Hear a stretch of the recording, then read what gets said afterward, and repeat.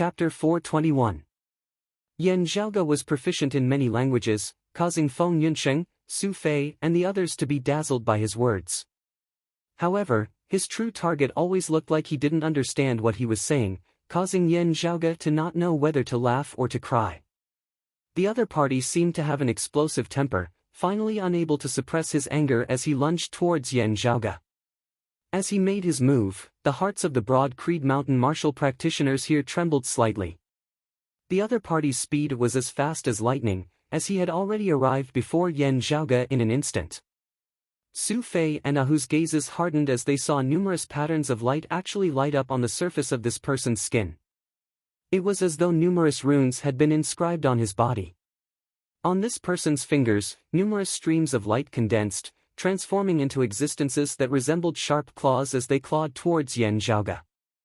Within his body, he still couldn't feel the existence of aura qi or true essence, only having a small amount of foundation inner qi. Generally speaking, this should be a characteristic of body refinement martial practitioners who had yet to cultivate qi into aura qi. However, the powerful qi and blood contained within this big man's body far surpassed that of body refinement martial practitioners.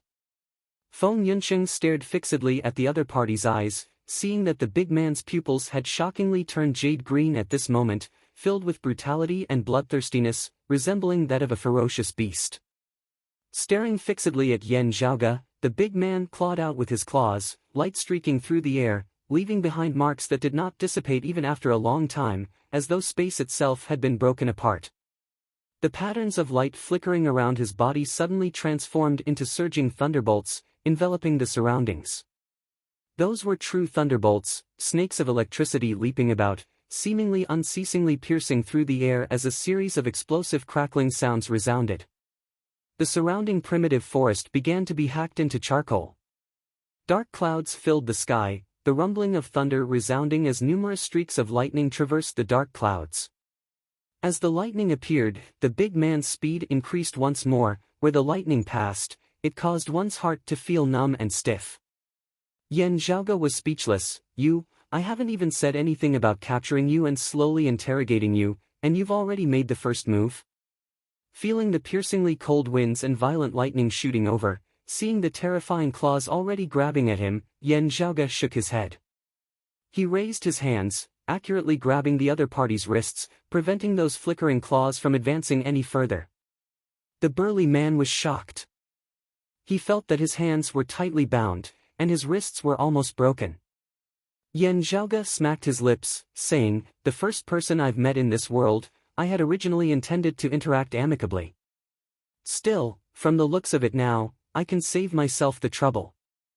You might not understand this sentence. That big man indeed didn't understand, only wanting to break free from Yan Zhaoge's grasp now. Unable to move his hands, he moved his feet, wanting to kick towards Yan Zhaoge. However, even as Yan Zhaoge had spoken, he had already kicked out, striking that big man's lower abdomen. The burly man's eyeballs almost popped out of their sockets. His knees went weak, and his whole body trembled. Yan Zhaoge looked mildly at him. "I might as well just take you down, then see if you have any objects or scrolls on you. I'll compare them to your language here." The burly man was in unbearable pain. Blue veins were bulging on his forehead, and his eyes were bloodshot. He kept gasping for breath. The madness and bloodlust in his eyes grew stronger and stronger, and the patterns on his body burned brighter and brighter. Seeing this, Yan Zhaoge raised his brows slightly. "Oh?" The big man roared madly, the patterns of light surging madly on his entire body, blue lightning spreading like a frenzied tide as it gradually condensed into a silhouette amidst space. Within the silhouette was a six-legged leopard that was covered in lightning, roaring madly. Yan Zhaoge narrowed his eyes into slits. Six-legged flying lightning leopard? That big man's figure seemed to expand, the rumbling of thunder resounding from within his body as power surged madly. A crazed look appeared within his gaze as he stared fixedly at Yan Zhaoge, as if he would only let the matter rest after ripping him to shreds. Seeing this, Yan Zhaoge smiled. Exerting more force with his hands, even as he crushed the bones of that big man's wrists, he also shattered all the bones and meridians of his arms. An even greater force resembled the pressure of Mount Tai as it instantly suppressed that violent lightning into tiny sparks, limited to a circumference of a foot as it was unable to wreak havoc. The big man opened his mouth, but was unable to utter a sound due to the extreme pain. Yan Zhaoge appraised him rather interestedly. Interesting, turning fake into real, transforming one's power into actual lightning and thunderbolts. To martial practitioners, this should only be an ability that can be obtained after stepping into the Essence Spirit Martial Grandmaster realm, having refined Aura Chi into essence and cultivated into an Essence Spirit. However, this fella's strength has yet to reach the level of an Essence Spirit Martial Grandmaster. Let alone refining Aura Chi into essence, he has not even refined Chi into Aura Chi. However, the Chi and blood of his entire body is far from what martial artists can compare to, being already comparable to martial grandmasters. Manifesting actual thunderbolt, while it cannot compare to the level of an Essence Spirit Martial Grandmaster, it is still rather powerful. Yan Zhaoge grabbed that big man's arms that had already been reduced to mush. Then, he saw streams of light flickering amidst the already mangled flesh and blood of that big man's arms. It was as if an extremely powerful force was unceasingly awakening within his bloodline. This power of you, could it be that it originates from the six-legged flying lightning leopard? Yan Zhaoge clicked his tongue in wonder. At first, I thought that it was a demon that had taken human form. However, from the looks of it now, it is exactly the opposite. Ah! Did you refine the bloodline of a demonic beast into your own body, thereby obtaining your power? Before the Great Calamity, I had never seen anyone cultivating in the martial Tao like this. An original creation after the Calamity? Interesting, very interesting. I wonder if it is you alone or the lineage of your clan that you come from, or is it all the people of this world who are like this? Carefully feeling the changes in this big man's body, Yan Zhaoge indeed discovered many uncertainties. Under extreme pain and fury, that big man completely lost his rationality as he let out a series of strange roars. His voice was already no longer that of a human's, instead resembling the roar of a tiger or leopard. The next moment, under everyone's shocked gazes, that big man's entire body was enveloped by patterns of light, his physique actually gradually changing. This person was beastifying. His head gradually turned into the head of a leopard, a tail appearing behind him, a pair of wings of thunder and lightning appearing behind him. His four limbs also turned into the claws of a leopard, his hind legs standing upright on the ground, completely resembling a leopard standing on its hind legs. His two front claws had been shattered by Yan Zhaoge, but two claws shockingly extended from his abdomen, clawing towards Yan Zhaoge.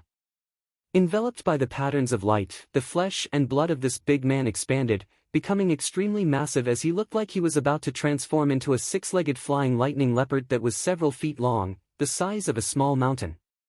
This six-legged flying lightning leopard let out a crazed howl that shocked the heavens, thunder and lightning surging as it gathered the thunderclouds within the sky, descending in a chain. Yan Zhaoge grew more and more excited. Does this mean that the demonic blood in his body has gone out of control, causing a backlash against him? While his strength has increased greatly, he himself has become a demonic beast. Looking at the massive beast before him, Yan Zhaoge sighed in praise. Exchanging a few blows, I instead learnt quite a few things. Indeed, it is still better to directly make a move. The author is Yun Shao Tian Dao. A fat book of more than 4 million words. The technique is quite unique. Chapter 422. As the patterns of light on Yan Zhaoge's entire body grew more and more intense, as he completely transformed into a six-legged flying lightning leopard, the strength of Yan Zhaoge's opponent rose unceasingly. When he finally shape-shifted completely and became a true six-legged flying lightning leopard, his power surged like the tide. It was as if that person had always been a cage that imprisoned ferocious beasts. Now that the cage had collapsed, the imprisoned beast had finally broken out of the cage. Facing the six-legged flying lightning leopard that resembled a small mountain as it lunged over, Yan Zhaoge chuckled as he raised his palm, before slamming it downwards. After shape-shifting, that big man's body resembled a small mountain. Let alone standing up, even crouching on the ground, he was still much taller than Yan Zhaoge. However, as Yan Zhaoge raised his palm and then descended, it gave off the feeling that he was much larger than the massive beast before them. It was as if a deity had descended to the mortal world. With a single palm strike, it was as if the heavens were falling. The fur of the six-legged flying lightning leopard stood on end. Because both of his claws were crippled, the rage stimulated by the pain instantly cooled down. After losing his humanity and turning into a beast, his intuition towards danger became even stronger. At this moment, the threat of death engulfed the six-legged flying lightning leopard's heart, causing it to instinctively turn around and flee.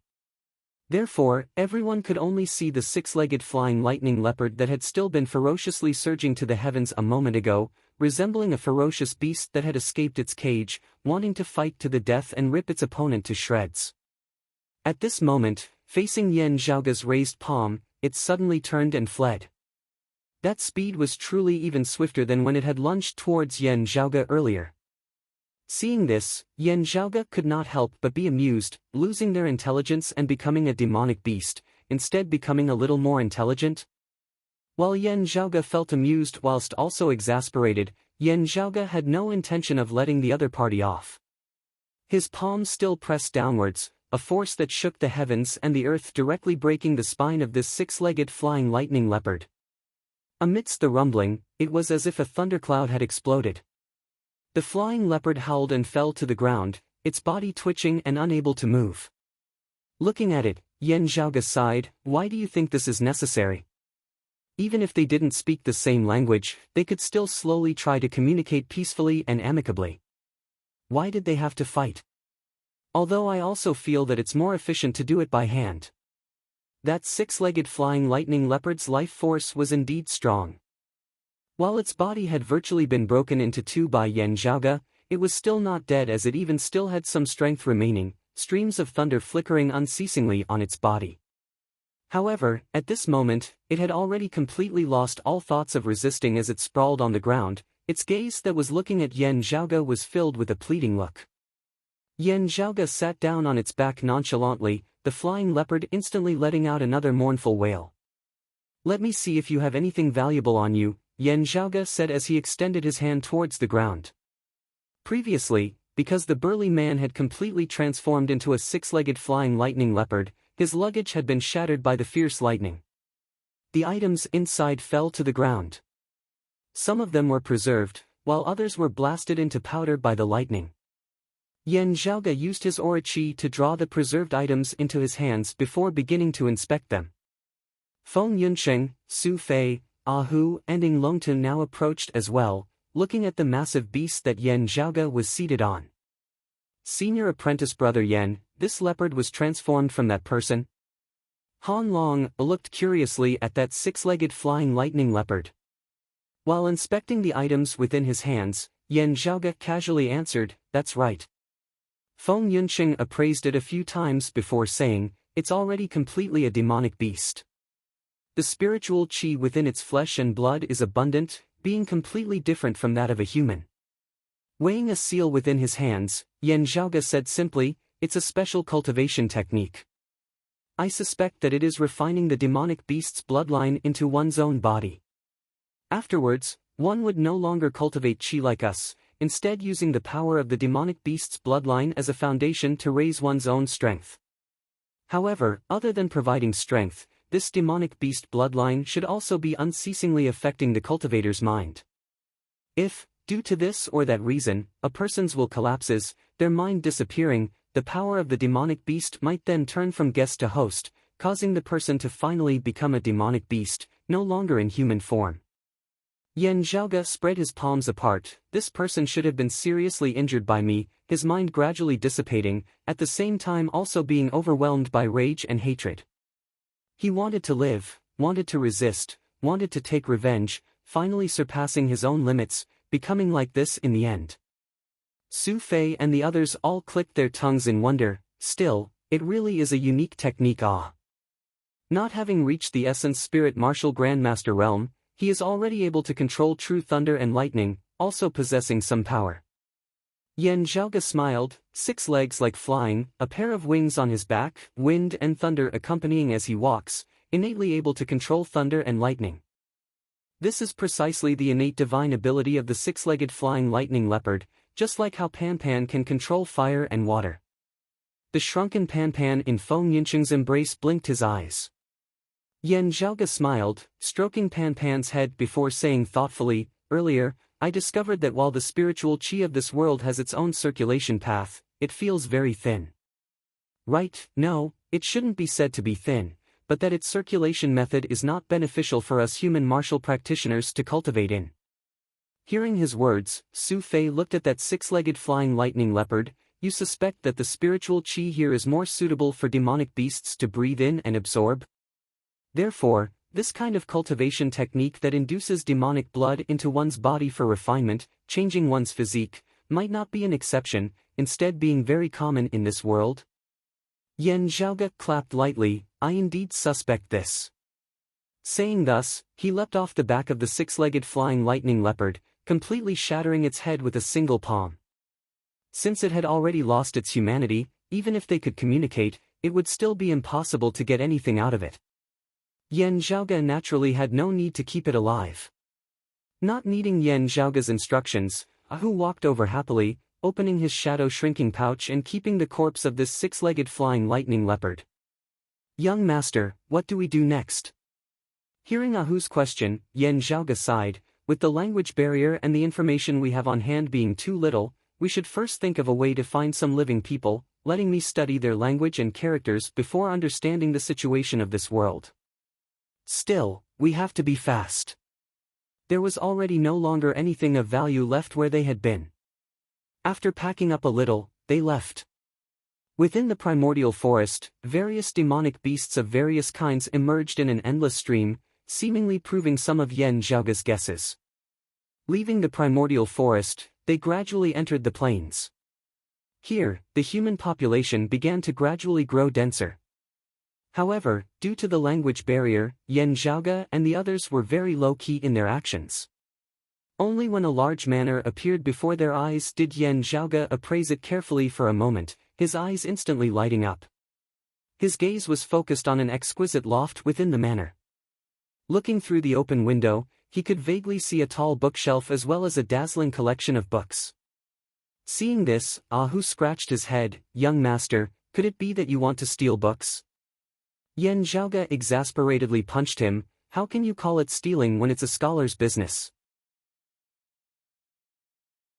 Chapter 423. Ahu blinked. "Then, what do you call the matter of the scholars?" Yan Zhaoge said solemnly, "Promoting the cultural exchange between the two worlds, establishing a bridge of communication." Ahu opened his mouth, yet did not utter a sound.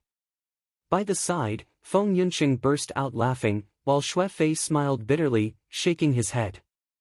Han Long had a blank look on his face. Finally, with the lofty aspiration of promoting the cultural exchange between the two worlds, Yan Zhaoge successfully borrowed a large amount of ancient texts from the library of that manor. After a period of study, he finally gained a vague understanding of the language of this world. As he had guessed earlier, the civilizations here also originated from before the Great Calamity. However, because of the Great Calamity, culture had been severed, everything could only be restarted from the foundations left behind. Therefore, it was also very different from the Eight Extremities world. Fortunately, however, they still originated from the same source, being able to follow certain pathways. After some stumbling, Yan Zhaoge finally gained an initial understanding of this world that they currently resided in. This place was commonly known as the Floating Life World. Like the Eight Extremities world, this place had also been formed after the Great Calamity when the world had shattered. The civilizations of before the Great Calamity had been severed, with only a few remnants remaining. The people living here had re-established their own civilizations. Unlike the Eight Extremities world, currently walking on the same path as the world of before the Great Calamity, the Floating Life world walked on a different path. While there was also a martial civilization here, it was a completely different kind of martial Dao. The martial practitioners of the Floating Life world were known as demonic bloodline cultivators. They refined the bloodline of demonic beasts with their human bodies, then used it as a foundation to cultivate, raising their strength from there. If the descriptions of the environment here in those books are accurate, this floating life world should not be as huge as the 8 extremities world. Yan Zhaoge stroked his lower chin. This way, it will at least be a little easier for us to find the other half of the mirror and determine the location of the dimensional passageway. Xue Fei said, even so, we still have to make the best use of our time. Who knows where the entrance of the dimensional passageway is? Traveling also requires time. Yan Zhaoge patted his head. It is precisely so. Everyone continued onward, nearing a large city. Seeing people coming and going, and hearing the unfamiliar language being spoken, they looked at each other and smiled bitterly. Yan Zhaoge shrugged. It's still better to interact with people first. The ancient book doesn't describe the current situation. Xue Fei frowned. It's fine if they think we're outsiders. However, if we're seen through that we're not from this floating life world, it would be hard for us to avoid trouble. Actually, a foreigner's face is already very eye-catching. Yan Zhaoge laughed. There's an old saying that goes well, children's words carry no harm. Saying thus, Yan Zhaoge leisurely walked and stopped, passing by some hawkers selling snacks as he roughly observed the amount of money spent by the people here. Knowing that gold and silver could also be used here, Yan Zhaoge stealthily stole away some cakes and candies, before leaving behind a bit of silver that far exceeded their value. Then, he wandered around the city, following the sound of reading, and found a place that looked like a private school. Yan Zhaoge stood by the window, quietly looking at the teacher inside teaching some children. Even as the children were listening, he was actually listening attentively as well. Seeing this, Feng Yunqing, Xue Fei and the others did not have any intention of laughing at him. After the children had left school, Yan Zhaoge was all smiles as he used his half-baked language of the floating life world to try and get close to those children with some cakes and candies. Xue Fei swiveled his head and said to Han Long, there are many children here. Do you know why your senior apprentice brother Yan is looking for children from the academy? Han Long shook his head blankly, as Xue Fei explained, while children's words carry no harm, there are also differences between children. The children who play around in the marketplace know more about the minor matters of the marketplace. However, what we want to understand now is the broader situation of this world. Therefore, we are looking for these children from the academy. Saying thus, Xue Fei sighed. Also, the children who grow up in the marketplace are more mature, more slippery, and more mischievous. They won't be so easily coaxed by your senior apprentice brother Yan.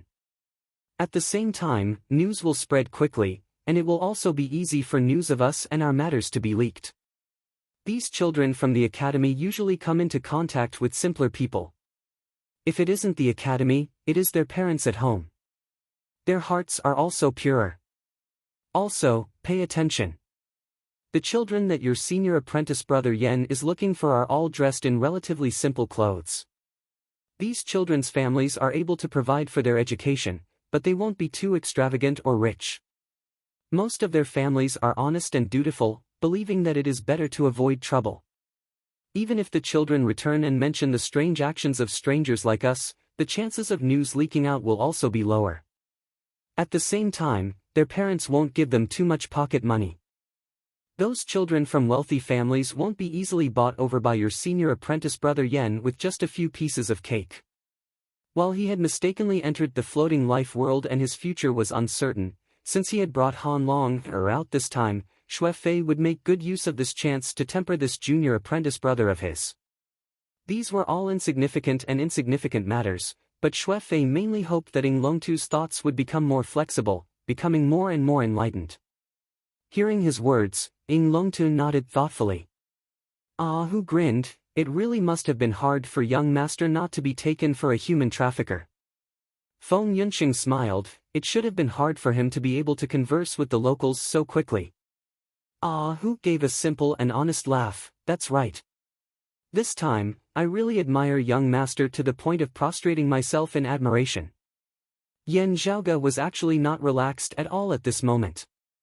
Learning a new language on his own, and doing so within such a short period of time at that, was not a very comfortable thing. He had to expend a great deal of effort before he could make the students before him understand his questions. Yan Zhaoge just had the feeling that the gazes of these little children before him carried a deep disdain as they looked at him. already so old, they still can't speak as fluently as us. It was roughly like this. As for the answers of these children, Yan Zhaoge didn't understand most of them, only able to memorize them, even coaxing them to write on the ground before slowly pondering over them himself later. Amongst these, there should also be many children who had misinterpreted his meaning, giving wrong answers. He could only slowly sort them out afterwards. Easy for me, Yan Zhaoge cursed unceasingly within his heart. Suddenly, his mind jolted slightly as he swiveled his head to look. On the streets of the city, someone was dragging a massive prison carriage forward, the mournful roars of beasts resounding from within. Yan Zhaoge thought, from the looks of it, the people here will try to capture strange demonic beasts, then extract their bloodline and use it to groom demonic bloodline cultivators. With this, the children beside him could no longer sit still as they ran towards the prison carriage, watching excitedly. Yan Zhaoge stood where he was, not minding it at all. He had already asked all that he wanted to ask. However, as his gaze fell on a certain person, it involuntarily froze. Xikong Qing. No, it should be said that it's someone like Ouyang Qi and Chang Ning. Yan Zhaoge's pupils dilated slightly. Chapter 424.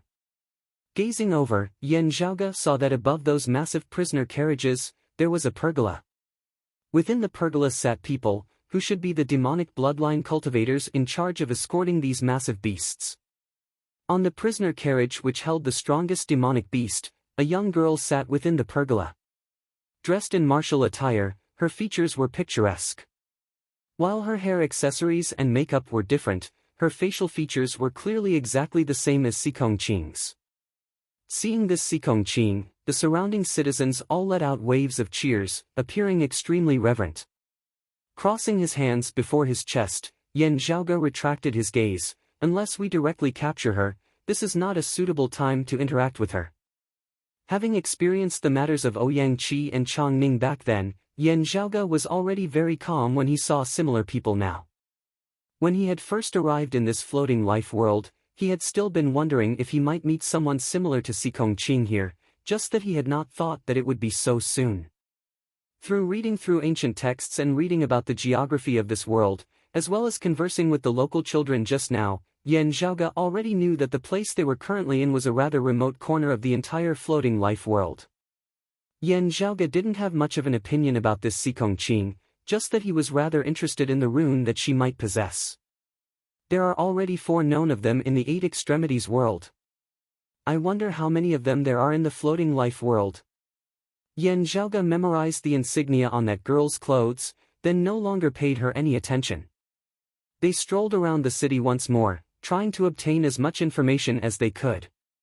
Even as Yan Zhaoge was half-guessing, listening to the conversations of others, he also grew more and more proficient in the language of this place.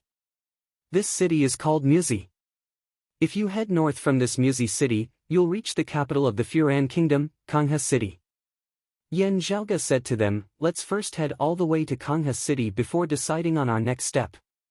He paused for a moment before continuing, having arrived there, I should have more or less grasped the language of this floating life world. At that time, I should be able to directly converse with demonic bloodline cultivators. Su Fei said, it's all up to you. This time, we've all become mutes. Yan Zhaoge smiled, everyone can learn together with me. It's fine if it's a little slower. Su Fei pondered for a moment before sending a sound transmission over to Yan Zhaoge. Zhaoge, in my memories, your mother, Senior Snow, is completely different from the demonic bloodline cultivators here.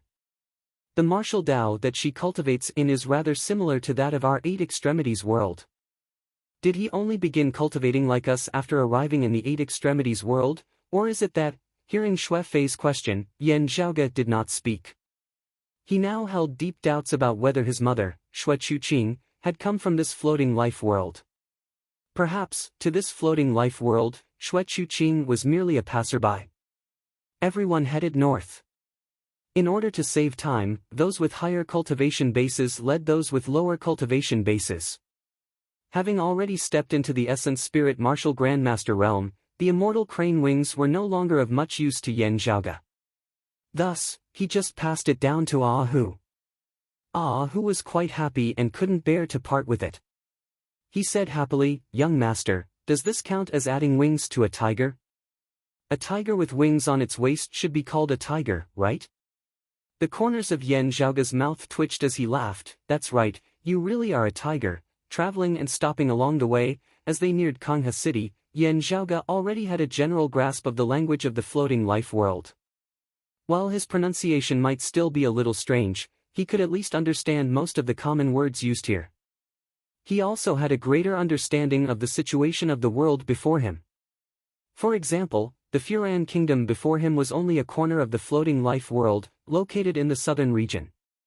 And the vast territory surrounding it, the Furan kingdom included, all belonged to the control of a clan known as the Blood Cloud clan. To the citizens of the Furan kingdom, the Blood Cloud clan resembled divinities of the heavens, possessing an incomparably exalted position. Being able to enter the Blood Cloud clan to cultivate was something that even the royal family of the Furan kingdom and the ordinary citizens could only dream of. However, if one wanted to become a demonic bloodline cultivator, talent was also required. Under these heavens, most people were unable to bear demonic blood entering their bodies. And those who could bear it also differed in what level of demonic beast bloodline they could bear. If one wanted to become a disciple of the Blood Cloud clan, the requirement for talent was even higher. The ordinary citizens revere the Blood Cloud clan like divinities. This is related to the region.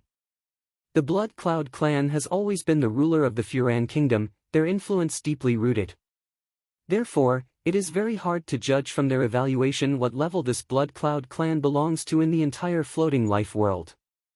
Yan Zhaoga said, "The world in the eyes of ordinary people is completely different from the world in the eyes of martial practitioners. Only upon reaching a certain height will one be able to see the full picture of the world. We need to come into contact with true demonic bloodline cultivators before we can truly understand the level of experts in this world." As they walked, Xue Fei said, "The clues left behind by Senior Xue at the place where we landed might have been completely swept away by someone. It should have been done by some demonic bloodline cultivator, also with a cultivation base that is not low.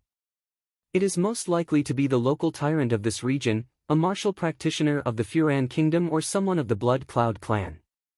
Yan Zhaoga snapped his fingers. "It is precisely so." On the other hand, Yan Zhaoga already knew that the girl who resembled Sikong Qing whom he had seen in Muzi City earlier, from her attire, was precisely a disciple of the Blood Cloud clan. As they walked, their hearts suddenly jolted slightly as they gazed into the distance in unison. Over there, fluctuations of power emanated as a battle seemed to be currently taking place. After Yan Zhaoga and the others neared, they saw a group of people currently locked in battle with a massive demonic beast amidst numerous mountains. Beneath the mountain, a massive prison carriage toppled to the side, its cage shattered. Looking at that demonic beast, Yan Zhaoga saw that it was a strange python, with a pair of wings on its back and a sharp horn on its head. Having broken free of its cage, this strange snake unleashed its full strength, causing the people escorting it to be hard for them to resist, with more than half of them either dead or injured. The human martial practitioners were now in a precarious situation. "It seems to be a mixed-blood snake." Yan Zhaoga and the others exchanged glances, nodding slightly. This might be a pretty good opportunity. After having made up his mind, Yan Zhaoga signaled to Ahu, who punched out from far away. A terrifying black storm condensed and compressed, a black spear that resembled a solid substance shooting out, directly piercing through the body of that mixed-blood snake. The mixed-blood snake fell to the ground, struggling on its last breath. Those martial practitioners escorting this demonic beast instantly heaved a sigh of relief. The prison carriage had already been destroyed. While the snake was heavily injured and not dead, it would also be impossible for them to send it on its way again. Therefore, Yan Zhaoga and the others saw those martial practitioners directly extracting its blood on the spot, then preserving it. This way, while the spiritual qi of the demonic blood had mostly dissipated, unable to be used for cultivation, it could still be used for other purposes. Following the direction from which the black storm had come, the martial practitioner in the lead was now searching for them. Seeing Yan Zhaoga and the others, he immediately asked in the language of the floating life world, "May I ask which experts you are?" Chapter 425. While this pair of martial practitioners who had been escorting Hua Shi had accidentally allowed Hua Shi to escape the cage, causing immense damage, they had mostly maintained their composure in the face of danger and death, also cooperating in battle in an orderly fashion. Looking at their clothes and weapons, they were also neat and of high quality. Yan Zhaoge judged that their backgrounds should not be bad. Indeed, these martial practitioners belonged to a major power of the Furan Kingdom's capital, Kangha City, the Eagle Feather sect. Yan Zhaoge and the others had limited understanding of this Eagle Feather sect, but there was a bright yellow insignia on that damaged prison carriage. Yan Zhaoge already knew that in the various kingdoms of the floating life world, the royal family was similarly used to using bright yellow as the insignia. Like the Eight Extremities world, they all imitated the ancient etiquette of pre-Great Calamity times. While they had developed their own civilizations and started anew, the martial practitioners of the floating life world cultivating in completely different ways, many things were still influenced by the civilizations of pre-Great Calamity times. For a sect to flourish in the capital of a kingdom, either their strength surpassed that of the kingdom or they had a close relationship with the royal family. The Eagle Feather sect was not the Blood Cloud clan, not possessing such great strength. Asking them to help escort the prisoner carriage, it clearly belonged to the latter, that they were following the royal family of the Furan Kingdom for a living. Yan Zhaoge was extremely satisfied with this. While they were currently pretending to be people from the wilderness, the royal family of the Furan Kingdom probably hoped to recruit experts or those with ability to submit to them. Yan Zhaoge had no interest, nor did he have the time to be a guest. What he was interested in was who had taken away the stone inscription left behind by his mother. At the same time, conversing with these Eagle Feather sect martial practitioners, Yan Zhaoge also gained a greater understanding of the floating life world from the perspective of martial practitioners. The higher echelon experts of the floating life world were known as the Three Demons and Four Clans. The Blood Cloud clan was one of the four clans, currently the strongest power of the floating life world. In this world, the cultivation of demonic bloodline martial practitioners was rather special. This was because even as they guided the demonic beast bloodline into their bodies to cultivate, the demonic beast bloodline would also unceasingly influence the martial practitioner's mind. If they lost control, the demonic bloodline martial practitioner might break through the taboo boundary, causing the demonic beast bloodline that they had refined into their bodies to awaken. In such a state, demonic bloodline martial practitioners were often called semi-demonized martial practitioners, being much more powerful than their original selves. At the same time, if they continued cultivating with the demonic beast bloodline as their foundation, their rate of improvement would also be much faster than that of ordinary demonic bloodline martial practitioners. However, their humanity had diminished and their bestial instincts had awakened. They were unable to recover and became half-beast half-human. Although it was possible for them to change back to their original appearance, the nature of a half-demon martial artist was more like a demon beast that had refined its own bloodline. They were bloodthirsty, brutal, and began to crave human flesh. Cannibalism by half-demon martial artists was a common occurrence. Because of their familiarity with human society and human warriors, the semi-demon warriors were often more ferocious and terrifying than many demon beasts when they wreaked havoc. Yan Zhaoge stroked his lower chin. In the primordial forest, that leopard that was killed by me, when the power of thunder and lightning on his body manifested the silhouette of a six-legged flying lightning leopard, its gaze was filled with wild greed and bloodthirstiness, its strength abruptly rising to a whole new level. That should have been it transforming into a semi-demonized martial practitioner after losing control, right? Su Fei said. After you crippled his arms, he was stimulated, and the demonic beast bloodline in his body awakened a step further. In the end, he completely shed his human form and became a true six-legged flying lightning leopard.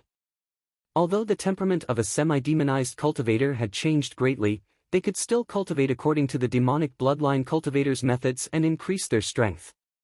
However, if they lost control a step further, allowing the demonic beast bloodline in their body to completely awaken, the final result would be a great increase in their strength, but they would still turn from human into a demonic beast. From a certain perspective, it was like a demonic beast obtaining new life with the body of a human. Yan Zhaoge curled his lips. I've really sinned. Generally speaking, semi-demonized cultivators were hated by everyone. Under the influence of certain psychological factors, people's wariness and hostility towards semi-demonized cultivators surpassed that of true demonic beasts. Meanwhile, the 3 demons of the so-called 3 demons and 4 clans did not refer to the demonic beasts or the demon race in Yan Zhaoge's memories. Instead, they referred to the current 3 strongest semi-demonized cultivators of the floating life world. Because they had become semi-demonized and their strength had skyrocketed, these 3 semi-demonized cultivators could basically also be viewed as the current 3 strongest experts of the floating life world. While the demonic bloodline cultivators of the 4 clans were as numerous as the clouds, in a one-on-one battle, not a single one of them would be able to stand against the 3 demons. Normal demonic bloodline cultivators would mostly surround and kill semi-demonized cultivators as a group. Gradually, the semi-demonized cultivators also began drawing closer to the 3 demons, being recruited by them, resembling demonic beasts surrounding the side of a beast king as they resisted the human martial practitioners. Other than the 3 demons and 4 clans, the floating life world also existed some pure, powerful demonic beasts, existences that people did not dare to provoke lightly. Demonic bloodline cultivators and demonic beasts, semi-demonized cultivators and demonic beasts, all of them clashed with each other. True demonic beasts and semi-demonized cultivators also rarely interacted, mostly fighting and devouring each other's flesh and blood to increase their own strength. The entire floating life world appeared violent and bloodthirsty. Ah Hu asked curiously, "Young master, even if Madame was not born in this world that year, she should still have left behind some traces here, right?" "There's no news of Madame."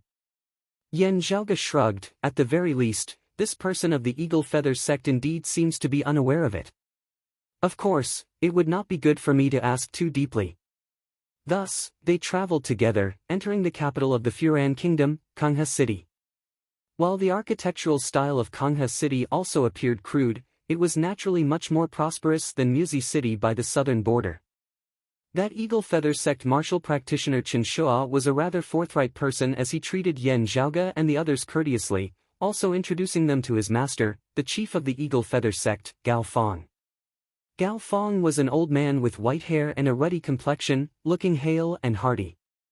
This old man seemed to have the same forthright personality as Chen Shua, but being shrewd with age, he unceasingly attempted to probe out the background of Yan Zhaoge and the others as they conversed.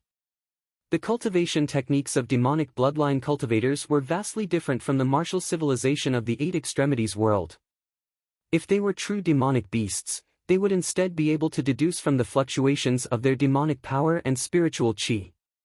However, the source of demonic bloodline cultivators' power as well as the foundation of their cultivation all lay within the demonic blood within their bodies, after which numerous formless runes were inscribed on their bodies. These things would usually not appear when they were not fighting. Their qi cultivation levels were also very shallow, causing Yan Zhaoge and the others to be very hard-pressed to determine the strength of these floating life world martial practitioners. As for Gao Fong, Chen Shua and the others, after Yan Zhaoge and the others had intentionally retracted their auras, they were also unable to see through their cultivation bases, leaving them only able to guess. As for Gao Fong's probing, Yan Zhaoge dealt with it as it came. While Gao Fong, Chen Shua and the others still couldn't understand each other's language, Gao Fong, Chen Shua and the others still couldn't help feeling suspicious, they still managed to get over it on the surface. After Gao Fong and the others had taken their leave, Yan Zhaoge left his lodgings and strolled about Kangha City, gaining a greater understanding of the Eagle Feather sect from the mouths of others. This sect was indeed attached to the Furan royal family, being one of the few major powers of Kangha City. And the news that drew the most attention in the Furan kingdom in recent days was that an envoy of the Blood Cloud clan would be arriving, holding a talent selection meet in Kangha City. The young geniuses of the Furan kingdom and the surrounding countries would all be able to participate in it, being a major event. While it's a different world, many things are the same. Yan Zhaoge returned to his lodgings, an attendant serving tea. As the tea reached his lips, Yan Zhaoge's nose twitched slightly, his gaze instantly hardening slightly. Chapter 426. Yan Zhaoge did not pause in his teacup as everything was very natural. However, he secretly sent a sound transmission to Feng Yunsheng, Su Fei and the others. "There's a problem with the tea." Someone has come to greet us. Feng Yunsheng and Su Fei placed their teacups on the table, not yet in a hurry to touch them. However, Hu and Ying Longtu had already raised their teacup receiving Yan Zhaoga's sound transmission. Ying Longtu was slightly taken aback as he stood blankly where he was. Seeing his strange expression, the maidservant serving tea by the side all looked over curiously. Yan Zhaoga smiled as he received the teacup from Ying Longtu. What, is it too hot? Han Long blinked, nodding dazedly. Hu behaved normally, just that after touching the teacup to his lips, he pursed his lips tightly, not letting the tea enter his mouth as he asked quietly, "Young master, there's a problem with the tea." The tip of Yan Zhaoga's tongue lightly touched the tea, smiling as he sent over via sound transmission, "While they have indeed come to greet us, it's just throwing flirtatious glances at the blind. It's fine even if we drink this tea." Hearing his words, Feng Yunsheng and Su Fei both smiled, raising their teacups and lightly sipping their tea. Yan Zhaoga put down his teacup, smiling warmly at the maidservant standing by the side. "Please help us prepare food." The maidservant acknowledged respectfully, removing the teacups for them before leaving the room. Hu looked at Yan Zhaoga. "Young master, what is it?" "Me, Brother Fei and Miss Feng have all checked it, and we really didn't find anything abnormal." Feng Yunsheng and Su Fei both gazed over as well, Yan Zhaoga smiling, "Because it wasn't prepared for us in the first place. Oh, it should be said that it was prepared for us. If we are demonic bloodline cultivators like them, or demonic beasts." Hearing his words, thoughtful looks appeared on the faces of Hu and the others.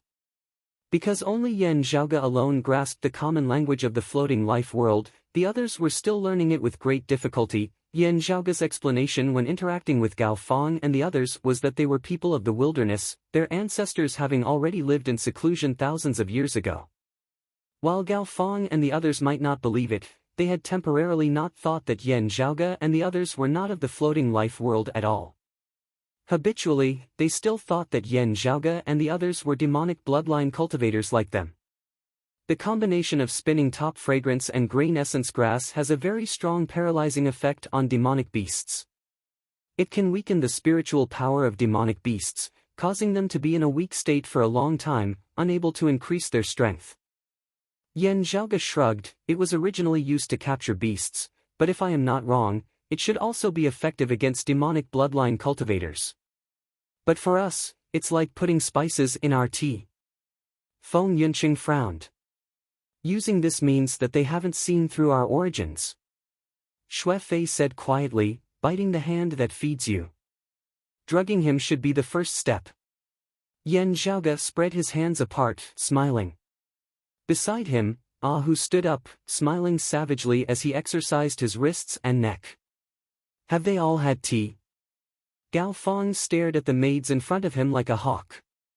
The maidservants replied with some trepidation. Other than that young man, the other 3 men and 1 woman all drank. Gao Feng nodded. "That's good. You can leave now." The maidservants hurriedly retreated, Gao Feng saying to a tall, slender man beside him, "Wait a moment. We can begin." The stronger the demonic beast or martial practitioner, the less effective the medicinal fragrance will be. Because we cannot ascertain their true cultivation bases, we might not be able to use our full strength. If the other party's strength surpasses our expectations, I hope that Mr. can lend us a hand. That tall, slender man dressed like a scholar asked, "Are you sure that they have a Pisho?" After the Great Calamity, the Pisho went extinct, never having been discovered. Our understanding of them only stops at the records in ancient texts. No one has ever seen what they truly look like. Gao Feng answered confidently, "Relax, its characteristics are exactly the same as those in the ancient texts." This old man is sure that it is a pure-blooded Pisho. The tall, slender scholar nodded. "That's good. It will be sufficient to account to His Highness afterwards." "Master, why are you doing this?" "They saved the lives of me and a few of my junior apprentice brothers." Chen Shua looked uncomprehendingly at Gao Feng from the side. Gao Feng stroked his white beard. "Foolish. How can you be sure that they do not have malicious intentions? That they are not intentionally borrowing the power of our clan to get close to His Highness, intending to harm him?" Chen Shua was taken aback for a moment. They can't even speak the official language properly. Who would find such assassins? Gao Fong said mildly. How do you know that they are not pretending? You are so easily deceived. If something happens afterwards, and they track you and our clan down, how will you get out? Chen Shua's lips twitched. Gao Fong glanced at him. Next time, be more vigilant. The tall, slender scholar glanced back at Gao Fong, smiling somewhat disdainfully as he thought, before your disciple, you still want to put on an act? Gao Fong had wanted to make a move partly because he had his eye on the Pisho Pan Pan. To the people of the floating life world, a powerful, precious beast represented many things. Most importantly, however, it represented the possibility of a powerful bloodline. On the other hand, while Gao Fong had not been able to dig out any details of Yan Zhaoga's background from his conversation with Yan Zhaoga, he had felt Yan Zhaoga's intentions in getting close to the Furan royal family. According to Chen Shua's words, there was someone in Yan Zhaoga's group who could insta-kill a mixed-blood snake from a distance. This caused a feeling of unease and danger to arise within Gao Fong's heart. There were too many people gathered around the Furan crown prince, already causing the Eagle Feather sect to feel extremely congested. How would the tall, slender scholar not feel the same? This was also the reason why he was willing to help. After drinking that cup of tea, even if they still have combat power left, it is not that we have to personally kill them. We just have to force them to break through their limits, becoming half-demons, the tall, slender scholar said. At that time, there will be plenty of people who will take care of them. Master, this disciple still feels that it is inappropriate. Chen Shua was silent for a moment before he said earnestly. Before he had finished speaking, Gao Fong waved his hands. Some martial practitioners came forward, lifting Chen Shua up and bringing him away. Swiveling his head to look, Gao Fong saw that tall, slender scholar staring nonchalantly at the residents of Yan Zhaoga's group, seemingly not paying any attention to the dispute between Gao Fong and Chen Shua beside him at all. This old man will go first. Mister, please hold the line for this old man. Saying thus, Gao Fong strode forward. He strode like a dragon and a tiger, his back arched slightly, his momentum extremely ferocious as he resembled a massive eagle swooping down from the sky. Looking at Gao Fong's back, the tall, slender scholar's gaze flickered. Cultivating in the bloodline of the flying brilliant eagle to such an outstanding degree is truly rare. Even I do not have the confidence of defeating this old man. There are many who have pledged allegiance to the crown prince, but those who are able to stand tall and stand firm in this Kangha city are few and far between. The Eagle Feather sect's current foundation is indeed not due to luck. Looking at Gao Fong's figure entering the courtyard, he thought, perhaps, there is no need for me to act. Chapter 427. After Gao Fong entered, there was not the slightest movement from inside. The tall and skinny middle-aged scholar was the first to feel relieved. It looks like it didn't take much effort. The cultivation of that group of people was lower than expected. They were all knocked out by the medicine. However, the tall and skinny scholar was soon puzzled. But if his cultivation wasn't high, how could he have killed the mixed-blood snake in one strike? He patiently gazed at the house that Yan Zhaoga and the others were residing in. But as time passed, there was still no movement from inside. Gao Fong and the other Eagle Feather sect martial artists did not come out either. The tall and thin scholar vaguely felt that something was wrong. There were no fluctuations of bloodline power.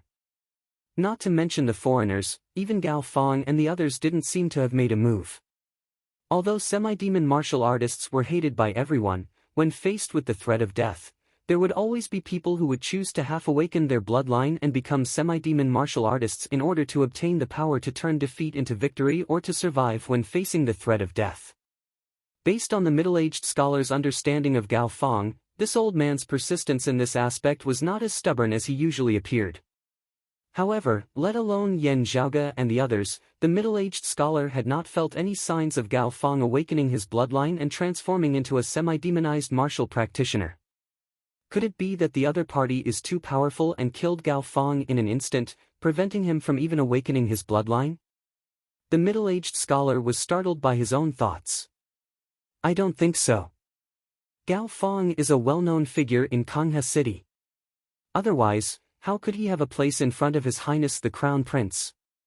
To be able to capture and kill him in an instant, how strong must the other party be? Could it be that they didn't even make a move?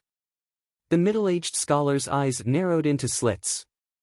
Did the other party take out something valuable that moved Gao Fong, causing the two sides to reconcile and conspire? He became alert. If it was said that it was too crowded in front of His Highness the Crown Prince, then he and the Eagle Feather sect were both people who occupied space.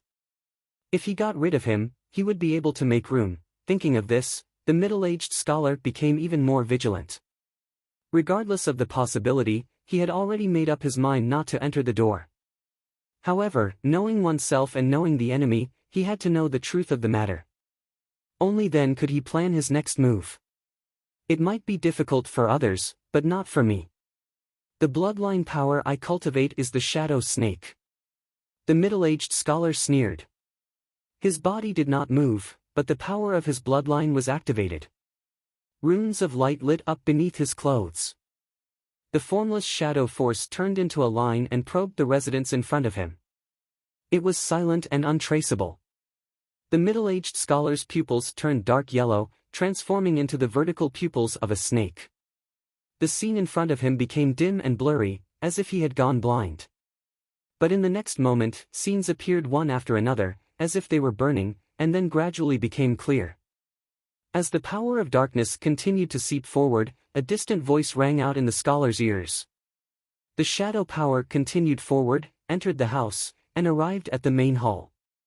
Then, the middle-aged scholar saw a scene that left him dumbfounded. Within the great hall, Yan Zhaoge sat leisurely, unmoving. Feng Yunsheng, Su Fei and Ing Longtu were also seated. Who stood up and stood in the middle of the hall, carrying a person in his hand like an eagle catching a chick. That person was the Eagle Feather sect master Gao Fong, who was usually old and shrewd like a hawk. However, at this moment, he had turned from a hawk to a chicken in someone's hand. Around Ahu, a group of Eagle Feather sect martial practitioners lay strewn about.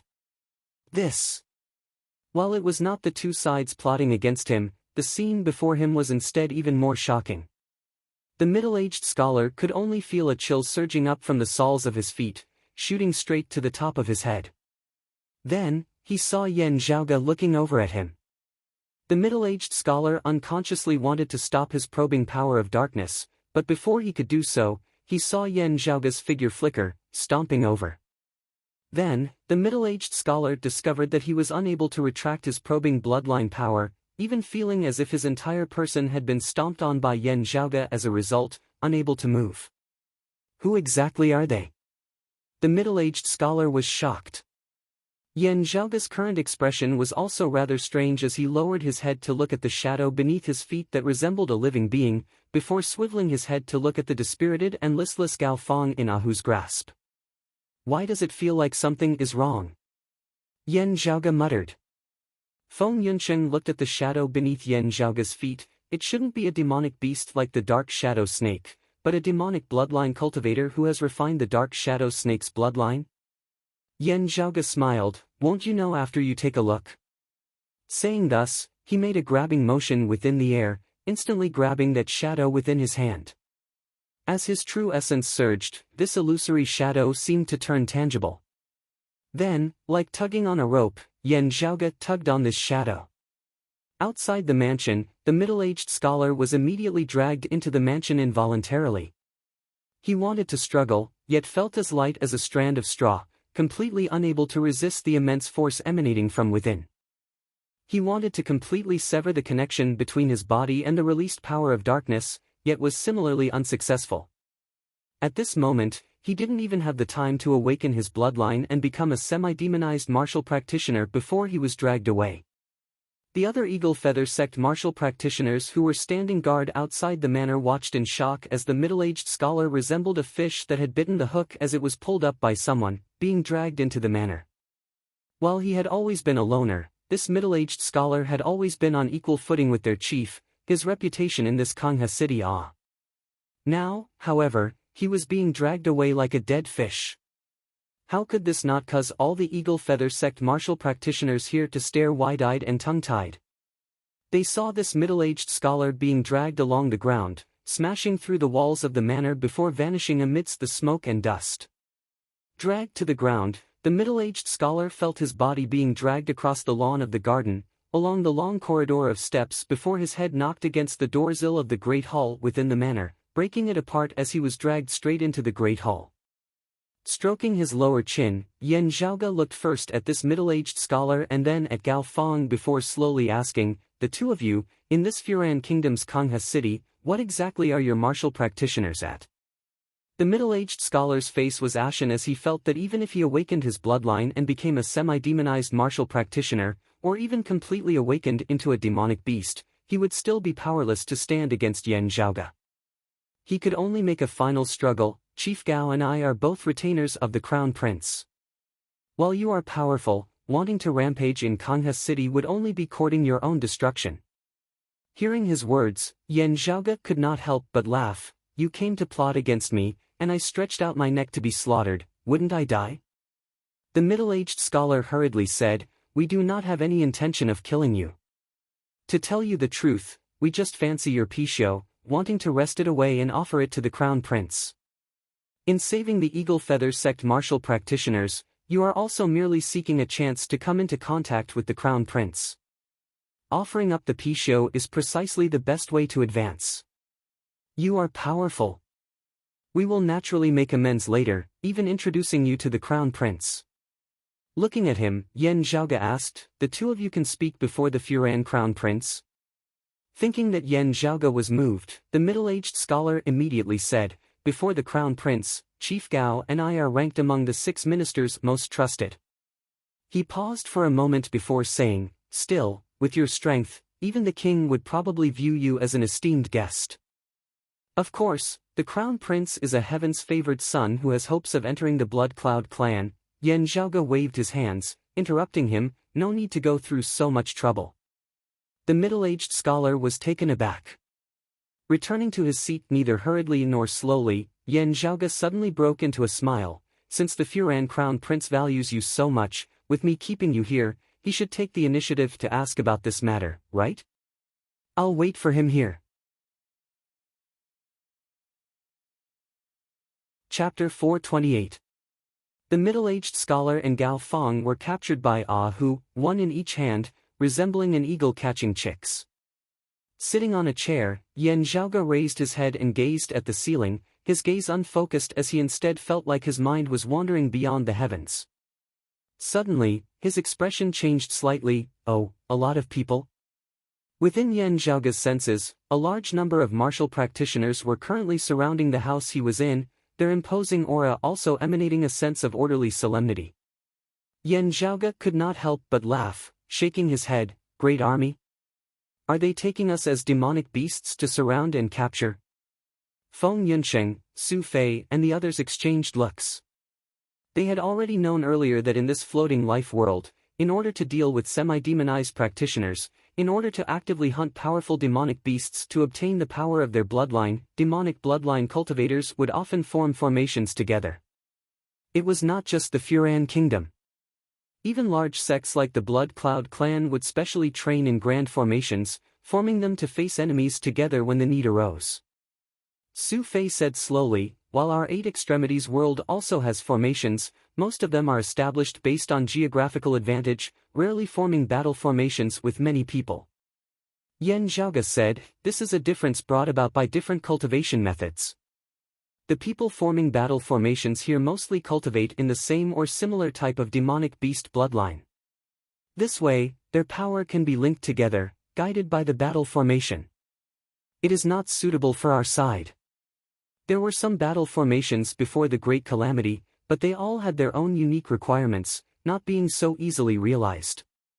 Wanting to obtain power that surpasses the ordinary, there will always be some price to pay, some restrictions."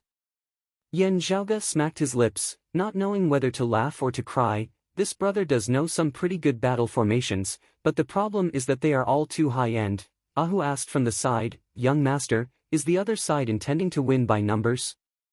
Gathering chicken feathers to gather courage, wanting to gang up on them?" Yan Zhaoge shrugged, swiveling his head to look at the two. It looks like in the eyes of your crown prince, you are also not very important. The face of the chief of the Eagle Feathers sect, Gao Fong, was ashen, while feeling the aura of the great army outside that could topple mountains and overturn seas. That middle-aged scholar's expression could not help but turn a little ugly. It is not the crown prince who has come. It is the Grand Commander of the Crimson Halberd Corps who has come. This person has always acted on his own, his temper stinky and hard. He must have thought that your actions of detaining us in Kangha City are equivalent to provoking our Furan kingdom, and thus acted. Yan Zhaoge asked rather interestedly, how is it that he can freely mobilize his army, not having to consult your king and crown prince? The middle-aged scholar and Gao Fong felt a little awkward. The king is currently in seclusion and has great trust in this person. Yan Zhaoge pulled back the corners of his mouth. He was loyal to the king, but he didn't like the crown prince. Such a person, Yan Zhaoge laughed, that is to say, this person also won't care about your lives? The smiles on Gao Fong and the middle-aged scholar's faces were somewhat forced. The middle-aged scholar barely managed to raise his spirits. Thus, there's no use for you to detain us. Why don't you release us? We'll help you deal with the Grand Commander of the Crimson Halberd Corps. The Great Commander of the Crimson Halberd Corps is loyal and devoted to the monarch. It's just that he doesn't have a grain of sand in his eyes. We can completely turn a big problem into a small one and a small one into nothing. Your strength is outstanding, and the Grand Commander of the Crimson Halberd Corps would definitely not want to make such a powerful enemy for the Furan Kingdom. Having a great battle in Kangha City would be even more unseemly. Looking at the two of them, Yan Zhaoge seemed like he was smiling whilst also not, asking, could it be that just after I let you out, you would instead pour oil on the fire in front of that Grand Commander of the Crimson Halberd Corps, urging his army to immediately attack? As you say, this Grand Commander and the Crown Prince behind you are not on good terms anyway. Whether or not he can kill me is another matter altogether. If I kill him, to the Furan Crown Prince, it seems to be something that he would be happy to see happen. Gao Fong and that middle-aged scholar both hurriedly said, definitely not, definitely not. From outside emanated a killing intent that had virtually condensed into tangible form. Cold sweat began dripping down the foreheads of the two. Yan Zhaoge smiled, waving his hands, relax a little. I'm just curious as to where your crown prince is at this time. From what you say, your positions in front of him are still rather important. Exchanging glances with that middle-aged scholar, Gao Fong hesitated for a moment before saying, His Highness might be receiving envoys of the Blood Cloud clan, receiving the news a little later. It would not be good to neglect our esteemed guests. Yan Zhaoge nodded, that Grand Commander of the Crimson Halberd Corps daring to make a move, not fearing that he would not be able to eat us up, is actually also because someone from the Blood Cloud clan has come, right? Gao Fong and the middle-aged scholar nodded. However, they could not be optimistic. After all, having already fallen into Yan Zhaoge's hands, they could be killed at any time. Even if an expert of the Blood Cloud clan could avenge them, who would be willing to lose their lives? Yan Zhaoge asked interestedly, I've heard of the 3 demons and 4 clans before, but how much stronger is the Blood Cloud clan compared to you? For that Grand Commander of the Crimson Halberd Corps to be so confident? Gao Fong and that middle-aged scholar both looked rather strangely at Yan Zhaoge. Yan Zhaoge smiled mildly, when my ancestor reigned over the floating life world, the 3 demons and 4 clans had yet to exist. It's just that the past is like passing clouds and smoke, it's fine not to mention it. I am someone who places more importance on the present and the future. Gao Fong sighed, if it is said that the king is enraged, being able to destroy my Eagle Feathers sect in a single day, then if the Blood Cloud clan wants to make a move against the Furan kingdom, it should be the same situation, perhaps even more important. The middle-aged scholar said, including the Furan kingdom, there are a total of 36 kingdoms in the surroundings, all of which are governed by the Blood Cloud clan. This time, the Blood Cloud clan holding a great meeting in the Furan kingdom to recruit disciples is actually only for the 6 kingdoms including the Furan kingdom. Such a great meeting is still being held in 5 other places, facing the other 30 kingdoms. There are 9 grades of demonic beasts. The upper 3 grades of demonic beast bloodlines are only possessed by the Blood Cloud clan and the other 3 clans. The middle 3 grades of demonic beast bloodlines are already extremely precious to the Furan kingdom, comparable to national treasures. However, in the Blood Cloud clan, they are merely ordinary. Yan Zhaoge listened intently. Hearing this, he suddenly asked, "What grade is the 6-legged flying lightning leopard here?" Gao Feng answered, "The 3rd grade of the upper 3 grades." Yan Zhaoge asked seemingly unintentionally, "Are there any famed martial practitioners who cultivate in the bloodline of the 6-legged flying lightning leopard?" The two exchanged glances. The bloodline of the 6-legged flying lightning leopard only exists in the Blood Cloud clan. There are 2 rather famous experts, one being the longtime elder of the clan, the Leopard King Ling Gang, and the other being his disciple, the Little Leopard King He Taicheng. The middle-aged scholar looked at Yan Zhaoge rather disbelievingly. "You shouldn't have come into conflict with Ling Gang and He Taicheng before, right? He Taicheng is already a famed expert many years ago. Even if you can defeat him, if you provoke his master Ling Gang, you definitely won't be able to bear the consequences, let alone the entire Blood Cloud clan standing behind them." Yan Zhaoge smiled, looking thoughtful. As they conversed, the battle formation of the Crimson Halberd Corps outside had already been completely formed. While they didn't charge in, the demonic power that resembled the tides of the sea caused the house to collapse inwards from the outside. Chapter 429. Feeling the power fluctuations emanating from outside, Yan Zhaoge blinked. As Gao Feng and that middle-aged scholar looked at Yan Zhaoge's group now, it was like they were looking at a bunch of dead people and lunatics. While Yan Zhaoge had not mentioned it, they could vaguely guess that Yan Zhaoge's group had very likely already offended the Blood Cloud clan. They suddenly felt extremely vexed. If they had long known of this situation, why would they have still been worrying about how to get rid of Yan Zhaoge's group? They would have only needed to report Yan Zhaoge's movements to the Blood Cloud clan and there would have been nothing to worry about. Whether it was the Furan kingdom or the surrounding territories, they were all under the influence of the Blood Cloud clan. Offending the Blood Cloud clan here, how could they possibly have a good ending? Gao Feng and the middle-aged scholar felt delighted, as though they could already see the demise of Yan Zhaoge's group. However, amidst their delight, the two also felt extremely bitter. Having fallen into Yan Zhaoge's hands, even if Yan Zhaoge was killed by the Blood Cloud clan, they would still have to accompany him in death. Why had they come to this? The middle-aged scholar swiveled his head to glance at Gao Feng, his gaze filled with resentment. "You old ghost, making a move without properly investigating the other party's background, dragging me down with you as well." Yan Zhaoge's expression remained relaxed and calm as he grabbed Pan Pan by the neck and brought him before him. "You've taken a liking to this fella, what grade is it?" Gao Feng said listlessly, "The P-show is only mentioned in the legends of pre-Great Calamity times. This is still the first time we have seen one. Therefore, it is still hard to say what grade it is, having to analyze it for some time before we can be certain. However, according to the legends of pre-Great Calamity times, it is at least the upper 3 grades." Yan Zhaoge smiled. "The highest first grade, what are there?" The middle-aged scholar answered, "The highest first grade not counting those that have appeared in history but only those that currently exist, there are a total of 5. A mixed-blood swanee, a blue bird, that is, a mixed-blood descendant of the blue luan, a pure-blooded golden ape, a green scaly dragon and a fire crow." Yan Zhaoge blinked. "Are there any true dragons or cheelants or golden crows?" The middle-aged scholar answered, "There is no such thing. They are all legends of pre-Great Calamity times."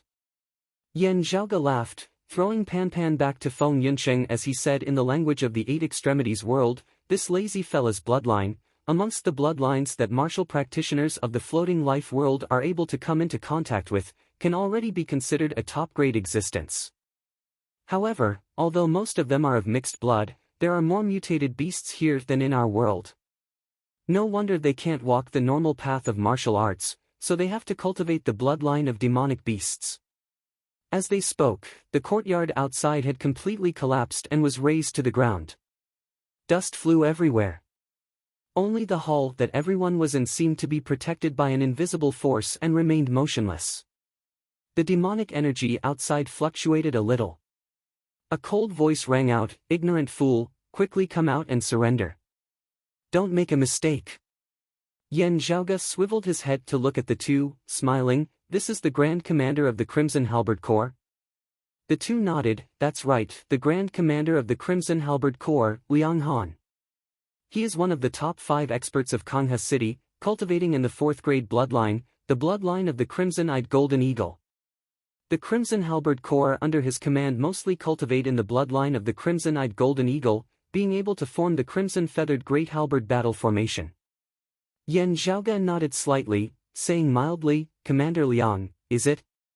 What I mean is that you should invite that monarch of yours who is in seclusion to leave seclusion. You cannot take responsibility for the current situation." His voice wasn't loud, but it was clear enough for everyone to hear. Outside the hall, the courtyard had been reduced to rubble. After the dust had settled, a tall, middle-aged man appeared, garbed in red armor and with a stern expression on his face. Hearing Yan Zhaoge's words, this man said coldly, "Since you are so thick-headed, kill without question." Saying thus, he raised a hand, wanting to make a downwards chopping motion. Meanwhile, the numerous soldiers around him, garbed in black armor and wielding great crimson halberds, were all prepared to attack. However, that red-armored man's hand suddenly halted in mid-air, frowning slightly as he looked to the other side. There, a group of people did not retreat due to the might of the Crimson Halberd Corps like the others, instead standing there watching the show. The one at their head was a tall youth, garbed in luxurious clothes, yet not in the attire of someone from the Furan Kingdom.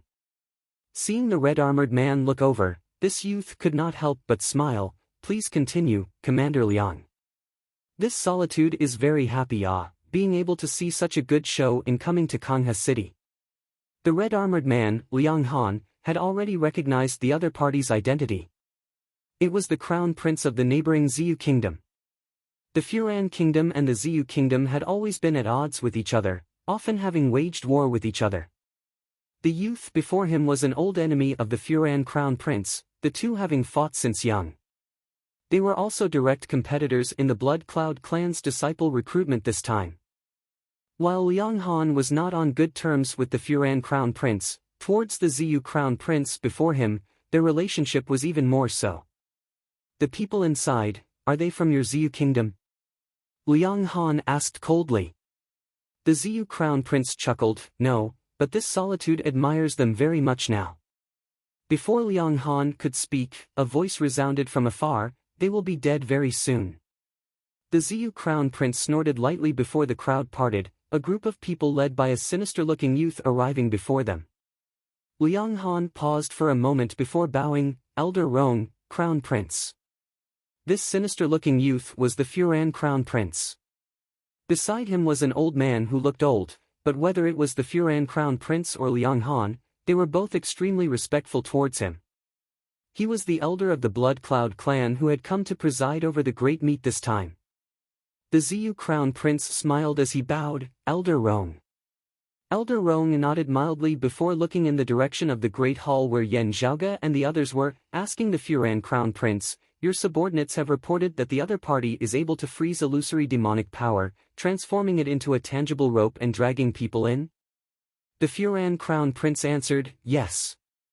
Elder Rong raised his voice towards the Great Hall, "Are you of the Snow Crane sect?" This old man is Rong Ji of the Blood Cloud clan. Within the Great Hall, hearing the words Snow Crane sect, Yan Zhaoge's heart involuntarily jolted slightly. Beside him, Su Fei swiveled his head to look at him as well. After pondering for a moment, Yan Zhaoge smiled, "No." It was silent outside. Looking at the two, Yan Zhaoge asked, "What is the background of the Snow Crane sect?" The two exchanged looks before Gao Feng answered, "It is a rather strange clan, having been established just over 10 years ago. The people of the clan do not cultivate in the power of their bloodline, instead unceasingly cultivating in qi and tempering their body. That has long since been proven to be a dead end. However, that chief of the Snow Crane sect seems to have some unique areas in the Tao of qi cultivation, possessing a very high cultivation base. Sadly, the disciples of the clan are all far too lacking, thus the clan has not been able to develop. However, the daughter of this Snow Crane sect's chief has tied the knot with the son of the chief of Green Dragon Mountain of the four great sects. With the two families becoming in-laws, there is no one who would offend the Snow Crane sect. Hearing the situation of the Snow Crane sect, Yan Zhaoge's eyes lit up slightly. Oh? Chapter 430. Looking at Gao Feng, Yan Zhaoge asked, "It has only been over 10 years since their founding. That is to say, this current chief of the Snow Crane sect is also their founding chief. How much do you know about this person? Is there a portrait of her?" Gao Feng shook his head. "There are portraits, but we definitely don't have one on hand now. We only know that she is a woman, her husband a demonic bloodline cultivator, but not as powerful as the chief of the Snow Crane sect." The middle-aged scholar on the other side said, "I heard that she was the maidservant of some expert that year, and can also be considered half a disciple. That expert is elusive, having already not appeared in this world for many years. I heard that this chief of the Snow Crane sect only followed him for a short period of time, but established her current foundation.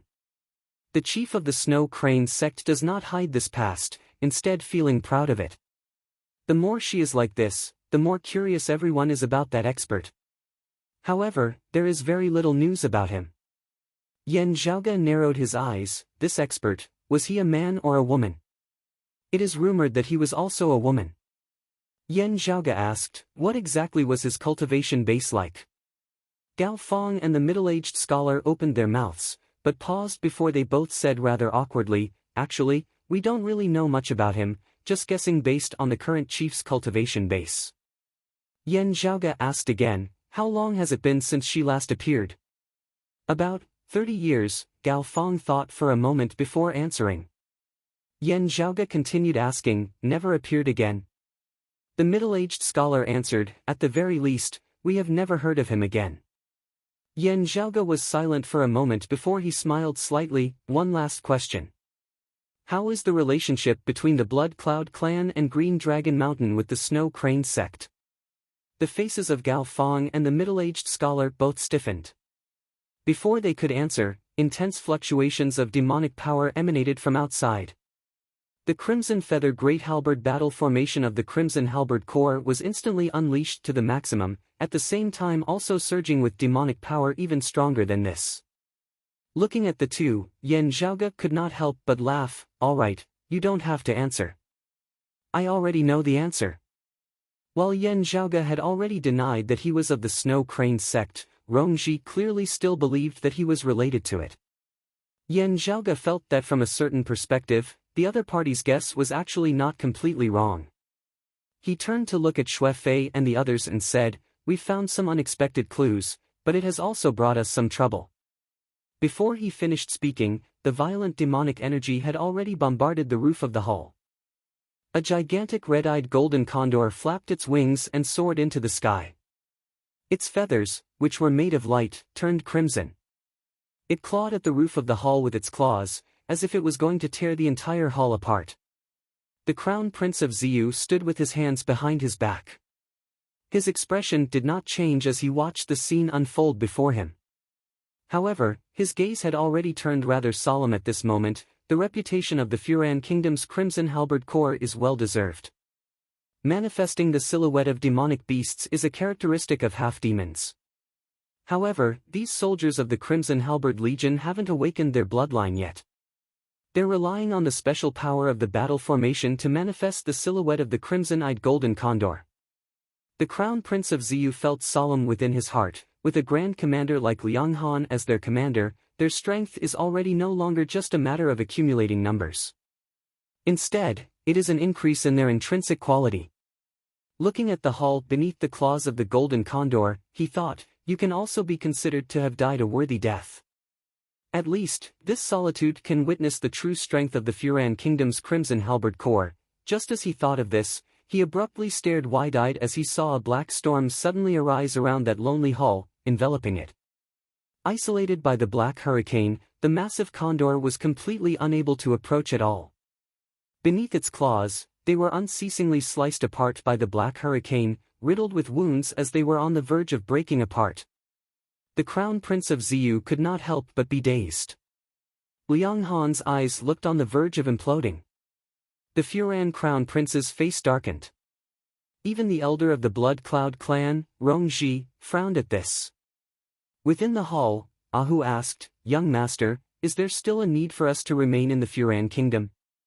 Yan Zhaoge said, "It most likely won't be of much use. Our time is rather limited. Let's first leave this place." "All right, young master." "Sit well," Ahu grinned, the immortal crane wings on his back expanding, numerous streaks of light expanding outwards. The aura-chi of his entire body surged together, the terrifying black hurricane surrounding the entire house before uprooting it entirely. Within the hurricane, the silhouettes of immortal cranes appeared, flapping their wings as they flew high into the air, stirring the hurricane as they directly flew off into the distance. Within the room, Yan Zhaoge pointed at Ahu, smiling, "You idiot, you're really too showy. Flying like this, your speed is slow, and also a waste of strength." Outside the room, everyone was rendered wide-eyed and tongue-tied, Elder Rong frowning tightly. Could it be that this old man saw wrongly, that they are actually semi-demonized martial practitioners? "But I can't feel any fluctuations of demonic power." Thinking about this, he did not slow down as he struck out with his palm. As he struck out with his palm, patterns of light flickered on Elder Rong's entire body, the light instantly condensing to form a massive tiger claw, clawing towards the black hurricane in midair.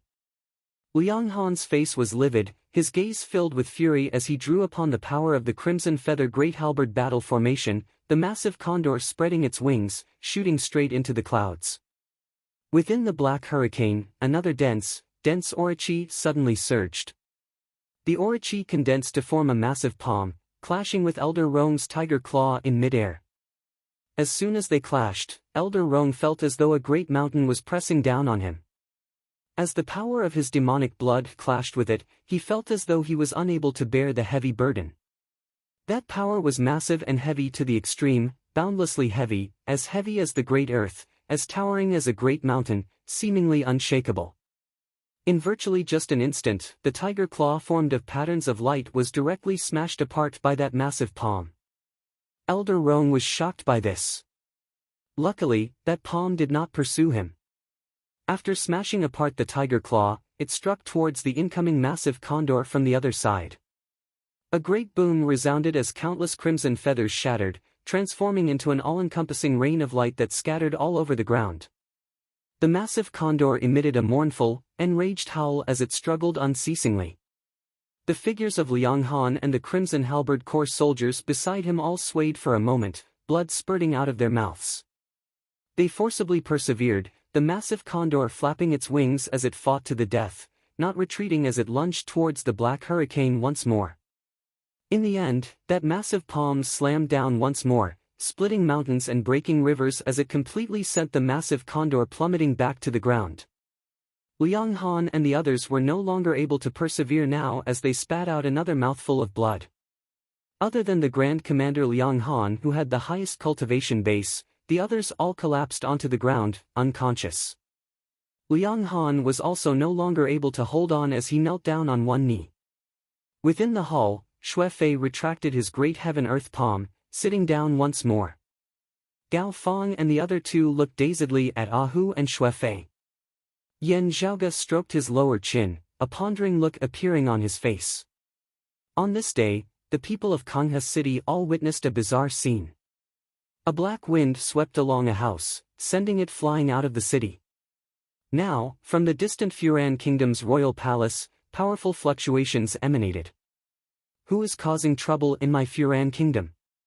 An authoritative voice resounded before numerous patterns of light instantly enveloped the entire city with the royal palace as their center. Then, a massive silhouette appeared in the sky above Kangha City, virtually enveloping half of the sky. A three-headed horse galloped madly towards Yan Zhaoge and the others. Chapter 431. The three-headed horse galloped madly, trampling through the air as it shot towards Yan Zhaoge and the others. It was the king of the Furan Kingdom who had been in secluded cultivation, breaking out of seclusion and making a move, also activating the formation of Kangha City. Seeing this scene, the Ziyu Kingdom's crown prince felt a chill within his heart. This is different from a battle formation, being a formation that makes use of the geography of the land. To think that the Furan Kingdom still had such a move hidden up their sleeves.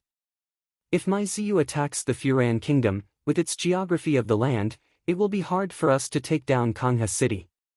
Coming here this time, it has really not been a wasted trip. As he was thinking this, he saw a dim saber light suddenly shoot out from within the house that was flying in midair. As the dim saber light landed on the neck of the horse, it instantly let out a mournful wail. The black hurricane that enveloped the house expanded, combining with the dim saber light which was concealed within the storm, appearing and disappearing like a ghost. The black hurricane became even sharper, as though it was entirely formed of saber light. You dare!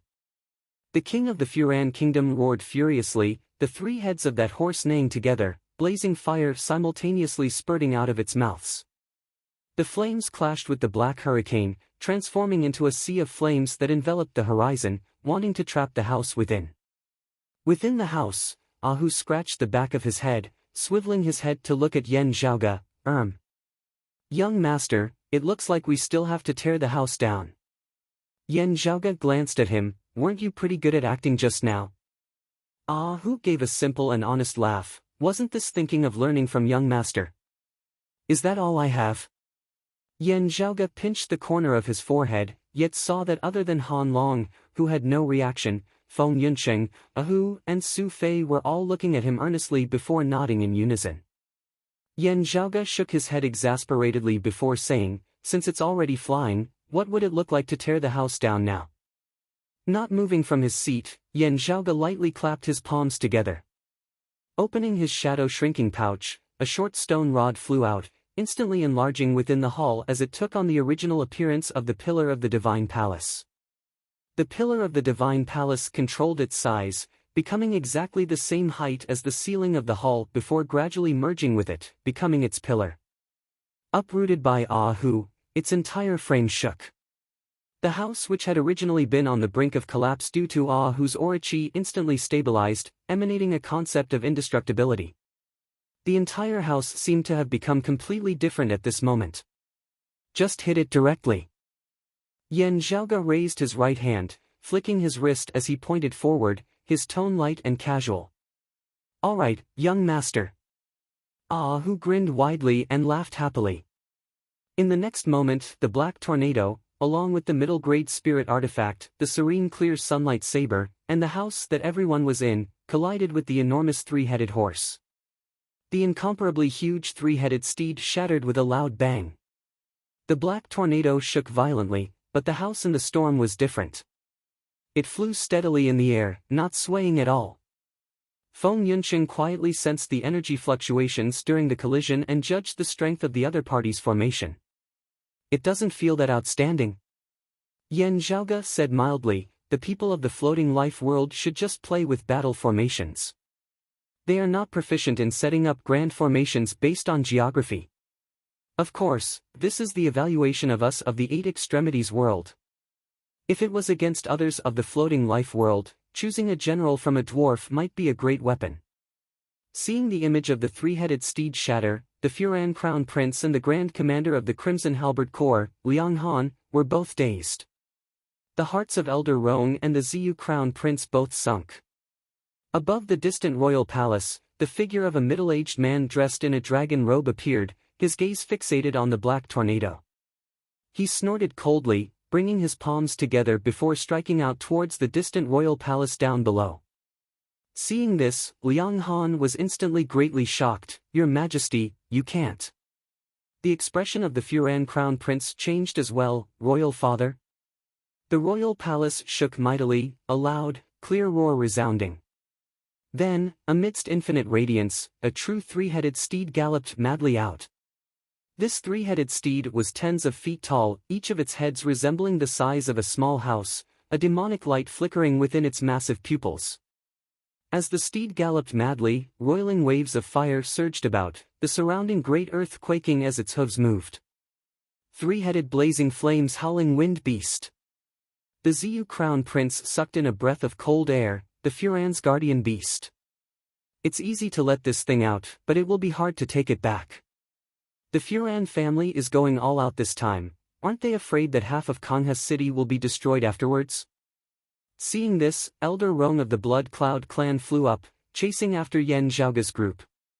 That massive blazing flames howling wind beast galloped away in rapid succession. The Guardian Grand Formation of Kangha City shone with radiance, numerous patterns of light filling the entire city. The silhouette of the three-headed steed appeared once more, gradually merging with the true blazing flames howling wind beast. Bolstered by the power of the Grand Formation, the blazing flames howling wind beast howled madly, its speed rising yet another level. As the patterns of light flickered, an effect similar to shifting space was virtually manifested, causing the blazing flames howling wind beast to very quickly arrive in the vicinity of the black tornado. The blazing flames howling wind beast galloped madly like a tornado, coming to a sudden halt as it stood where it was, directly standing on its hind legs. It raised its two front hooves high before stomping down towards Yan Zhaoga and the others with the pressure of Mount Tai. Within the room, Yan Zhaoga laughed lightly, pulling out Pan Pan from Feng Yincheng's bosom. Pan Pan blinked, a dazed look on his face. Yan Zhaoga smiled, always a lazy glutton, haven't you discovered that you've become much fatter recently? Exercise me a bit after your meal. Saying thus, he directly threw Pan Pan out of the room. Seeing this, Gao Feng and that middle-aged scholar were both dazed. Even if this Pixiu's appearance is extraordinary, it is still only an infant. How can it stand against a fourth-grade demonic beast, the blazing flames howling wind beast, that has already reached its peak? Isn't this just courting death? However, next, their eyes nearly popped out of their sockets. Flying out of the room, Pan Pan, who was small as a speck of dust in comparison to the blazing flames howling wind beast, felt the light before his eyes abruptly dim, a massive shadow obscuring the heavens and concealing the sun. Raising his head, he saw the two front hooves of the blazing flames howling wind beast pressuring down like a mountain. Pan Pan, who had still had an adorable look on his face earlier, abruptly let out a frenzied roar, his voice instantly drowning out the neighing of the horse. Pan Pan's figure expanded madly like a balloon, returning from its shrunken state to its normal size, before expanding further. In an instant, Pan Pan stood on his hind legs, his height also reaching several tens of feet. While he was slightly smaller than the blazing flames howling wind beast, his majestic strength was greater. Under the dumbfounded gazes of the king of the Furan kingdom and the others, Pan Pan's two front claws, with the momentum of a heavenly king holding up a pagoda, forcibly blocked the two descending front hooves of the blazing flames howling wind beast. The figures of the two massive beasts halted simultaneously, Pan Pan's two hind claws instantly stomping deeply into the ground. However, the next instant, Pan Pan raised his two forearms, easily flipping the blazing flames howling wind beast whose front hooves were suspended in the air onto the ground. At this moment, Pan Pan was even more tyrannical and brutal than the most violent of ferocious beasts. Roaring, he strode forward, his massive claws waving as he directly sent one of the heads of the three-headed blazing flames howling wind beast flying.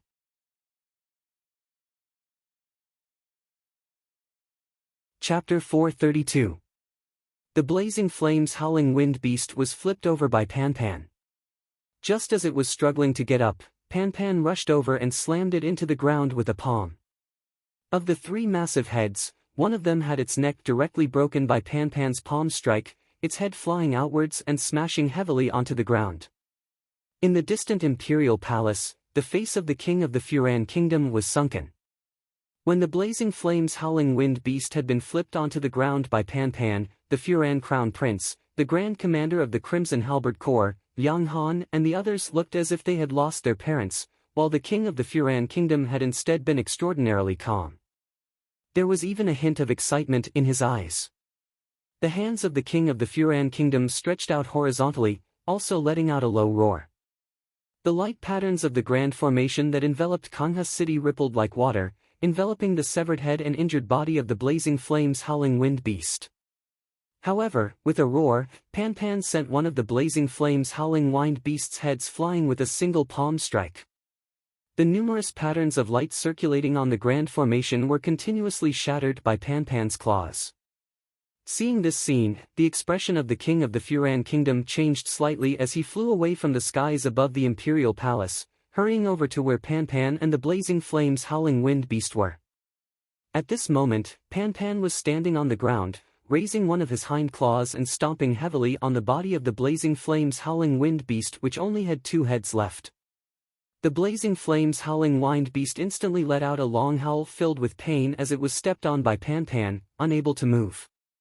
The massive silhouette of a 3-headed steed appeared once more, enveloping the entire body of the king of the Furan kingdom. Its hooves were like the wind, virtually not touching the ground as it charged over madly. Within the black hurricane, seeing this, Yan Zhaoge shrugged, "Although I don't know what exactly you want to do, I don't know. But we have no obligation to cooperate with you." Pan Pan roared as streams of black water surged forth, transforming into an impenetrable wall that stood before the king of the Furan kingdom. The huge 3-headed horse crashed into the black water wall and let out a mournful cry. Streams of light shattered, but it was unable to break through the water wall. At the same time, Pan Pan exerted force beneath his feet once more, stomping down with a violent force as the great earth shattered unceasingly in all directions. The flaming howling wind beast's ribs were broken, and its 2 remaining heads were bleeding profusely. The flames surrounding its body were on the verge of extinguishing. Ah Hu said, "Let's go." The black hurricane swept Pan Pan up once more. Pan Pan blinked, his massive body shrinking once more, quickly disappearing within the black hurricane. The face of the king of the Furan kingdom was livid, but he no longer had the heart to continue chasing. He hurriedly landed beside the dying blazing flames howling wind beast, attempting to save it with all his might. Elder Rong also stopped in his tracks helplessly. He stared in the direction where the black tornado had disappeared, unable to speak for a long time. The Furan Crown Prince and the Grand Commander of the Crimson Halberd Corps, Liang Han, both had ugly looks on their faces. Not only had the Crimson Halberd army's formation been easily broken, even the king had been forced to come out of seclusion and personally activate the great formation that enveloped Kangha City. However, he had still been unable to stop the other party. They mobilized their guardian beast, the 3-headed blazing wind beast, only to be beaten half to death by the other party's Pixiu. They had suffered heavy losses, yet they hadn't even managed to keep a single strand of the enemy's hair. This caused the people of the Furan kingdom to feel despondent and resentful, as well as a sense of lingering fear. Looking at the feather-strewn state of Kangha City, the Ziyu kingdom's crown prince was naturally inwardly delighted. However, he also felt slightly apprehensive. The strength of the Furan kingdom has surpassed my predictions. If not for these outsiders of unknown origins, if my Ziyu really went into an all-out war with the Furan kingdom, we would probably still be at a disadvantage. Thinking of this, the Ziyu kingdom's crown prince also felt a little fear. Where exactly did these outsiders come from? Are they really related to the Snow Crane sect? The Snow Crane sect itself probably doesn't possess such great strength, right? I have to swiftly report this back to Royal Father. While these outsiders have now offended the Blood Cloud clan, my Ziyu has to be careful as well. Before they have been exterminated by the Blood Cloud clan, my Ziyu must definitely not get into a conflict with them. Otherwise, the Furan kingdom will serve as an example. The Ziyu kingdom's crown prince unceasingly calculated within his heart, but as he looked at Elder Rong's seemingly much older back, his heart jolted once more. Can the Blood Cloud clan really exterminate those outsiders? After leaving Kangha City, gazing back, Yan Zhaoge saw that within Kangha City, streaks of blood-red light very quickly shot into the skies, forming numerous rings of light within the air. Sending a message to the Blood Cloud clan's nearby reinforcements. Yan Zhaoge smiled nonchalantly. Before him, Gao Feng and the middle-aged man were already shocked to the point of numbness. They now suddenly felt that their earlier worries had been completely delusional. Someone like Yan Zhaoge would want to pledge allegiance to the Furan Crown Prince? Want to pledge allegiance to the king of the Furan kingdom? What a joke! Thinking of how they had originally attempted to oppose such a figure, Gao Feng and the middle-aged man had the urge to smash their heads into the ground and die. Yan Zhaoge's expression was as per usual as he suddenly asked, "That Rong Ji just now, in the Blood Cloud clan, what level of strength does he possess?" Gao Fong and the middle-aged man shuddered, exchanging glances before that middle-aged scholar answered carefully, "The Blood Cloud clan has as many experts as there are clouds. We cannot be certain.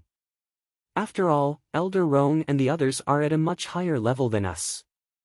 However, we can be sure that there are still quite a few people with higher cultivation bases than Elder Rong." Yan Zhaoge smiled, "Tell me about those you know. I believe that you wouldn't lie to me, right?" Hearing his words, that middle-aged scholar and Gao Fong both smiled bitterly, nodding repeatedly. After a while of asking and answering questions, a rather strange expression surfaced on Yan Zhaoge's face as he muttered, "Something's really not right." After pondering for a moment, Yan Zhaoge retracted his thoughts, swiveling his head to look at Ah Hu, smiling, "How does it feel to sweep along a house and fly?" Ah Hu gave a simple and honest laugh. "If it's for a long time, it is indeed a little tiring." Yan Zhaoge waved his hands. "Tiring isn't the main point. The main point is that it's too slow. We're in a rush for time." Hearing his words, Ah Hu instantly exerted force beneath his feet, the entire house instantly breaking apart. He looked at Gao Fong and the middle-aged man who were currently already trembling in fear. "Young master, how do we deal with these two?" Yan Zhaoge said, "Do as you see fit." Ah Hu nodded, grabbing Gao Fong and the middle-aged man with each hand, instantly leaving far away. After a period of time, he returned, reuniting with Yan Zhaoge and the others. "That is to say, after this, we will be making a trip to that Snow Crane sect?" Su Fei asked. Hearing Yan Zhaoge's introduction, Feng Yunsheng, Su Fei and the others all became interested in the Snow Crane sect. Yan Zhaoge said, "That's right. Let's go take a look at the situation first." They had already learned earlier that the Snow Crane sect and Green Dragon Mountain were located in the northwest of the Furan Kingdom. However, the distance was very far, having to cross the territory of several kingdoms. Yan Zhaoge and the others sped off, hurrying northwest at their greatest speed. Meanwhile, while the Blood Cloud clan had tried their best to conceal the news of what had happened in Kangha City earlier, it had still spread very quickly. As the Blood Cloud clan received the news, a great number of experts were dispatched, beginning to search for the whereabouts of Yan Zhaoge and the others. The floating life world, which had originally already been restless and uneasy, grew even more turbulent.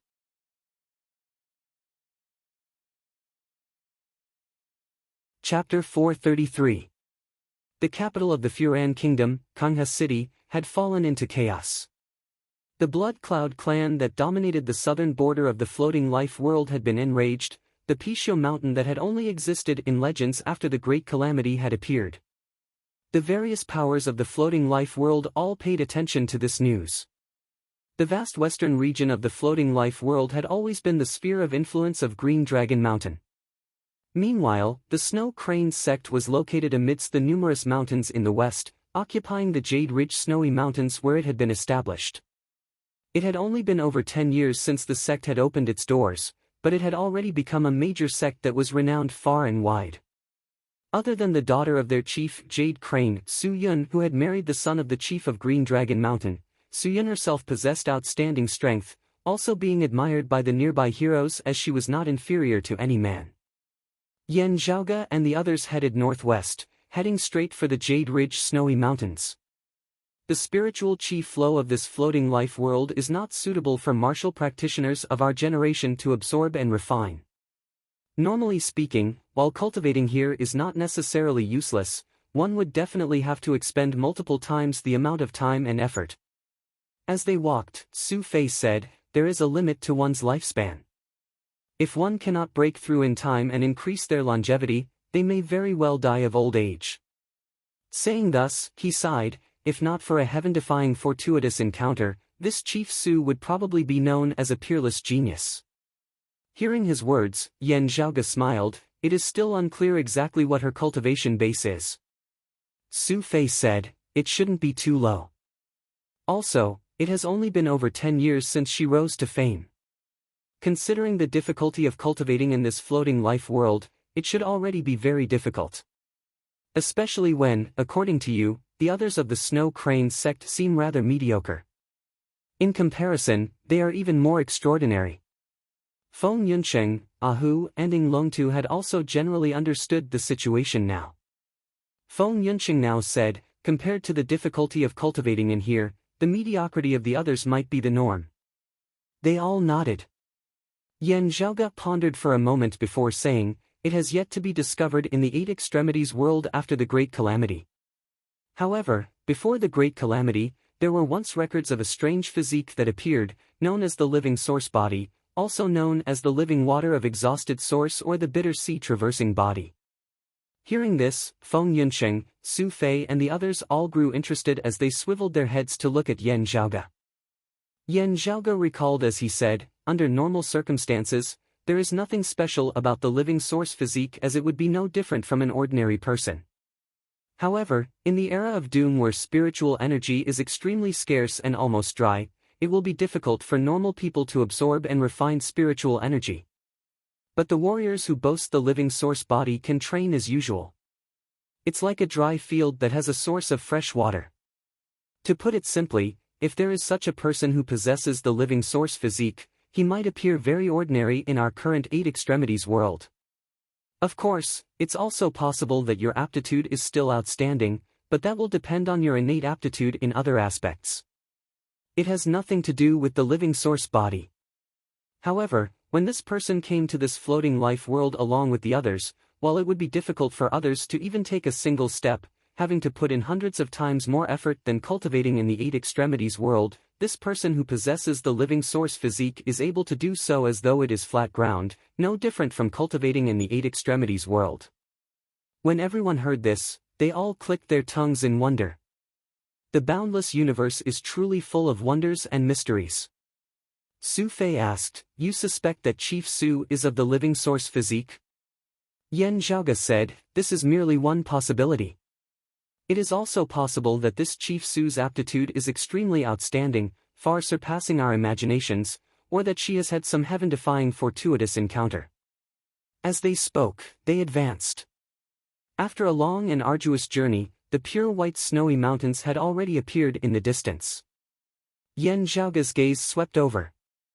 He saw that there were currently numerous figures scattered about the snowy mountains, as though they were searching and guarding against something. Gazing carefully, they were all garbed in white clothes and draped in cloaks of crane feathers, seemingly having merged as one with the surrounding white snow. With Yan Zhaoge's eyesight, he was able to see that there was an image of a snow crane flashing its wings on their clothes. Seeing this, Yan Zhaoge instantly understood that these were all disciples of the snow crane sect. Roughly appraising them, Yan Zhaoge sighed inwardly. These snow crane sect martial practitioners were mostly of the body refinement realm. There were very few who had attained the martial scholar realm of qi refining. Su Fei and Ahu also saw those martial practitioners who seemed to be one with the snowy ground. These people, could it be that they are searching for us? Su Fei knit his brows. The Blood Cloud clan's Rongji revealed that we might be related to the Snow Crane sect in Kangha City. While most people might not know why he came to this conclusion, it would not be strange for the news to spread. Feng Yunqing said, what Senior Apprentice Brother Su means is that because the Snow Crane sect is unable to ascertain our background and intentions, they have also first taken precautions against us. Who scratched his head, but, with just these body refinement martial practitioners, how can they guard against us? The difference in cultivation bases is too great. They wouldn't even be able to discover us even if we walked past them. While we didn't exert much strength over at the Furan Kingdom, we should also know that a defensive line formed by body refinement martial practitioners would be completely useless. Yan Zhaoge pondered for a moment before smiling, throwing a stone to test the waters. The other side indeed doesn't understand us, and also doesn't hope for these body refinement martial practitioners to discover us.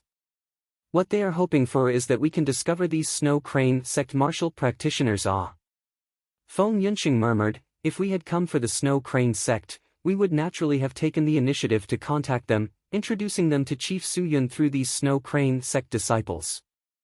Su Fei nodded, whether we have good intentions or bad intentions, we would still inevitably have to interact with those of the Snow Crane sect. Yan Zhaoge smiled, it is precisely so. Let's go down. Exchanging glances, they smiled as they descended from mid-air, landing on the snowy mountain. Yan Zhaoge and the others did not conceal their tracks, not concealing their auras as they strolled amidst the snowy lands as though they were climbing a mountain for a stroll. Very quickly, some Snow Crane sect martial practitioners discovered them. This Jade Ridge snowy mountains are under the jurisdiction of my Snow Crane sect. Fellow Taoists, please report your names. Hearing the other party's question, Yan Zhaoge smiled mildly, please inform Chief Su of your sect. You only need to say that an old friend has come to visit. After a slight pause, Yan Zhaoge added, an old friend from 30 years ago. The Snow Crane sect disciples exchanged looks, an old man walking out from the crowd, saying, guests, please wait a moment. Saying thus, he swiveled his head to the side. The Snow Crane sect martial practitioner beside him nodded, turning and leaving. Seeing this, Su Fei said, it looks like that Chief Su is in the vicinity. Yan Zhaoge nodded, heading in the direction of the Furan Kingdom, waiting for us in this area where we have just arrived at the snowy mountain. Feng Yunqing asked, Green Dragon Mountain should have received the news very soon, right? It shouldn't be too late. After all, strictly speaking, the Jade Ridge snowy mountains are also within the sphere of influence of Green Dragon Mountain. The Snow Crane sect is a vassal of Green Dragon Mountain. Yan Zhaoge gazed at those Snow Crane sect martial practitioners. Still, I am rather interested in another matter now. There are actually Grand Spirit stones here, and their quality is not bad at all. Their production also seems to not be low. Yan Zhaoge's eyes lit up.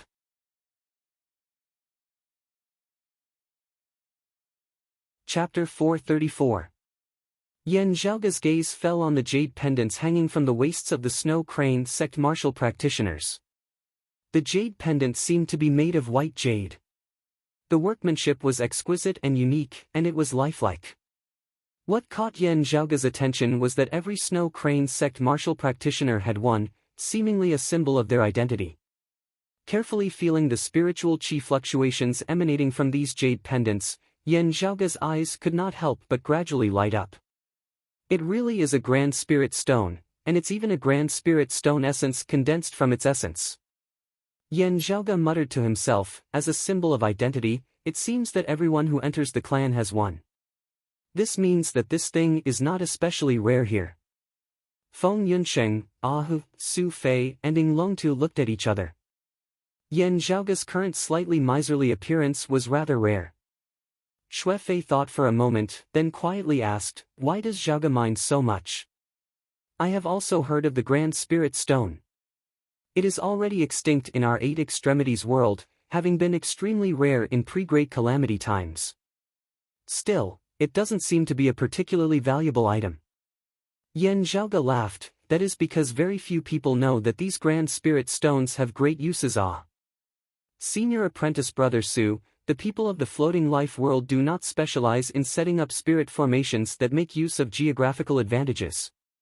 Because they cultivate demonic blood, they focus more on creating battle formations that require many people to work together.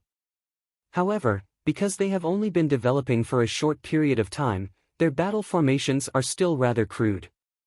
Yan Zhaoge smacked his lips. In researching ancient texts and excavating various legacies, I actually made a huge gain, which was a powerful battle formation of before the Great Calamity. Unfortunately, the requirements for setting up the formation are quite high. Even the cleverest housewife can't cook without rice, so I can only put it on the shelf. But if there is a large amount of Grand Spirit Stone essence, then one of the 2 conditions that restrict the formation will be solved. Yan Zhaoge surveyed his surroundings. Due to the spiritual qi of the earth veins, there are extremely few treasures in this floating life world that are suitable for us human martial practitioners to cultivate in. On my way here, I have not found anything of value. Going by the standards of the 8 extremities world, it would not be too much to say that this is a barren, barbaric land. Yan Zhaoge's gaze fell on the jade pendant at the waist of the Snow Crane sect martial practitioner. However, things are different now. Feng Yunqing asked, you just said that you need a large amount of Great Spirit Stone essence. How much is considered a large amount? Yan Zhaoge said nonchalantly, above 500 kilograms. Feng Yunsheng and the others all had expressions on their faces that they knew this would happen. Senior apprentice brother Yan, while I know that when you make a move, it has always been a heaven-shaking, earth-shattering, heaven-shaking, earth-shattering move of yours is indeed not something that just anyone can afford to play with. Feng Yunsheng smiled bitterly. Great moves all require great capital as a foundation. Yan Zhaoge laughed. Is there? Shui Fei also shook his head and laughed bitterly. I have only heard of the Great Spirit Stone and have never heard of the Great Spirit Stone Essence, but I know of the Scenic Blue Jade and the Scenic Blue Jade Essence, the Fangqing Stone and the Fangqing Stone Essence. As the name implies, the Great Spirit Stone Essence should be condensed from the Great Spirit Stone's Spirit Energy Essence. Generally speaking, the output of such essence condensation is at most 1% of the raw stone. You want more than 500 kilograms of Great Spirit Stone Essence, then how many ores do you need? How much ore was needed to mine and refine the raw stone? How big of a mine would it take to satisfy your needs? Shui Fei sighed. The Great Spirit Stones of the Eight Extremities world have long since gone extinct, but even if all the Great Spirit Stones produced in history were accumulated, it would still not be enough for you. The Great Spirit Stones of the floating life world might not be little, but would they be enough to satisfy your needs? Yan Zhaoge stroked his lower chin, chuckling. I finally have some interest in this floating life world. Don't pour cold water on me. Hu gave a simple and honest laugh. Young master, if you are interested in this place might be in for a calamity. Yan Zhaoge shrugged. It is still too early to say such things now. I first have to confirm some things with this Chief Su. Amidst their conversation, intense power fluctuations suddenly emanated from the distance. Those power fluctuations were the strongest they had encountered ever since having come to this floating life world. However, what truly caused the expressions of Yan Zhaoge and the others to change was that these power fluctuations did not come from demonic bloodline cultivators, instead being exactly the same as the martial Dao they cultivated in. Snowstorms assaulted the distant horizon. Yan Zhaoge and the others exchanged glances, turning false into real, refining aura into essence, the methods of essence spirit martial grandmasters. As the snowstorm neared, the snowy mountain shook as it seemed like an avalanche was about to happen. However, the newcomer quickly halted her momentum, dispersing the snowstorm as she descended towards the snowy mountain. Light circulated as she landed before Yan Zhaoge and the others. Looking over, Yan Zhaoge saw that the other party was a middle-aged woman. She was garbed in white, her looks merely above average. However, she was graceful and magnanimous, possessing a certain air of her own. The surrounding Snow Crane sect martial practitioners all bowed in unison. We greet Chief. That white-clothed woman nodded towards them before her gaze fell on Yan Zhaoge, asking, I am Su Yun, the chief of the Snow Crane sect. I wonder how I should address you. Yan Zhaoge smiled, cupping his hands. I am surnamed Yan Zhaoge. Chief Su greets you. Even as she carefully appraised Yan Zhaoge, Su Yun asked, You said that you are a descendant of an old friend of mine, just that I do not know if you are a descendant or if you have some other relationship. Yan Zhaoge spread his palms apart, smiling. If you were here to seek revenge, we wouldn't be talking like this. Su Yun said mildly, Don't blame me for being suspicious. This is something that is very hard to say. You're right. Yan Zhaoge thought nothing of it as he flashed that jade hairpin with the image of a snow crane on it. This thing could also have been obtained from someone else before coming over to pass it off as their own, right? Su Yun said, It's possible, but it's easy to verify it. Yan Zhaoge raised his brows slightly. Oh. Su Yun said, This snow crane hairpin is indeed Miss's original head ornament. I also know that Miss had refined your own blood essence into this hairpin. When it comes into contact with Miss's blood, it will react. Therefore, the verification is very simple. You just need to infuse your power into it and see if the jade hairpin will change. Stroking the snow crane hairpin with his finger, Yan Zhaoge smiled. No wonder I felt that there was an inexplicable mechanism inscribed on it. However, could it be that he had predicted that someone would come here in search of his mother? Su Yun shook her head. This is a set of accessories that Miss casually forged for herself when cultivating in the blood sacrifice artifact forging technique. It is far from just a single one, just that it just happens to have this effect, making it convenient for us. It has to be of pure blood for it to be effective. Therefore, there is no need to worry about a fake obtaining a portion of a true person's essence blood and refining it into his own body to bluff his way through. From the looks of it, you also don't seem to have been coerced by someone. Swiveling his head to look at Feng Yunsheng, Su Fei, Ahu and Ing Longtu, Yan Zhaoge suddenly laughed. Why me, and not my companions? You are actually already certain of my identity in your heart, right? Looking at Yan Zhaoge, a hint of a smile finally blossomed on Su Yun's face. Between your brows, there is a 40 to 50% resemblance to ladies. Especially when you smile, it is especially similar.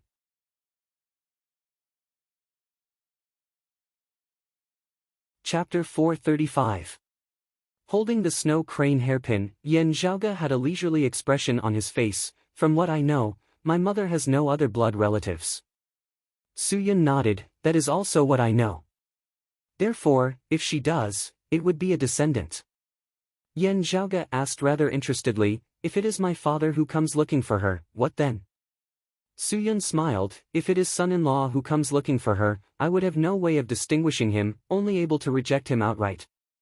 Therefore, if I offend son-in-law, there would be nothing I can do about it. Still, I believe that with ladies' eyesight, son-in-law will definitely not be bad. I should not have the ability to stop son-in-law. Yan Zhaoge's smile was rather strange, that is to say that I am easy to bully? Su Yun shook her head, saying resolutely and decisively, whether or not I am a match for him, if someone wants to harm lady, I will fight him to the end. Yan Zhaoge was silent for a moment before he scanned the surrounding snow crane sect martial practitioners. Su Yun didn't use voice transmission when she spoke just now. Her voice spread out, and everyone in the surroundings heard it clearly. The snow crane sect martial practitioners all had blank, helpless expressions on their faces. In their innate impression, the strength of their chief often left them feeling that it was deep and immeasurable. While she always claimed that her cultivation base was still insufficient to reach the peak experts of the floating life world, just the power that she displayed was already extremely powerful. Others were unable to cultivate in the Qi cultivation path, yet their chief was able to cultivate in it to an extremely profound level, not letting demonic bloodline cultivators monopolize her. As the only sect of the floating life world that did not cultivate in the bloodline of demonic beasts, instead cultivating in the traditional martial Tao of pre-Great Calamity times, the Snow Crane sect being able to occupy a place in the floating life world was not just because Su Yun's daughter had married the son of the chief of Green Dragon Mountain. Su Yun's own strength was similarly an important reason. From a certain perspective, it was also not that any random sect could form a marriage alliance with the son of the chief of Green Dragon Mountain. At this moment, however, as the Snow Crane sect martial practitioners looked at their chief whom they usually revered like a divinity, her tone was clearly respectful to the extreme, filled with reverence as she spoke of the lady that she spoke of. However, Su Yun didn't seem to feel anything unusual about this. Her expression was calm, and she spoke from her feelings as if it was a matter of course. Looking at her, Yan Zhaoge was silent for a moment before he slowly said, "It's not that there aren't people in this world who are not related by blood but have similar appearances, or even exactly the same. You are completely sincere. I will not make things difficult for you." Saying thus, Yan Zhaoge spread open his palm, holding the snow crane hairpin before him before sending a strand of his true essence within. The snow crane hairpin shook slightly within Yan Zhaoge's palm, a bright radiance suddenly flickering within. Amidst the radiance, the silhouette of a huge snow crane appeared on the snowy mountain. Then, it spread its wings and let out a clear cry. Su Yun looked at the snow crane with a dazed expression. For a moment, her gaze actually lost focus. The crowd of snow crane sect martial practitioners similarly stared blankly at that gigantic snow crane. Some of them reacted quickly, and a look of realization appeared on their faces. Su Yun was the founder of the Snow Crane sect. While she had yet to die, in the ancestral hall of the Snow Crane sect, the disciples of the Snow Crane sect already had incense to worship. That incense was not Su Yun's, but that of a snow crane. There were many different kinds of rumors in the world. Some said that Su Yun had been saved by a snow crane, having had a fortuitous encounter afterwards, thus resulting in the current foundation of the Snow Crane sect. Some also said that all of Su Yun's martial arts had come from a snow crane. A more reliable rumor was that Su Yun had been taken in by an expert in the past, becoming both a servant and disciple. That expert had taken the name of the Snow Crane, having vanished without a trace afterwards. In gratitude for that expert's benevolence, Su Yun had established her sect as the Snow Crane sect, also using the name of the Snow Crane to worship it. The people of the Snow Crane sect, however, knew that the final rumor was true. While they did not understand why Su Yun did not directly revere that expert as the ancestor of the sect, not even directly worshipping the incense of the living, not even telling her descendants his name, instead using the Snow Crane as a substitute. That expert, however, had truly existed. He was precisely the source of the Snow Crane sect. Connecting this with Yan Zhaoge's earlier words of descendant of an old friend, the Snow Crane sect martial practitioners now gradually understood. Looking at that Snow Crane, Su Yun did not speak for a long time. After a while, she sighed, her gaze shifting downwards, falling on Yan Zhaoge once more. At this moment, her gaze that was on Yan Zhaoge clearly contained some respect, some warmth, even some excitement mixed within. This Essence Spirit Martial Grandmaster did something that caused everyone here to be slightly shocked at this moment. She did not hesitate in the slightest as she bowed deeply towards Yan Zhaoge before her. "Greetings, young master. It is Su Yun's honor to be able to see you." Yan Zhaoge's true essence roiled, only allowing her to bow halfway before he stopped her. Su Yun was taken aback. First, not speaking of how much strength would be required to stop her movements as an Essence Spirit Martial Grandmaster herself. As their true essences clashed, she could clearly feel that this youth of around 20 years of age before her was an Essence Spirit Martial Grandmaster just like her. Possessing such a cultivation base at such an age, how terrifying of a thing must it be? Should I say, truly worthy of being Lady's son? Su Yun sighed in admiration within her heart. No, young master has surpassed his master. Feeling the fluctuations of Su Yun's true essence, Yan Zhaoge realized, life creation heavenly scripture. One of the direct lineages of the Jade Clear lineage. Indeed a little more solid than Broad Creed Mountain's legacies. This mother of mine, what exactly is her background? Thoughts flashed through Yan Zhaoge's mind at lightning speed, but he quickly retracted them, first focusing on what was before him.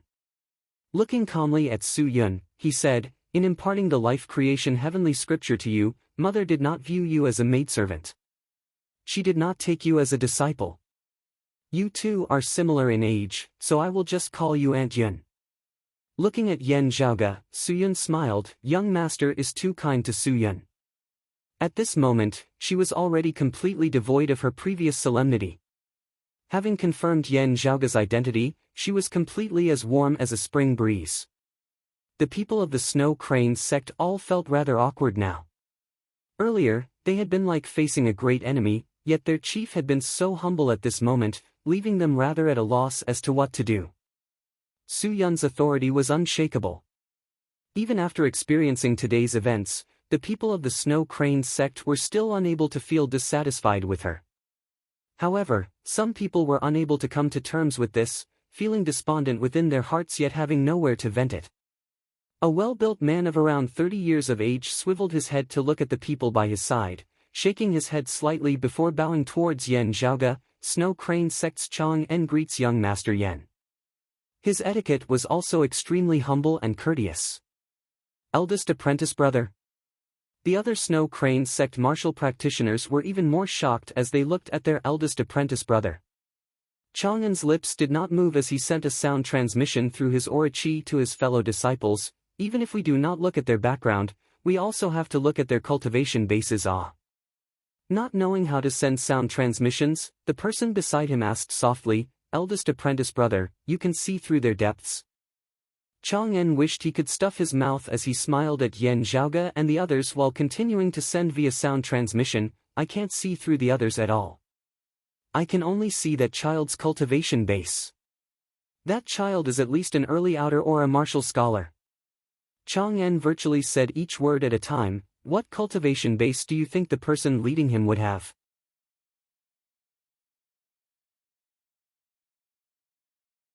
Chapter 436. Early Outer Aura Martial Scholar. That youth of around 10 years of age. Hearing Chang'en's words, the other Snow Crane sect martial practitioners all sucked in a breath of cold air. Unlike the others of the floating life world, the Snow Crane sect martial practitioners were well aware of what the early Outer Aura martial scholar realm entailed. The fourth level of the martial scholar realm, the early Outer Aura stage, was the ultimate goal of most chi cultivators of the floating life world. Also, there were not many who could achieve it. However, the Yinglongtu before them, who was merely around 10 years of age, was already a late Outer Aura martial scholar. How could they not feel dizzy at this? Even Chang'en himself, upon discovering this, was greatly shocked, as he was only able to stabilize his mind after a long while. As compared to Yan Zhaoge's identity, this discovery shocked Chang'en even more. And very quickly, connecting Yinglongtu's cultivation base to Yan Zhaoge, Su Fei, and the others, he felt cold sweat trickling down his back. When they had first heard that Yan Zhaoge's group had wreaked havoc in Kangha City, Chang'en and the other Snow Crane sect martial practitioners had not paid much attention to it. After all, the Furan Kingdom was merely one of the 36 kingdoms under the rule of the Blood Cloud clan. Let alone massive entities like the Blood Cloud clan and Green Dragon Mountain, even the Snow Crane sect was much stronger than them. Now, however, Chang'en deeply felt that Yan Zhaoge and the others had probably not taken the Furan Kingdom seriously at all back then. Otherwise, the Furan Kingdom might have long since been destroyed. The Snow Crane sect martial practitioners beside him were unable to recover for a long time, someone asking slowly, "Eldest apprentice brother, I'm not doubting you, but this is really too unbelievable. You couldn't have seen wrongly, right?" Chang'en sighed, not blaming his junior apprentice brother. Even he himself had initially thought that he had seen wrongly, only daring to be certain after confirming it a few times. You can't be blamed for not being able to hear it, because most of your cultivation bases are insufficient. Chang'en said slowly, the pulse of that youth's blood is very faint, virtually inaudible. However, it is not weak, instead being heavy and smooth. Do you still remember? This is the phenomenon of blood resembling lead mercury that Master once spoke of, a characteristic that only appears after an early Outer Aura martial scholar has completed the second cleansing of the marrows. As Chang'en spoke, the remaining Snow Crane sect martial practitioners with higher cultivation bases had already simultaneously bowed towards Yan Zhaoge and the others. Seeing this, the other Snow Crane sect martial practitioners no longer had any doubts in their hearts as they hurriedly paid their respects. Newcomers greet young Master Yan. Some people also had a vague feeling in their hearts. That senior expert whom sect master Su Yun had always regarded as a deity, the founder of the Snow Crane sect, if he had a descendant, he should also have such an imposing manner and strength. Yan Zhaoge smiled and nodded towards them, but quickly retracted his attention, looking at Su Yun once more. "Aunt Yun, about 20 years ago, did my mother return to the floating life world? Have you seen her?" Su Yun gestured with her hand, "This way please, young master. Please come to my Snow Crane sect. We'll talk on the way." Yan Zhaoge nodded, saying goodbye to Feng Yunsheng, Su Fei and the others, introducing themselves to Su Yun before setting off together. Having already received the person, the Snow Crane sect martial practitioners had no need to remain in the outskirts of the snowy mountain as they all returned to the clan together. On the way, Su Yun sighed, "While Lady never mentioned it, I can basically guess that she is not a native of our floating life world, instead coming from beyond the heavens. It was all thanks to Lady that I did not freeze to death by the roadside, even taking me in and always staying by her side, imparting supreme martial arts to me. As young master says, Lady has never treated me as a servant. It was I myself who wanted to serve her. Otherwise, I really wouldn't know how I could repay her kindness." Su Yun was a little despondent, but Lady is not a person of this world. She would still have to leave at the end of the day. 30 years ago, Lady still left at the end of the day. I also don't know where she went. I wanted to ask, but also didn't dare to. Lady knew what I was thinking, only saying it in a joking manner. While she had considered bringing me along with her, she was afraid that I would be implicated and met with danger. It would instead be safer and happier for me to remain in the floating life world. I believed that lady would not lie to me. Therefore, I listened to her and stayed behind, only praying for her every night.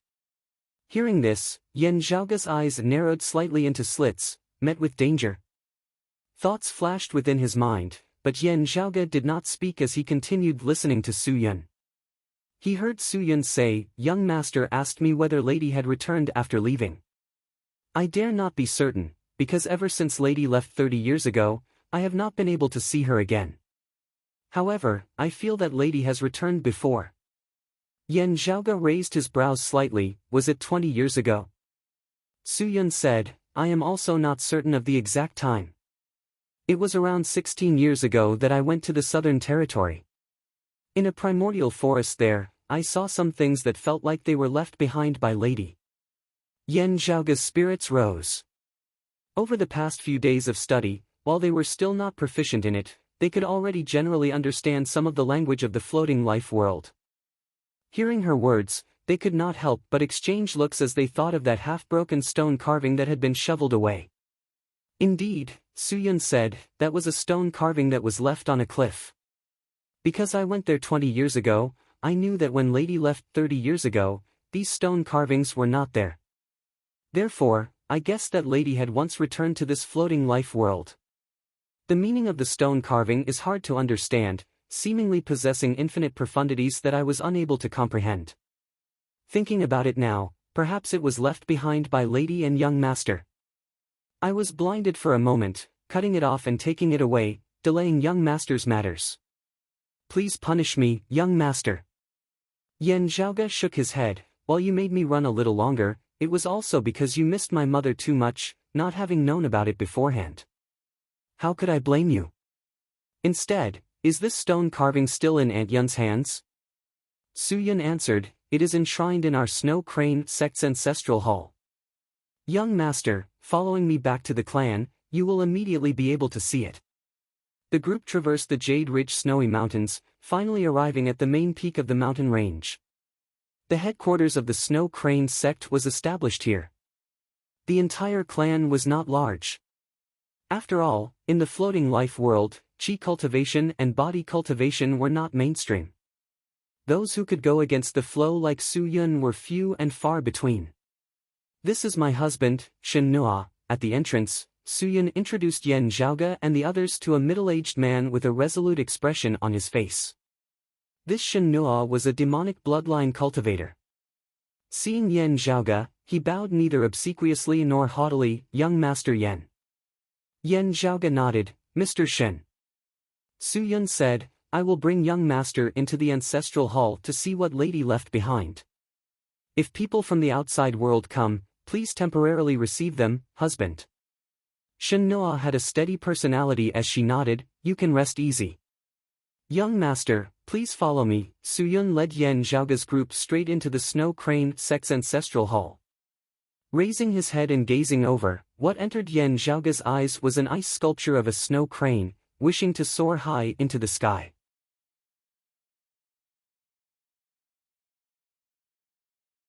Chapter 437. Yan Zhaoge looked at that ice sculpture of the snow crane, which was lifelike and elegant. Beneath the ice sculpture of the snow crane was also a jade bracelet which also had the image of a snow crane on it, looking to be of the same set as his own snow crane hairpin. Su Yun said, "I've let young master see a joke. This was left behind by lady that year, and I've always kept it as a memento. If young master wants to take it away." Yan Zhaoge smiled, "How could I? This was left behind by mother for you, Aunt Yun. Also, Aunt Yun, you can just call me Zhaoge." Su Yun smiled, raising her palm lightly. That ice sculpture of the snow crane emitted a bright glow before rising into the air. Amidst the glow, numerous spirit patterns intermingled, forming a small-scale formation which slowly opened up space, leading to a small-scale foreign dimension. Yan Zhaoge knew that this should be the Snow Crane sect's forbidden ground or sacred ground.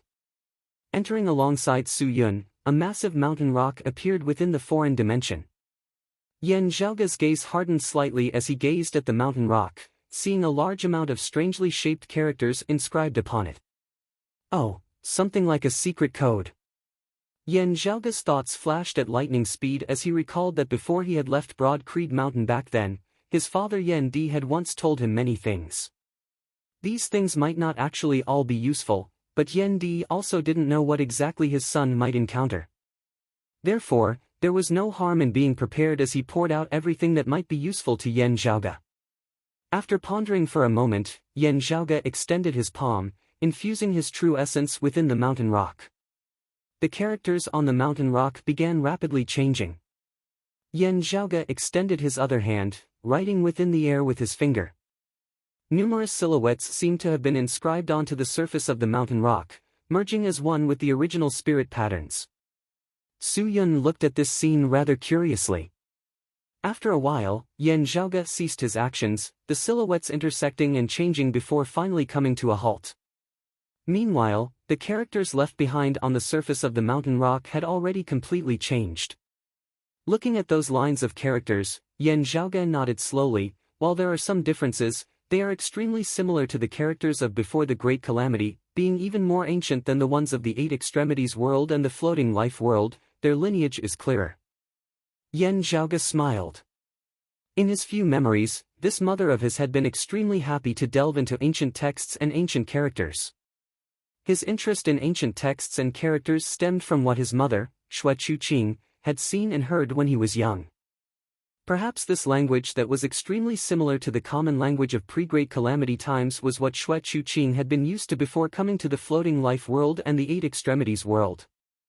Yan Zhaoga compared it to what he knew and had learnt while carefully studying the records left behind on the stone. Why can't you just say it directly?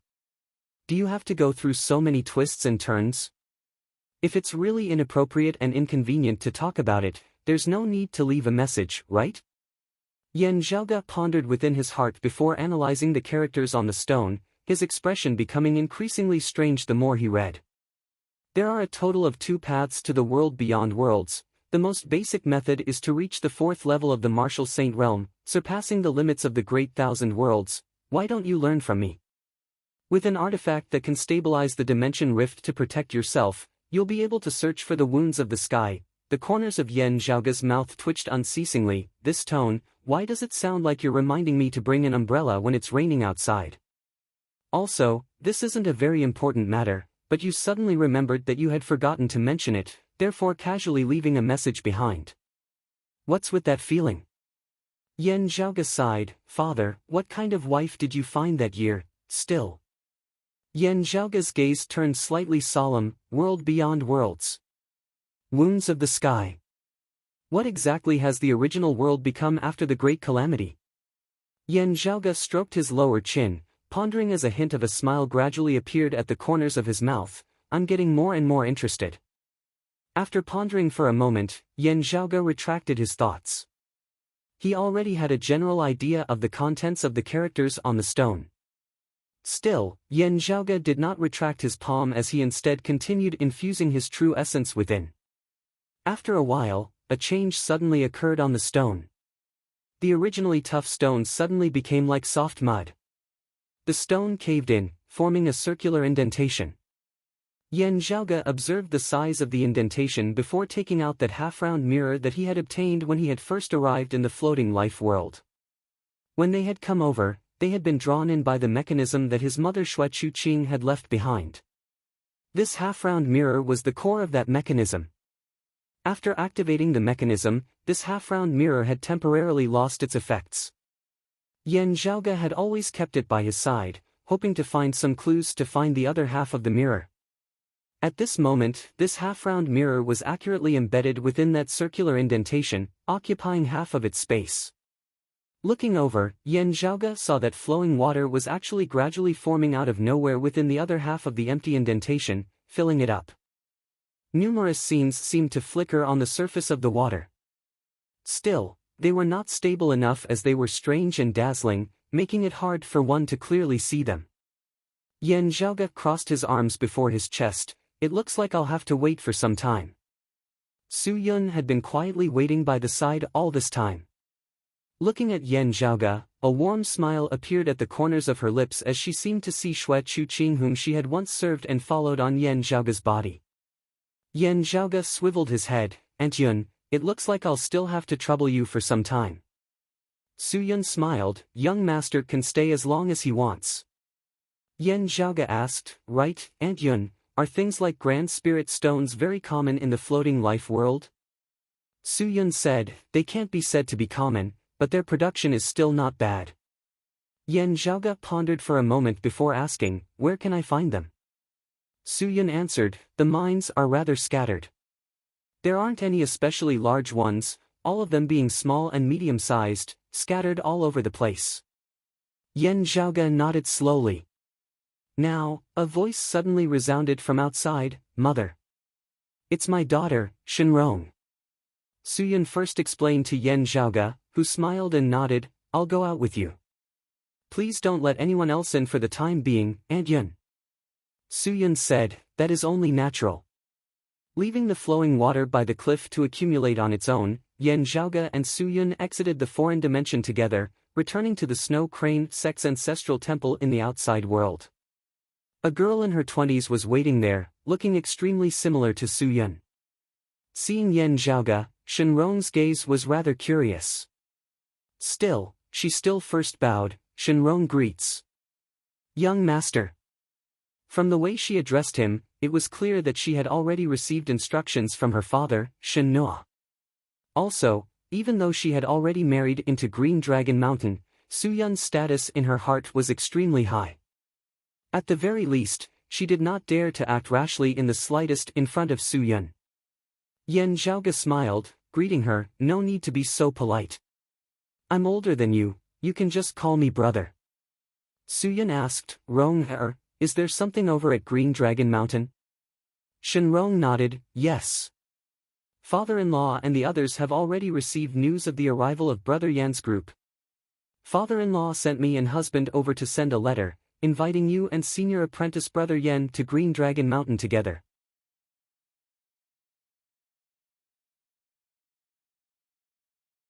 Chapter 438.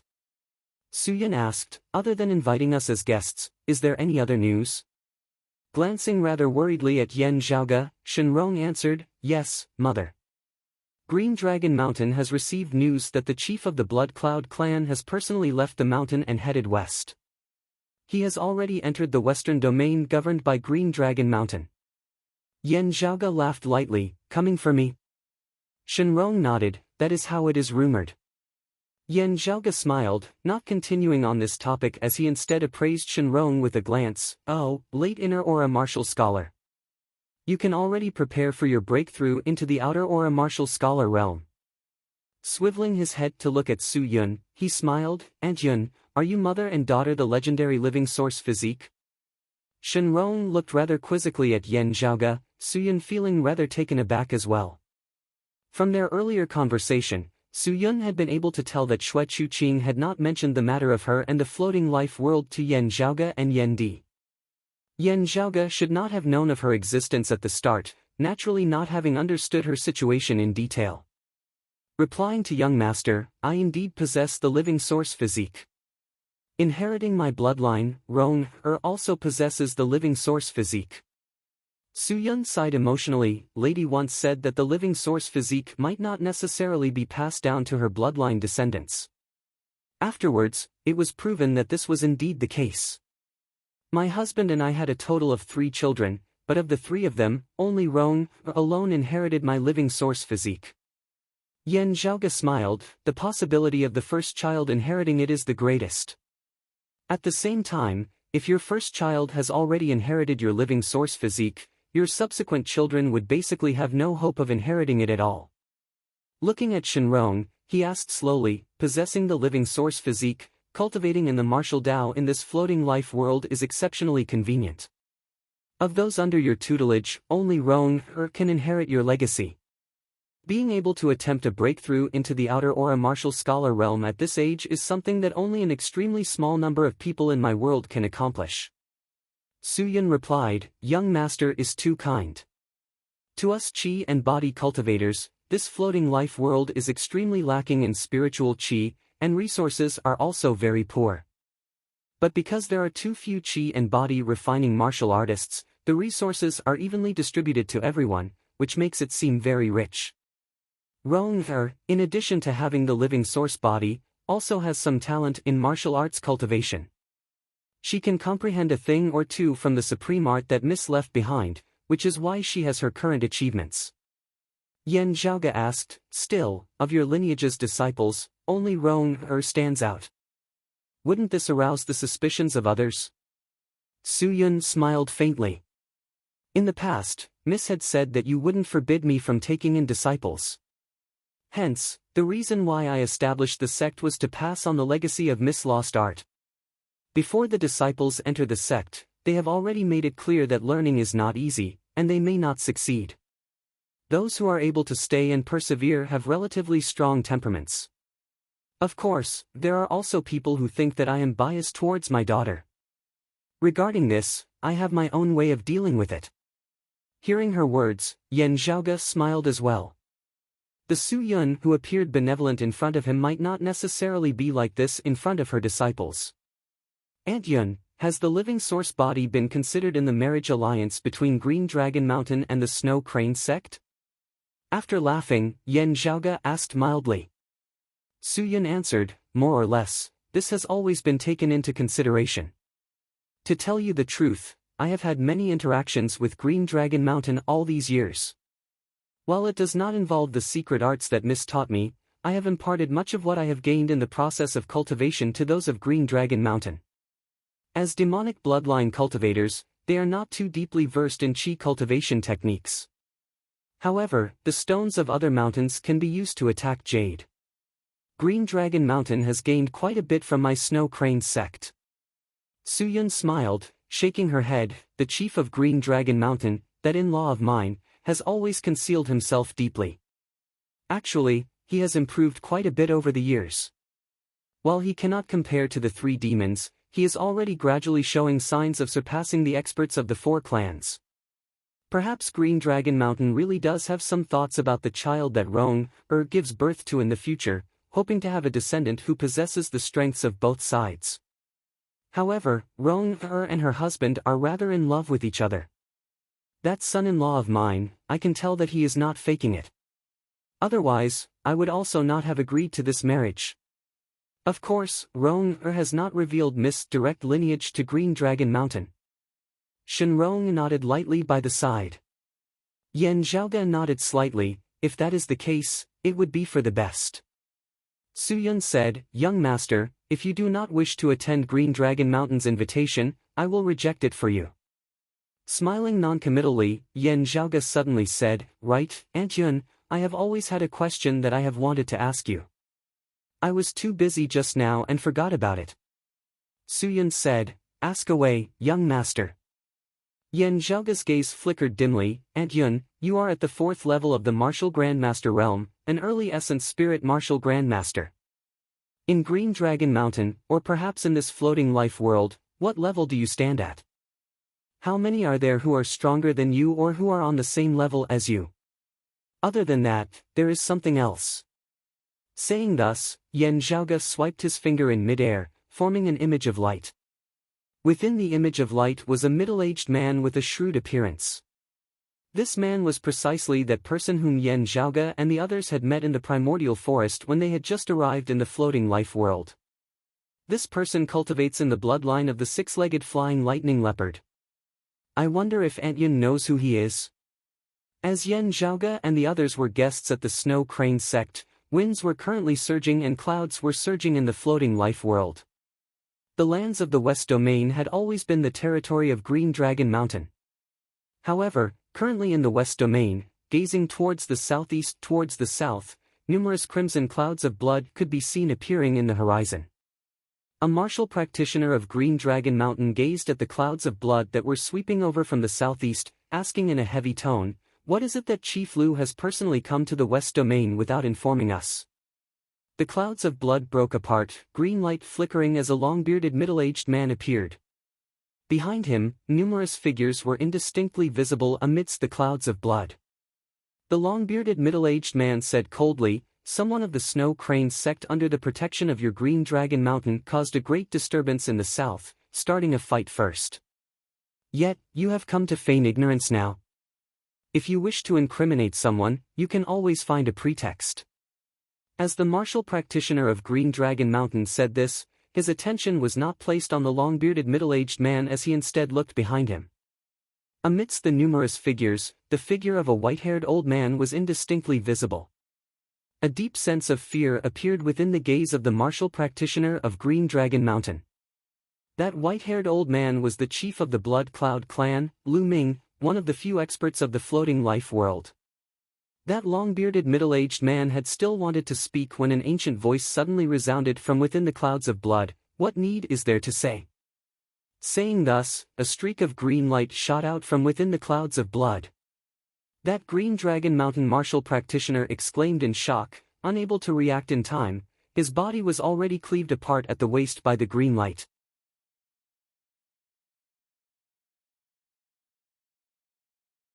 Chapter 439. Located in the western domain, Green Dragon Mountain was a massive mountain range that spanned over 5,000 kilometers. Its main peak was known as Dragon Peak, located at the southern foothills of the Green Dragon Mountain range. It was also where Green Dragon Mountain, one of the 4 clans of the floating life world, was located. While Green Dragon Mountain was far from the Jade Ridge Snowy Mountains, with the speed of Su Yun and the others, they still arrived very quickly. However, when those of Green Dragon Mountain saw Su Yun, they could not help but frown. "Chief Su, may I ask where the other esteemed guest is?" The one welcoming them was an old man dressed in a green robe with dragon patterns embroidered on it. He was a grand elder of Green Dragon Mountain. Su Yun asked instead of answering, "Is Chief Luo here?" That green-robed old man frowned, but still answered, "Chief is currently in the Great Hall." "It is just that," Su Yun said, "after seeing Chief Luo, I naturally have something to say. Elder Tong, come along as well." After a moment of silence, that green-robed elder surnamed Tong led Su Yun towards Dragon Peak. Arriving at Dragon Peak and entering the conference hall of Green Dragon Mountain, they saw a tall, mighty middle-aged man seated at the center, many people seated around him. Sweeping her gaze over, Su Yun discovered that most of the higher echelon experts and longtime elders of Green Dragon Mountain were already present. The middle-aged man seated there was the current chief of Green Dragon Mountain, Luo Jinghao. He was the youngest of the 4 chiefs, but his cultivation base was such that no one of the floating life world dared to underestimate him. Luo Jinghao watched calmly as Elder Tong and Su Yun entered together. Beside him, a hale and hearty old man spoke, his voice like a great bell, "Chief Su, why are you alone? This old man remembers that you are not the only guest that our clan has invited." Su Yun said mildly, "My young master is weary from his journey and wishes to rest first. I hope that Chief Luo and fellow elders will forgive him." Noticing how Su Yun addressed Yan Zhaoga, the people of Green Dragon Mountain exchanged looks. Chief Luo Jinghao did not speak. That hale and hearty old man's brows instantly knit together as he snorted coldly, "How arrogant! Could it be that you think that sweeping through a tiny Furan kingdom is such an incredible thing?" This old man said coldly, "Let me ask you, how many people here cannot destroy a tiny Furan kingdom all by themselves?" Su Yun's expression was calm. "Elder Qi, what are you saying? Since it's an invitation, the guest will naturally be grateful for the host's hospitality, but there's also the possibility of not being able to come. It's true that a guest should follow the host's lead, but if someone is forced to be a guest, then this matter will naturally change." Elder Qi snorted coldly, "As a guest, you should have the awareness of being a guest. Chief Su, do not forget that the West Domain, the Jade Ridge Snowy Mountains included, is still the territory of my Green Dragon Mountain at the end of the day. Sect leader Su should also be well aware of the attitude other places in the floating life world have towards you Qi cultivators. The world is vast, but how many places are there that are suitable for you?" Su Yun's tone was indifferent. "What? Elder Qi wants to drive my Snow Crane sect out of the West Domain." Elder Tong raised his hand to stop Elder Qi. He sighed and said, "Sect Master Su is being too serious. That's not what Senior Brother Qi meant." Su Yun calmly said, "If that's what you mean, then there's no harm." Elder Qi said coldly, "How leisurely, causing trouble in the territory of the Blood Cloud clan, fleeing all the way west to the territory of my clan to seek refuge. If not for borrowing the power of my clan to intimidate the Blood Cloud clan, I wonder if that so-called young master of yours would still be as leisurely as he is now. I do want Chief Su to know one thing. The chief of the Blood Cloud clan, Lu Ming, has personally come out, leading the experts of his clan to the West Domain. Su Yun's expression did not change in the slightest. So, what does Elder Qi mean? If the Blood Cloud clan comes asking for him, your clan will just hand him over to them? The chief of Green Dragon Mountain, Luo Jinghao, now finally opened his mouth. Junior sister Su, there's no need to goad me. My clan and the Blood Cloud clan have been at war for more than a year or two, neither of us being afraid of the other. However, Lu Ming having personally come out, this means that he definitely won't let this matter rest. My clan does not fear a battle with the Blood Cloud clan. However, there is no need for us to go into an all-out war with the Blood Cloud clan of the four clans over an unrelated person. In the great battle, those who bleed and die will all be of my clan. He looked calmly at Su Yun. If it was you, Shenhua, or the Snow Cranes sect who offended the Blood Cloud clan, I would have no objections. Since my clan is the ruler of all the powers of the West Domain, we will not allow the West Domain to be encroached upon by others. Moreover, our clan and the Blood Cloud clan already have old enmity in the first place. At most, it would just be a battle. However, from what I know, the one who caused trouble this time is not someone of your Snow Crane sect. Luo Jinghao's voice was neither fast nor slow. Whatever you call him, it does not change the fact that he is an outsider who has nothing to do with my clan. Looking at Luo Jinghao, Su Yun nodded. In all fairness, your way of thinking is not completely without reason. Whether it is Chief Luo or Elder Qi as well as the other elders seated here, all of you must first consider the pros and cons of Green Dragon Mountain. Still, aren't you looking at the problem a little too shallow? Su Yun said mildly, I'll say it clearly. Young master is the son of my lady's first wife. All of my, Su Yun's, skills have all been imparted to me by my lady. You can all think for yourselves what sort of person my lady is. To Green Dragon Mountain, is it still not valuable enough to form such a good relationship with her? My lady has always been someone who distinguishes kindness and enmity clearly. While my lady is no longer involved in the mundane world now, since young master has re-entered it, it is already sufficient to explain many problems. Hearing her words, Luo Jinghao said calmly, the master of Jade Crane is an otherworldly expert of legend. This Luo has always looked up to her greatly.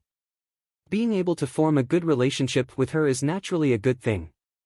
However, whether your master disdained to do so that year or was powerless to do so, the final result is that other than you, Chief Su, she did not leave behind any traces in this world. Hearing his words, Su Yun's gaze sharpened somewhat.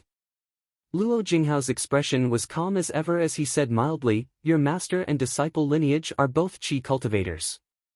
Indeed, with Chief Su's help all these years, it is not that my Green Dragon Mountain has not gained anything.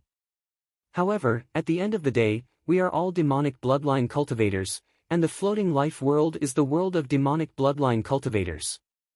Su Yun knit her brows slightly, Chief Luo, there is something in your words. Please make it clear. Beside Luo Jinghao, Elder Qi also calmed his emotions at this moment as he said, that Pisho. Hearing his words, Su Yun's gaze instantly turned cold. Elder Tong said, Chief Su, do not misunderstand. My clan does not request for the Pisho to change owners. Still, it should not be difficult for you to provide us with some Pisho essence blood. Elder Qi said indifferently, Chief Su said earlier that there is no logic in forcing others to be guests. Thinking about it carefully, this old man feels that you are indeed right. Then, that young master of yours also has no logic in forcing my clan to help him, right? Su Yun's face was expressionless. These words are naturally not wrong. It is just that if my young master does not agree, will your clan put aside our former enmity with the Blood Cloud clan and join hands for once? Luo Jinghao answered calmly, yet resolutely, no. That is to say, just watching from the sidelines. Su Yun suddenly smiled, while I feel regretful for your clan's short-sightedness, it is still a pretty good result. Hearing her words, Luo Jinghao and the others all frowned, not understanding what she meant. Now, someone suddenly reported, "Chief, the chief of the Blood Cloud clan, Lu Ming, has arrived in the West Domain. Our clan's elder who went to negotiate with him was slain by him on the spot." Everyone was in an uproar, first shocked and enraged, then puzzled. How can the Blood Cloud clan be so arrogant and despotic? Green Dragon Mountain was not willing to lightly start an all-out war with the Blood Cloud clan. Normally speaking, wouldn't the Blood Cloud clan be the same as well? Immediately afterwards, another person came to report, abnormalities have been discovered in the north and east respectively from the Blazing Fire clan and the Thunder Rumbling clan. It seems that a large number of experts have left their mountains, rushing towards our west domain. The Blazing Fire clan and the Thunder Rumbling clan were the other two great clans of the four clans alongside Green Dragon Mountain and the Blood Cloud clan. While their earlier doubts had been resolved, the hearts of those of Green Dragon Mountain grew increasingly heavy.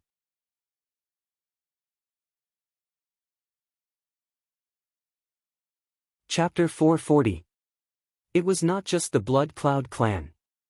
The other two clans of the four great clans, the Blazing Fire clan and the Thunder Rumbling clan, had attacked as well. The already tense atmosphere in the hall instantly became even heavier, almost suffocating. Someone looked straight at Su Yun. "Apart from the Blood Cloud clan, you also offended the Blazing Fire clan and the Thunder Rumbling clan?" The pressure caused by the other three clans joining hands to invade Green Dragon Mountain was no longer something that the Blood Cloud clan alone could compare to. If it was just the Blood Cloud clan alone, while Green Dragon Mountain would not be willing to completely fall out with them, they would still be able to deal with them with relative ease. Now, however, there was a feeling of a Mount Tai pressuring down on them. Su Yun looked at Luo Jinghao calmly. Luo Jinghao frowned. After a long time, he said, "From the looks of it, it is no longer just for the Pisho, but also for our sect." Elder Qi, Elder Tong, and the others felt a chill down their spines. Facing the combined attacks of the other three clans, if their target was purely Yan Zhaoga's group, Green Dragon Mountain might really have to consider whether they should take the initiative to capture Yan Zhaoga and the others and hand them over. However, if the other three sects had really already reached an agreement, their target being Green Dragon Mountain, Yan Zhaoga and the Pisho might also be one of their targets. However, they were already unable to satisfy the appetite of the Blood Cloud clan and the others. From a certain perspective, it was more like an excuse, a name. Without the excuse of Yan Zhaoga and Pan Pan, the Blood Cloud clan, the Thunder Rumbling clan and the Blazing Fire clan would also find other excuses. There is no turning back. Elder Tong said hatefully, "Why didn't we receive any news at all? Aren't they afraid that their homes will be raided?" Currently, in the floating life world, there were currently 5 types of first-grade demonic beast bloodlines. They were the Mixed Blood Swanee, Green Bird, Golden Ape, Green Hornless Dragon and Fire Crow. The Mixed Blood Swanee's bloodline was owned by the Thunder Rumbling clan. The Thunder Rumbling clan had once captured an injured Mixed Blood Swanee, but this powerful demonic beast escaped. Therefore, the Mixed Blood Swanee had always hated the Thunder Rumbling clan. At the same time, among the 3 demons, the Thunder Demon was an expert of the Thunder Rumbling clan. After awakening his demonic beast bloodline, he became a half-demon warrior. The relationship between the Thunder Beastkin and the Thunder Rumbling sect was not harmonious either. In addition, the pure demonic beast Mixed Blood Tao Wu, the 3 of them opposed each other and had many conflicts with each other. The Fire Crow bloodline belonged to the Blazing Fire clan. Back then, they had obtained the bloodline by chance. However, the Blazing Fire clan's demonic bloodline martial artists were viewed with hostility by the Fire Crows themselves. The bloodline of the Blue Bird was possessed by the Blood Cloud clan. One of the 3 demons, the Phoenix Demon, was a semi-demonized martial practitioner of the Blood Cloud clan, having been on extremely bad terms with his former clan. However, what was more advantageous to the Blood Cloud clan was that the pure demonic beast, the Blue Bird, had a comparatively mild temperament as it had always resided at the headquarters of the Blood Cloud clan, receiving the support of the Blood Cloud clan. Therefore, the chief of the Blood Cloud clan, Lu Ming, had less reservations in leaving the clan. Even if the Phoenix Demon invaded, there would still be the blue bird watching over the clan. The Thunder Rumbling clan and the Blazing Fire clan had more constraints. Luo Jinghao's face was sunken as water. I fear that this was premeditated long ago. The Blood Cloud clan intentionally drew our attention while the Thunder Rumbling clan and the Blazing Fire clan created a false front to deceive us, acting in secret. Elder Qi's expression was ugly to the extreme. The Thunder Demon and that mixed blood Swanee have most likely clashed, giving the Thunder Rumbling clan some free time. The Fire Crow might also have been held up for reasons unknown to us, allowing the Blazing Fire clan to have nothing to worry about. Luo Jinghao stood up, saying decisively, "Gather the ordinary disciples and arrange for them to evacuate, avoiding unnecessary casualties. Bring out the dragon bone chain and prepare for battle." Everyone's expressions were grave to the extreme. This tribulation before them was not something that Green Dragon Mountain would be able to tide through easily, as they might be faced with extinction at any moment. Looking at Su Yun at this moment, they were stunned to discover that this chief of the Snow Crane sect was still as stable as a mountain. Elder Qi snorted, "No eggs remain intact when the nest is overturned." Su Yun smiled mildly, "I think so too."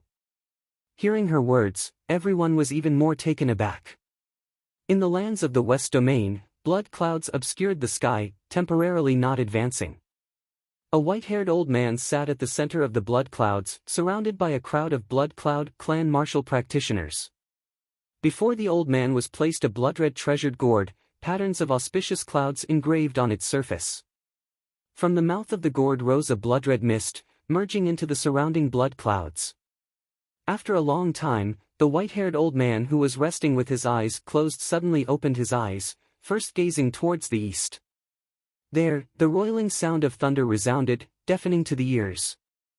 As the light of thunder neared, the all-encompassing purple clouds surged, the light of thunder occasionally flickering within. The purple thundercloud approached and faced the blood cloud from a distance. It also stopped in its tracks, not in a hurry to advance.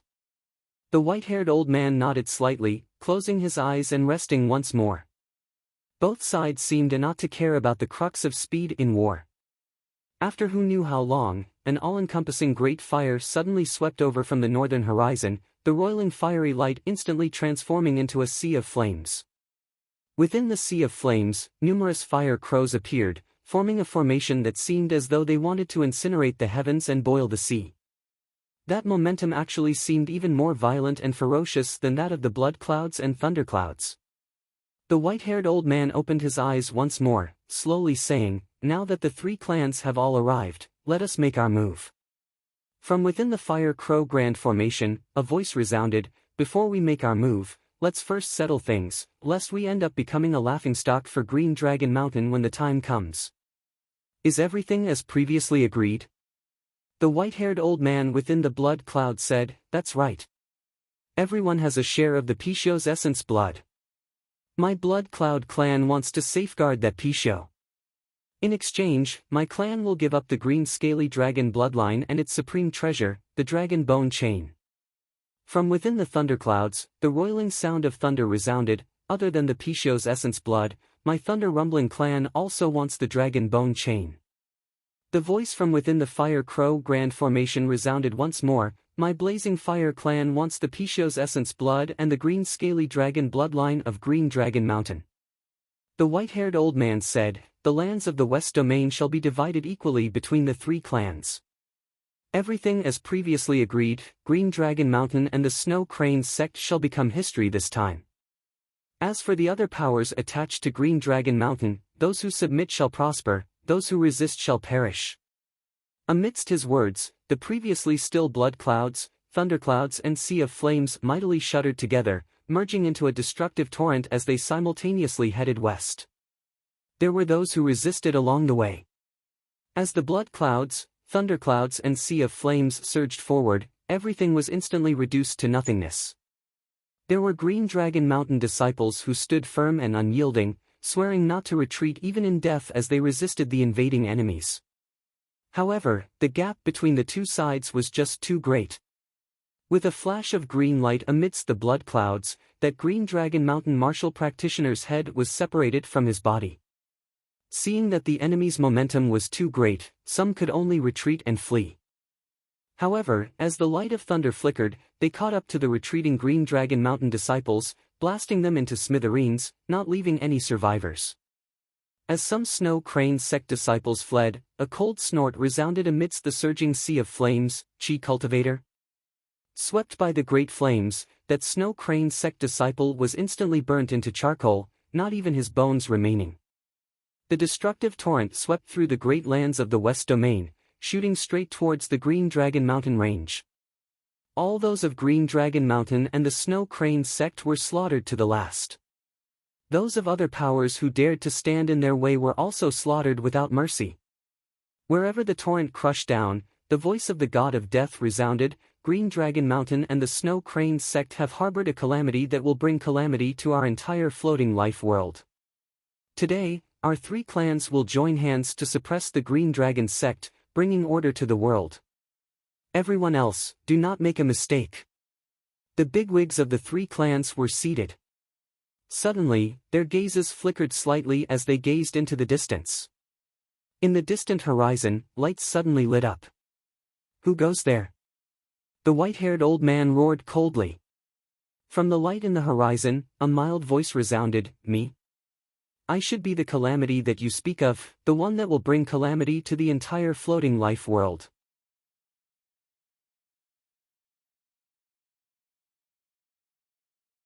Chapter 441. The voice from afar was calm and indifferent. His voice wasn't loud, but it seemed to ring in the ears of everyone from the Blood Cloud sect, the Thunder Fire sect, and the Thunder Rumbling sect. Just as everyone was feeling apprehensive, they saw the light in the distance become brighter and more dazzling. It was clearly a sword light that came from the western horizon. Along with the sword light, a dragon's roar rang out, piercing through the sky and suppressing the thunder and the cries of the fire crows. The sword light sped over, arriving before everyone in the blink of an eye.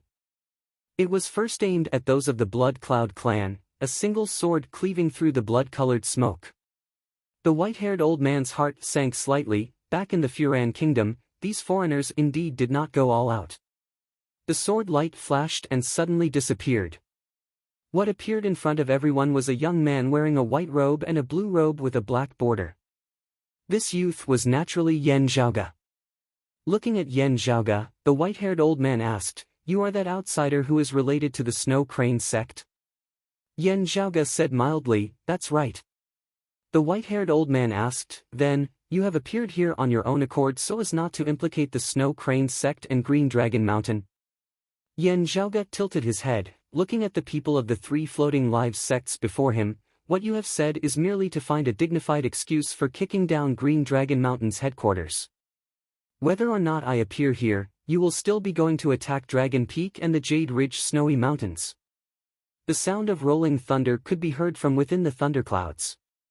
"You can see it clearly, and I can see that your cultivation base is extraordinary, far surpassing the rumors. But it's useless. Unless the three demons gather together, no one can stop us from advancing. If you're sensible and hand over the Pishio of your own accord, I might still spare your life. However, Green Dragon Mountain and the Snow Crane sect are destined to perish." A voice rang out from within the Fire Crow formation. "Why waste your breath on a dead person?" Roiling flames surged, transforming into two wings of flame which swept over towards Yen Zhaoga. It was a longtime elder of the Blazing Fire clan who made a move. Yen Zhaoga stood where he was, not moving in the slightest as he allowed the flames to assault his body. However, as they neared Yen Zhaoga's body, these flames suddenly dispersed on their own. Yen Zhaoga completely ignored the flames that shot towards him as he continued calmly, "You are mistaken about one thing. I have no interest in helping Green Dragon Mountain block a calamity. Whether Green Dragon Mountain lives or dies, it also has nothing to do with me. The reason why I'm here is because I finally figured out something not long ago."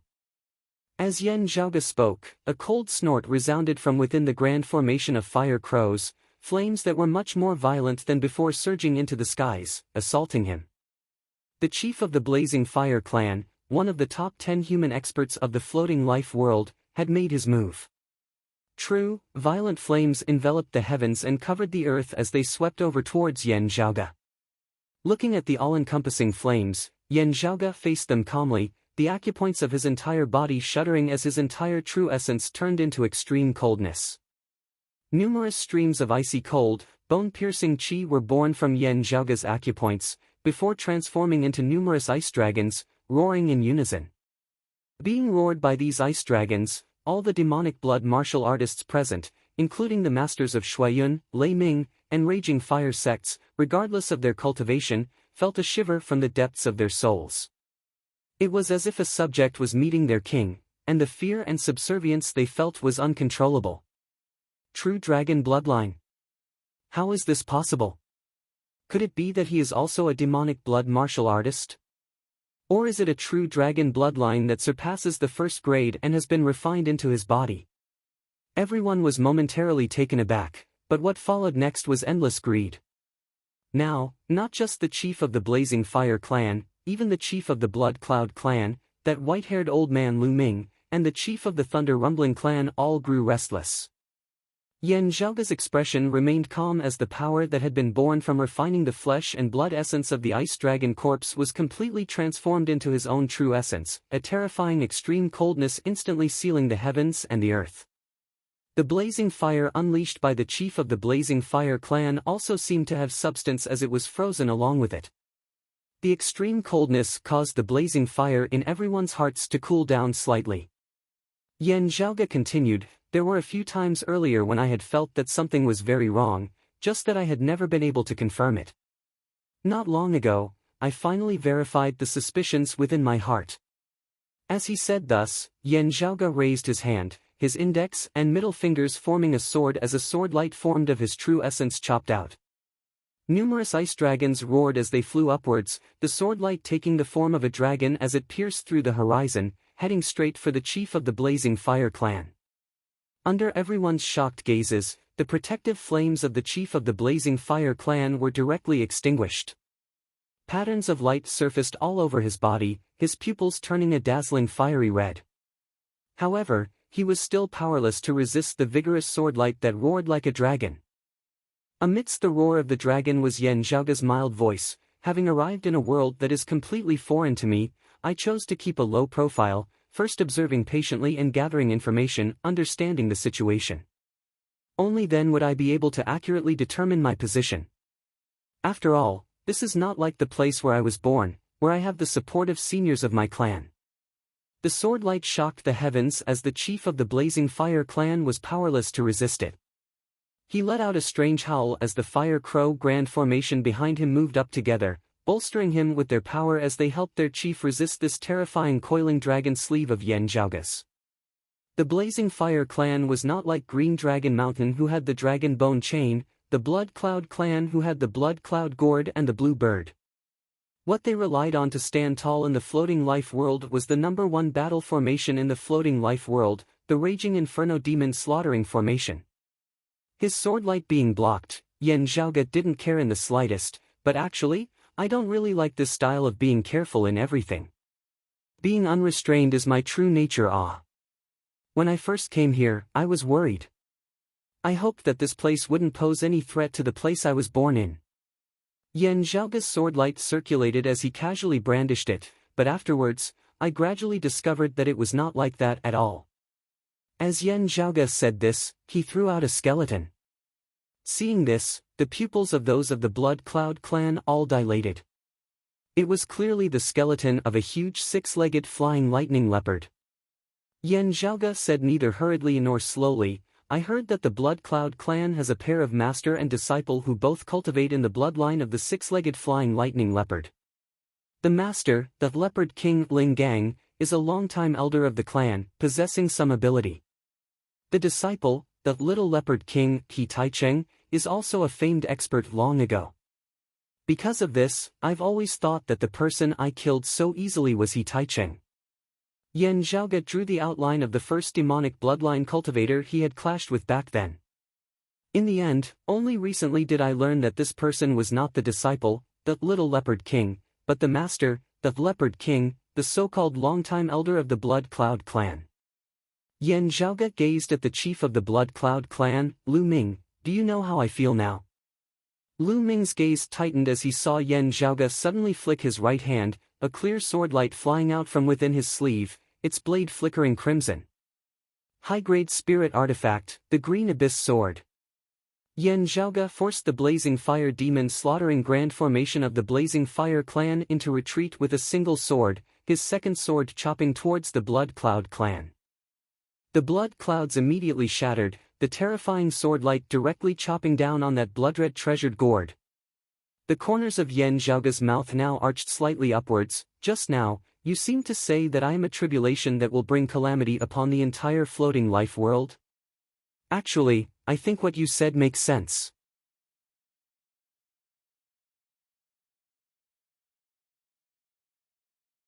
Chapter 442. The chief of the Blood Cloud clan, Lu Ming, was currently in an extremely bad mood. The greatest target of the three clans in their joint expedition to the west this time was actually Green Dragon Mountain of the four clans. Other than that, it was the Snow Crane sect that seemed frail but actually possessed extraordinary strength. This was the true target of Lu Ming and the other bigwigs of the three clans. As for Yan Zhaoge, in their earlier considerations, he had only been incidental. Comparatively speaking, what they valued more was the Pixiu in Yan Zhaoge's possession. Now, however, the truth of the matter had struck Lu Ming and the others squarely in the head, leaving them unable to recover for a long time. As compared to the threat to their lives now, the massive difference in their mental state was something that these bigwigs of the floating life world who had originally ruled over a region were unable to bear. Yan Zhaoge's high-grade spirit artifact, the Green Abyss Sword, transformed into a green light that resembled a dragon, roaring as it shot out from his sleeve. Lu Ming composed himself, seeing Yan Zhaoge's sword light chopping towards his supreme treasure, the Blood Cloud Gourd, as he hurriedly let out a long howl. He struck the Blood Cloud Gourd with his palm, a blood-red light instantly shooting out from the mouth of the gourd. Lu Ming spat out a mouthful of essence blood of his own accord, the blood turning from red to green in the air as it surrounded the gourd. The green light and the blood-red light flickered alternately, forming a vortex from which a powerful suction force instantly emanated. Gudong! Gudong! Gudong! This vortex seemed to possess a life of its own at this moment, also like an extremely hungry beast that wanted to devour everything before it. Meanwhile, that gudong gudong sound resembled the sound emitted from the belly of a starving beast.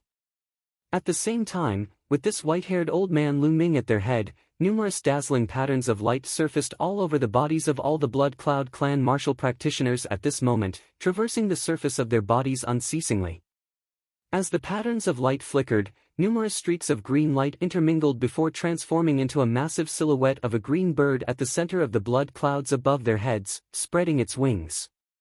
With the strongest expert of the Blood Cloud clan, Chief Lu Ming, as the leader, more than half of the higher echelon experts of the Blood Cloud clan were gathered, activating the most powerful battle formation of the Blood Cloud clan, the Green Bird Crying Heaven formation.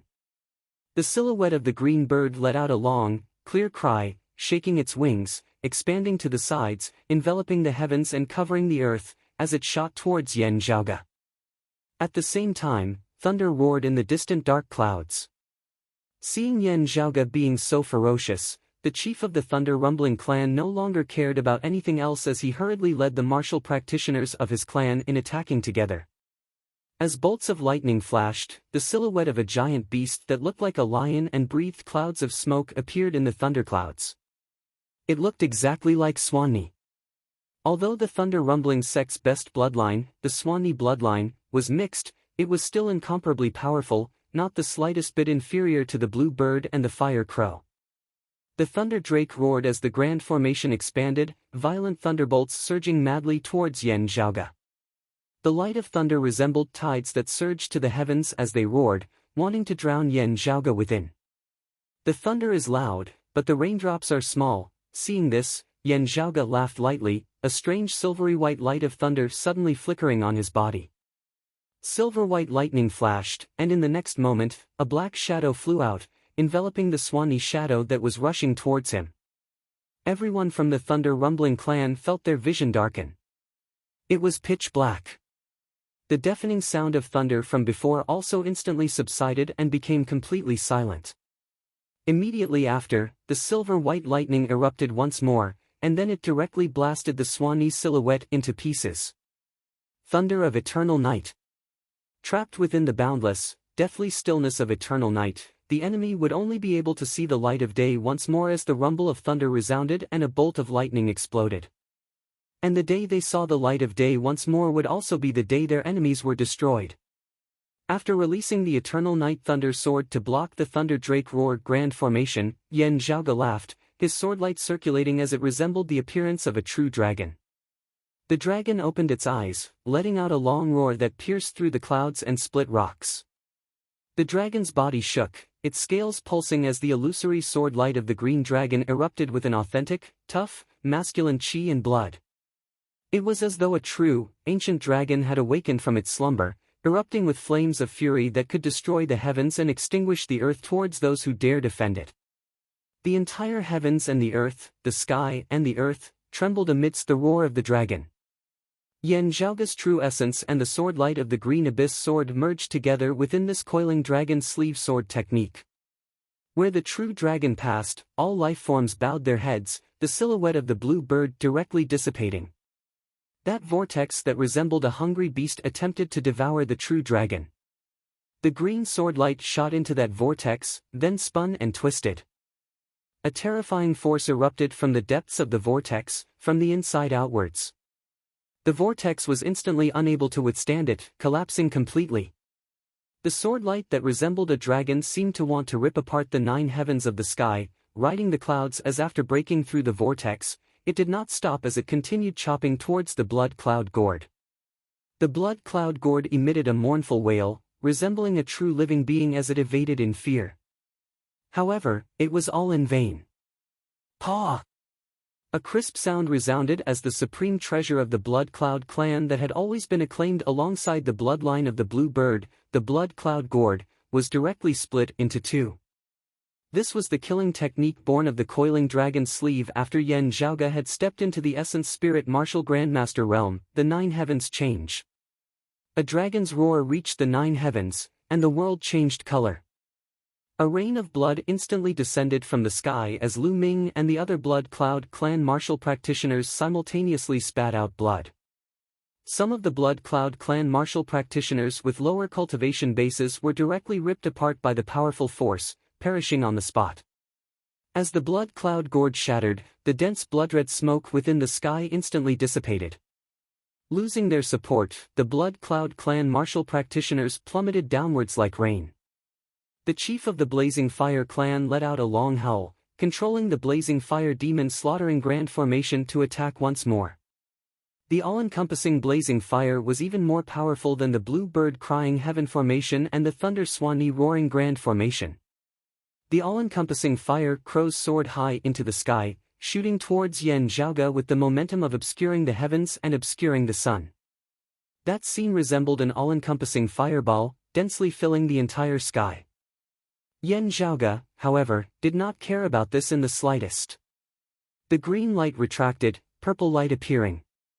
Yan Zhaoge kept the green abyss sword, another high-grade spirit artifact appearing within his hands. Heaven shocker! Having become an essence spirit martial grandmaster, I am not quite the same as others. Yan Zhaoge plucked at the bowstring, smiling as he pulled it into a full crescent shape. Streams of true essence agglomerated, transforming into an ice arrow within the air as he knocked it on the bowstring. The next moment, the rumbling of thunder resounded as an ice-blue arrow light pierced through space. The ice-blue arrow light exploded in mid-air, transforming into an all-encompassing storm of ice and snow. Formed of innumerable sharp arrows, countless frost arrows shot down all the fire crows, not a single one spared. Not waiting for the chief of the Blazing Fire clan to lead his martial practitioners in reorganizing their formation, Yan Zhaoge waved his hand, the pillar of the divine palace flying into the air before smashing downwards. The people of the Blazing Fire clan could only feel the sky before their eyes suddenly turning dark. The bottom of that massive stone pillar resembled the cover of the heavens at this moment as it filled the entire sky, pressuring downwards with an unstoppable momentum. It was as though the sky was collapsing. The people of the Blazing Fire clan wanted to flee in all directions, but Yan Zhaoge smiled, "You can't leave." The space between the heavens and the earth seemed to have been restricted. No matter how they fled, the chief of the Blazing Fire clan included, they were unable to escape the suppressive range of the pillar of the divine palace. A single stone pillar resembled a divine mountain descending from the heavens, suppressing the entire Blazing Fire demon slaughtering grand formation beneath it. Over at my hometown, one of my wishes was to be unparalleled one day, sweeping through the world, Yan Zhaoge said leisurely. Never would I have thought that having come here, I would instead first have a taste of it.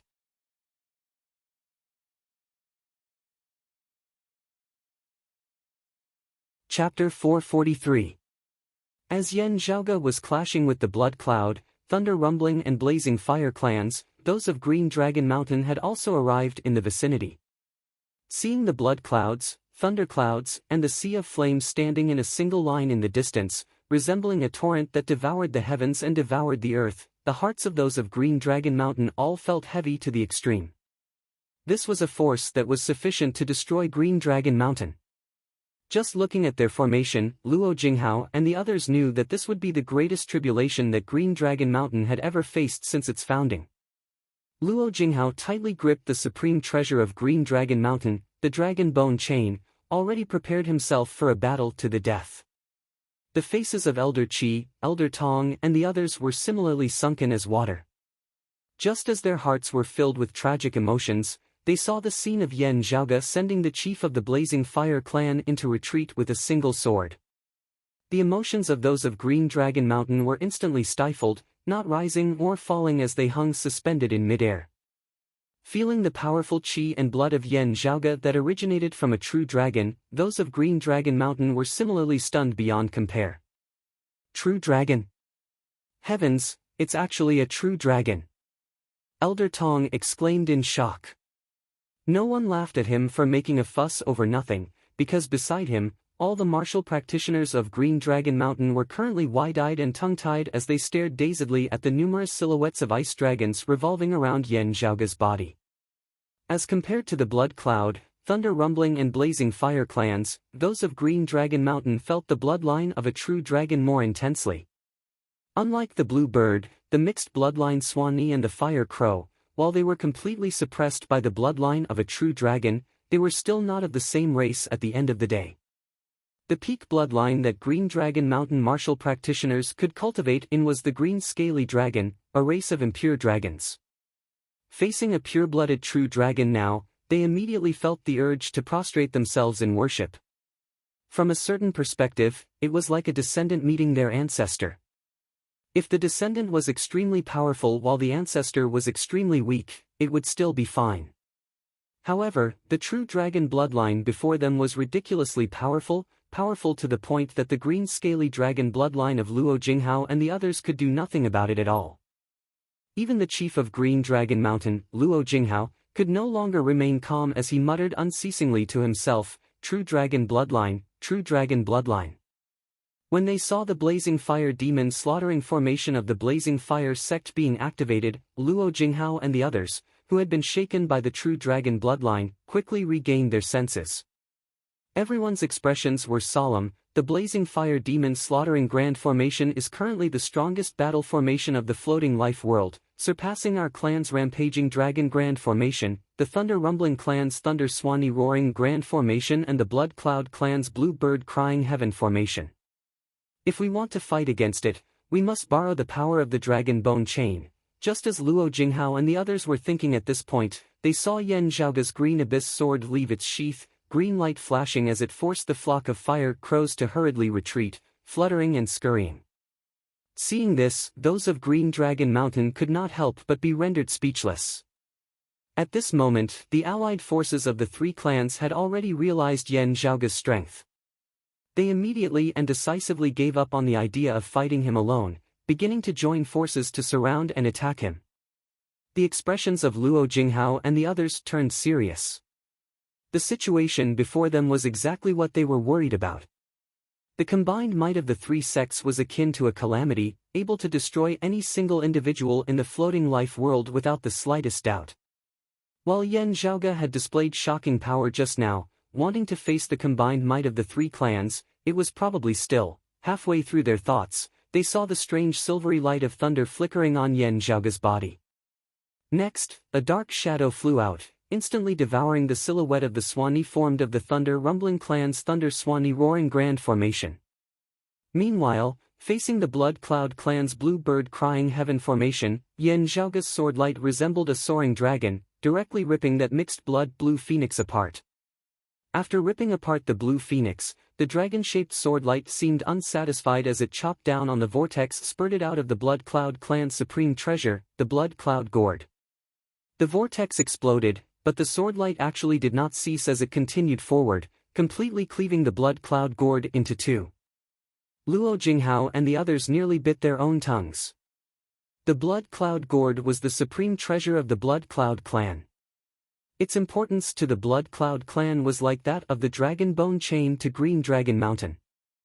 Of the current 5 great first-grade bloodlines of the floating life world, other than the green scaly dragon which Green Dragon Mountain possessed after its death, the source of the other 4 great bloodlines, the 4 powerful demonic beasts, the golden ape, the blue bird, the mixed blood swanee and the fire crow, still existed in this world. These 4 great demonic beasts could basically be considered the current 4 hegemons of the floating life world.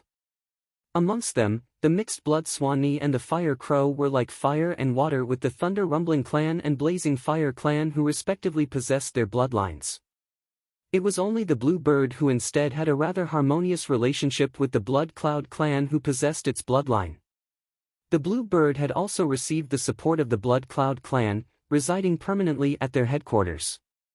While it would not do anything for the Blood Cloud Clan of its own accord, it was still a great deterrent.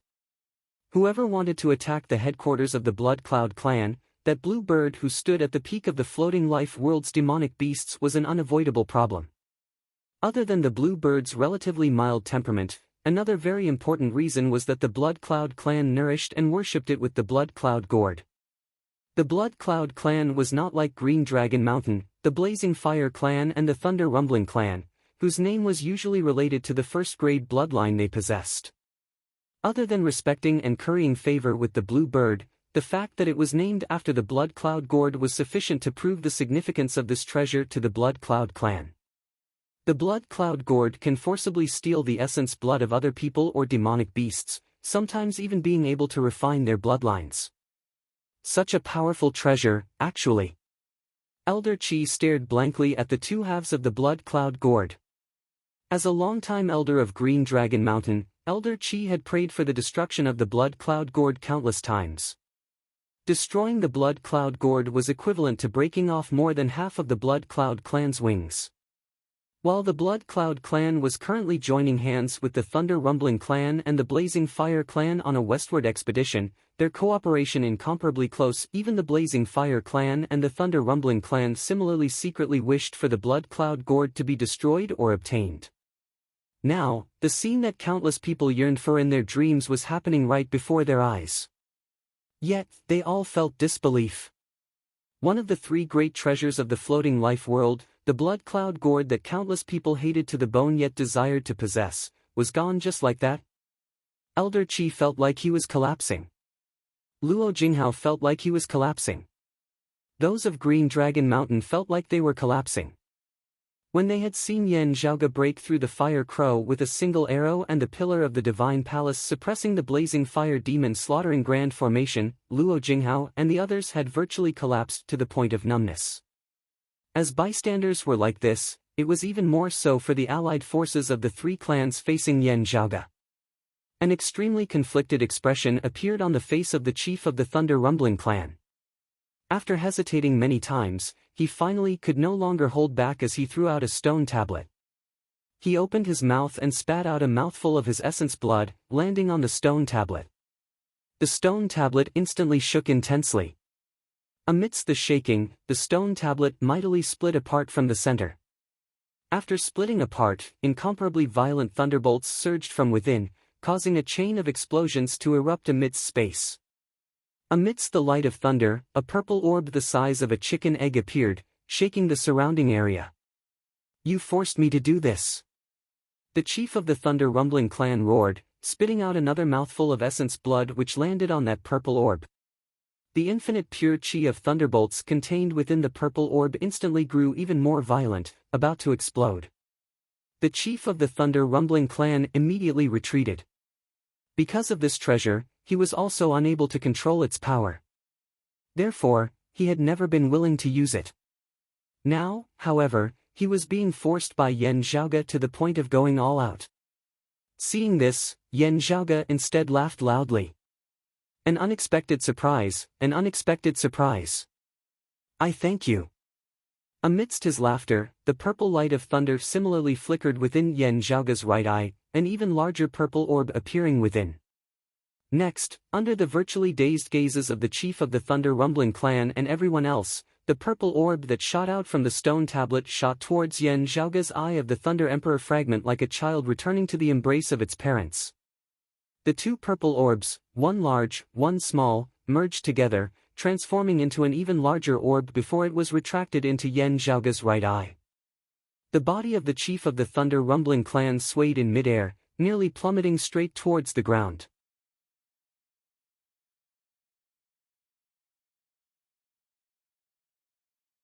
Chapter 444. The chief of the Thunder Rumbling clan really had the urge to dive downwards now, taking the initiative to smash his head into the ground and die.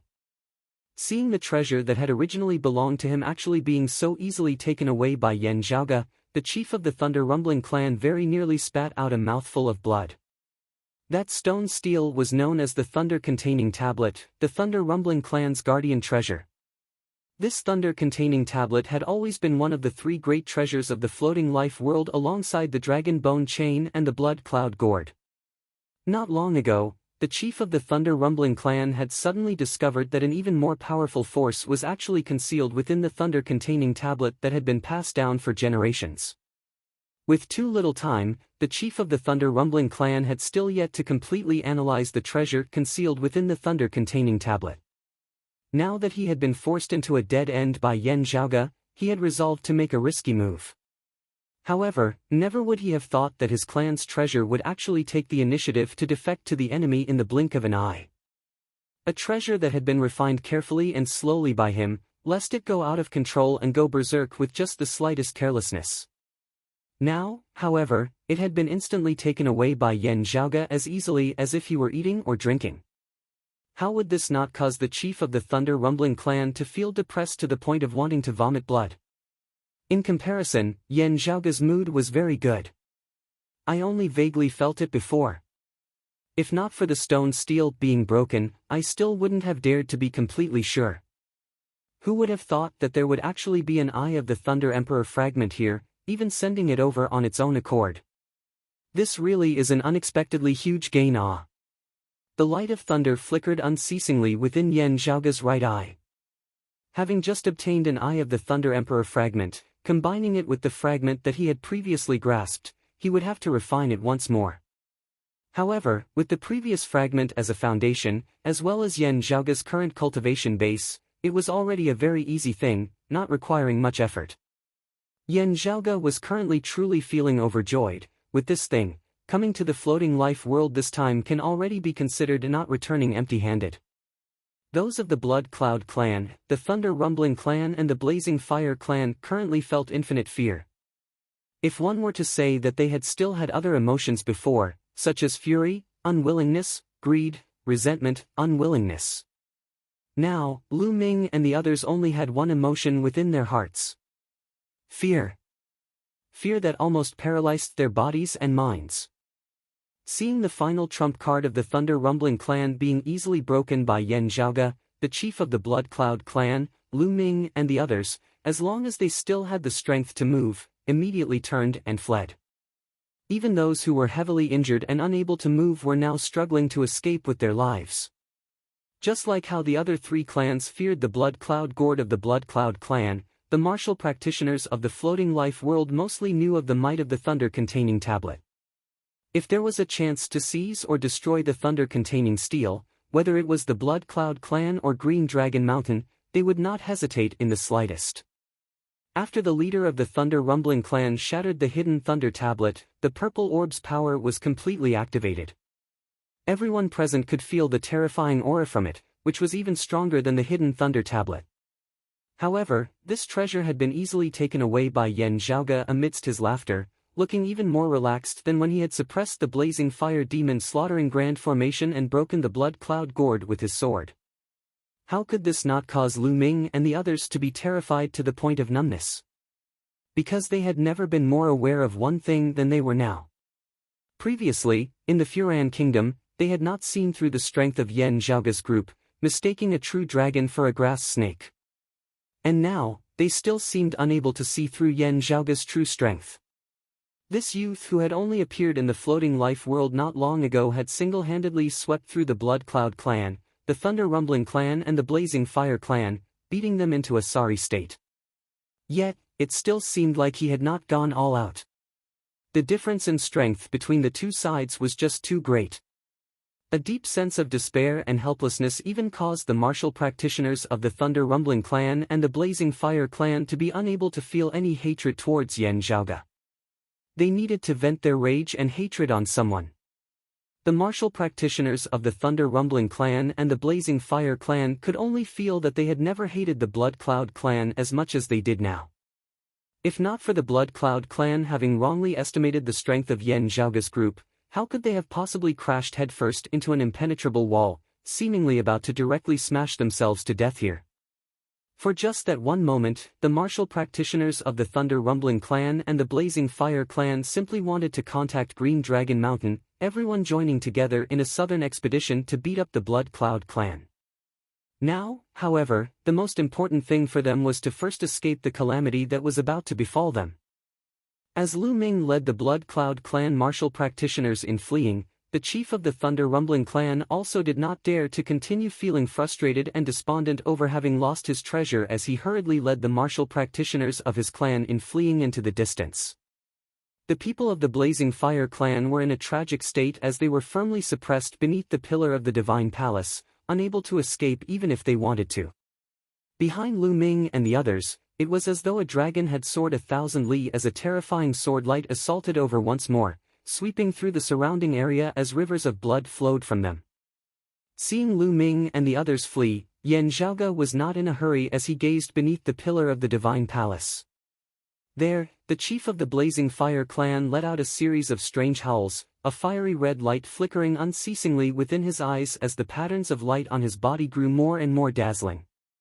The Blazing Fire demon's slaughtering grand formation had already been suppressed, but above his head, the silhouette of a massive fire crow was currently gradually appearing.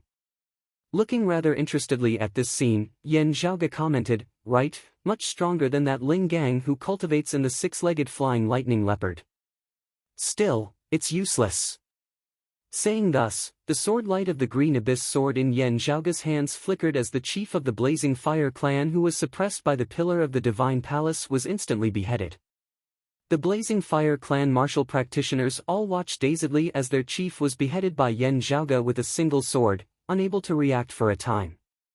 Seeing this scene, the bodies of the Green Dragon Mountain martial practitioners in the distance, with their chief Luo Jinghao at their head, involuntarily trembled, a chill shooting up from the bottom of their feet to the top of their heads.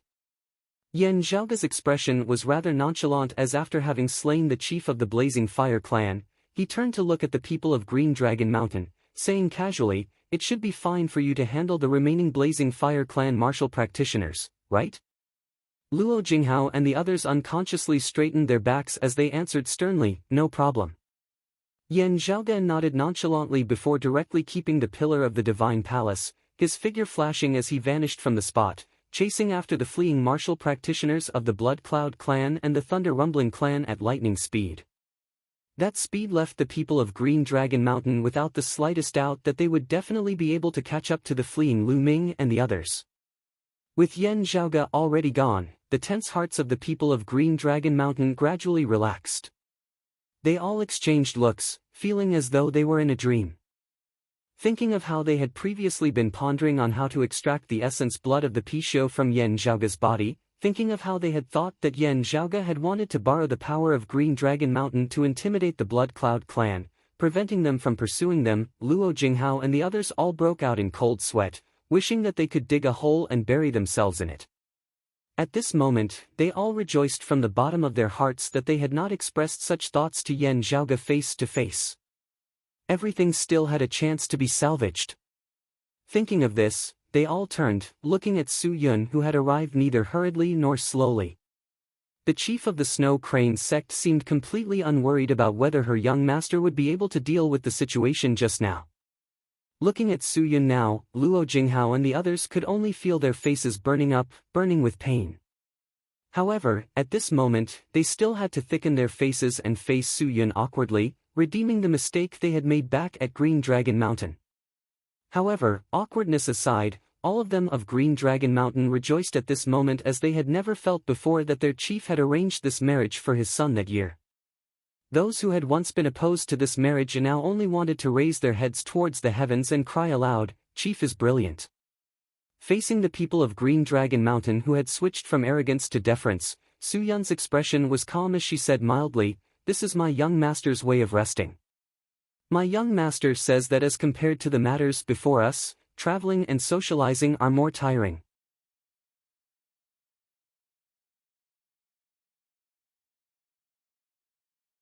Chapter 445.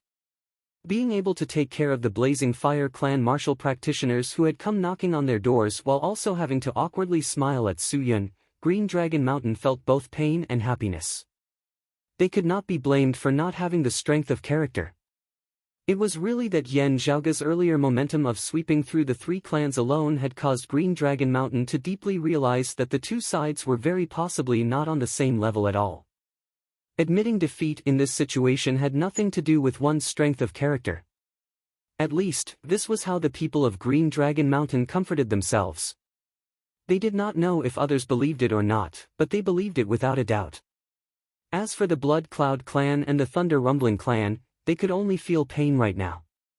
While they wished that they could give those of the Blood Cloud clan a good beating, now that they were fellow sufferers, grasshoppers tied to the same rope, those of the Thunder Rumbling clan could only suppress their fury. The Thunder Rumbling clan thought that if Yan Zhaoge wanted to pursue, it would most likely be those of the Blood Cloud clan. After all, Yan Zhaoge already had old enmity with the Blood Cloud clan. The Western expedition this time had also been led and organized by the Blood Cloud clan, being the main culprit. The Blood Cloud clan had the same thoughts as well. However, it was impossible for them to flee to the territory of the Thunder Rumbling clan. Fleeing back to their clan and borrowing the power of the Blue Bird was already their final hope. Although after having seen Yan Zhaoge's strength, no one believed that the Blue Bird had the ability to block him, it was still a life-saving straw at the end of the day, causing the already despairing Lu Ming and the others to grit their teeth and advance. Otherwise, they might immediately collapse. Behind him, a sword light lit up in the western sky. In the blink of an eye, it had caught up. The majestic roar of the dragon was like the soul-chasing talisman of the Yama King at this moment, causing the martial practitioners of the Blood Cloud clan and the Thunder Rumbling clan to lose all courage. Gazing over, the chief of the Thunder Rumbling clan saw Yan Zhaoge's sword light turn, indeed chasing after the people of the Blood Cloud clan. However, before the people of the Thunder Rumbling clan could heave a sigh of relief, sword chi and saber light soared into the skies before them. Xue Fei, Ahu, Feng Yunsheng, Ing Longtu, and the others stood before them. Xue Fei turned to look at Feng Yunsheng and Ing Longtu. "It's mainly for the two of you to temper your martial arts. Do what you can." Feng Yunsheng and Ing Longtu both nodded, while Ahu chuckled. "They've all been beaten by young master to the point that the entire camp is filled with wounded soldiers. They won't be able to cause any big waves." The Thunder Rumbling clan's sect leader was so angry that his hair and beard stood on end. The group of Thunder Rumbling clan martial artists were also furious. With Yan Zhaoge having beaten them to the point of fleeing like rats, it was already tragic enough. Could it be that a few random chi cultivators would be able to do as they pleased in the floating life world? The people of the Thunder Rumbling clan rushed forward in disbelief. But soon, they realized that they had no choice but to believe it. Perhaps Feng Yunsheng, Su Fei, and the others were indeed not as powerful as Yan Zhaoge, who was covered in powerful treasures. However, after truly clashing with them, the demonic bloodline cultivators of the floating life world discovered that Xuefei, Ahu, and the others had not used their full strength back in the Furan Kingdom's Kangha city. Therefore, those of the Thunder Rumbling clan who had met with a wall once more hated the Blood Cloud clan to the point of no return. Regarding Lu Ming and the other Blood Cloud clan martial practitioners having to face Yan Zhaoge's personal pursuit, the Thunder Rumbling clan martial practitioners could only feel delighted to the extreme, as even the current predicament before them no longer left them feeling so despondent. Meanwhile, the Blood Cloud clan martial practitioners naturally looked like they had lost their parents. Now, the clear cry of a phoenix resounded on the path ahead of the Blood Cloud clan martial practitioners. Hearing that familiar cry of a blue bird, not only did Lu Ming and the others not feel joyful, their expressions instead changed greatly. In the distance, a green silhouette rose into the air, spreading its wings as it possessed even more majestic power than when Lu Ming and the others had set up the blue bird crying heaven formation. The wings of the massive silhouette of the blue bird seemed to extend into space, the winds and clouds of the heavens and the earth stirring as they flapped their wings. Below that blue bird stood a middle-aged man in a scholar's robe, his pupils completely green as numerous patterns of light flickered on the surface of his skin with bright light. He was one of the 3 strongest people who stood at the peak of the floating life world, the former heaven's favored son of the Blood Cloud clan and the current phoenix demon, Xiao Fengting. Xiao Fengting looked calmly at Lu Ming, senior apprentice brother. In all my years of life, this is still the first time I have seen you in such a sorry state. Lu Ming's expression was ugly to the extreme. Currently heavily injured, how could they be a match for the phoenix demon of the 3 demons? Even if he too awakened his bloodline and became a semi-demonized martial practitioner, he would still not be able to stand against this Xiao Fengting. Xiao Fengting chuckled, "Do you think that I would be foolish enough to attack a clan with the blue bird presiding over it? Waiting here in the West Domain for you to return would be the best choice. Even if you won, you would still be complacent and let down your guard. And if you had lost, you would have ended up in your current state, having fallen right into my hands." Beneath the wings of the blue bird, numerous powerful auras surged as semi-demonized martial practitioners appeared one after another. They resembled wild beasts congregating by the side of their king, following the movements of the phoenix demon Xiao Fengting. Looking at Lu Ming and the others who had appeared before them, a bloodthirsty, brutal aura exuded from the eyes of the group of semi-demonized martial practitioners. Looking at Lu Ming, Xiao Fengting tilted his neck slightly. "Still, with your 3 clans joining hands to attack the West Domain, how could you have lost to a single Green Dragon Mountain? That's really a little too useless. While you are trash who do not dare to awaken your bloodline, the same goes for Green Dragon Mountain. Even if they all awakened their bloodline, they should still not be able to fight 1 against 3. Could it be that there is still a green scaly dragon hidden within Green Dragon Mountain? Or could it be that the strength of that Jade Crane of the Snow Crane sect far surpasses our predictions?" Xiao Fengting's gaze flickered slightly. "Being too far away, even with my sensory abilities, I cannot be certain. Still, I feel that there are extremely powerful energy fluctuations where you are battling. It is not the power of bloodline that we cultivate instead seeming like the attacks of chi cultivators." He smiled slightly. "Whatever the case, you have still walked right into my trap at the end of the day." The silhouetted blue bird flapped its wings, a terrifying storm sweeping over towards Lu Ming and the others. Numerous streaks of green light formed a net, first enveloping Lu Ming. Lu Ming's expression changed slightly as he heard Xiao Fengting say, "Senior apprentice brother, leave your life behind for now. It will still be of use against the blue bird back at the clan." Now, a sword light lit up in the distance, completely ignoring Xiao Fengting and the other semi-demonized martial practitioners as it still chopped towards Lu Ming. Frowning, Xiao Fengting swept out with his palm, a wing of the blue bird rising to block the sword light. "Go back and tell Yu-He that I, Xiao Fengting, will be taking the people of the Blood Cloud clan. There is no need for her to worry about me letting Lu Ming and the others off," Xiao Fengting said mildly. "I will not interfere in the matters of the Blazing Fire clan and the Thunder Rumbling clan." Before his words had landed, a massive rumbling suddenly resounded in the horizon. A massive purple orb hung high in the horizon. Infinite, endless thunderbolts mightily descended. The surrounding world was completely enveloped within a sea of thunder and lightning. The thunder and lightning had already descended in just a single instant. Xiao Fengting's calm and composed expression had not even had the time to fade as it was changing into one of utter shock when he was already devoured by the thunderbolts along with the silhouetted blue bird above his head. The terrifying thunder only resounded for an instant before disappearing in the next instant. However, chaotic crackling sounds still resounded between the heavens and the earth as numerous lightning snakes shuttled about unceasingly, not dissipating for a long time. Situated within this world, Lu Ming and the others could only feel their entire bodies being electrified, numb and stiff as they found it hard to move. They were all wide-eyed and tongue-tied as they saw that the phoenix demon, Xiao Fengting, who had still been awe-inspiring just a moment ago, had already completely vanished without a trace, as though he had never appeared in the first place. However, that dissipating qi of blood and the deathly qi of life still indicated one thing. One of the exalted three demons, a peak expert of the floating life world, Xiao Fengting, had been directly hacked to death by a single bolt of thunder.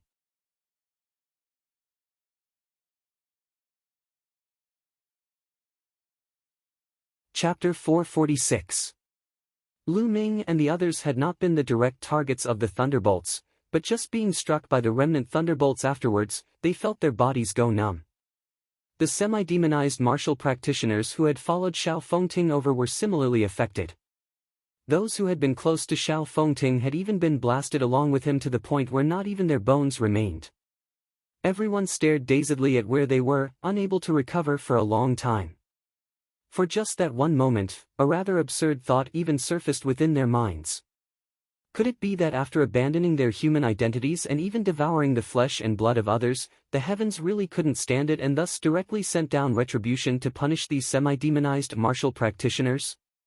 According to folklore, the heavens would descend divine punishment, directly striking the sinner to death with a bolt of lightning.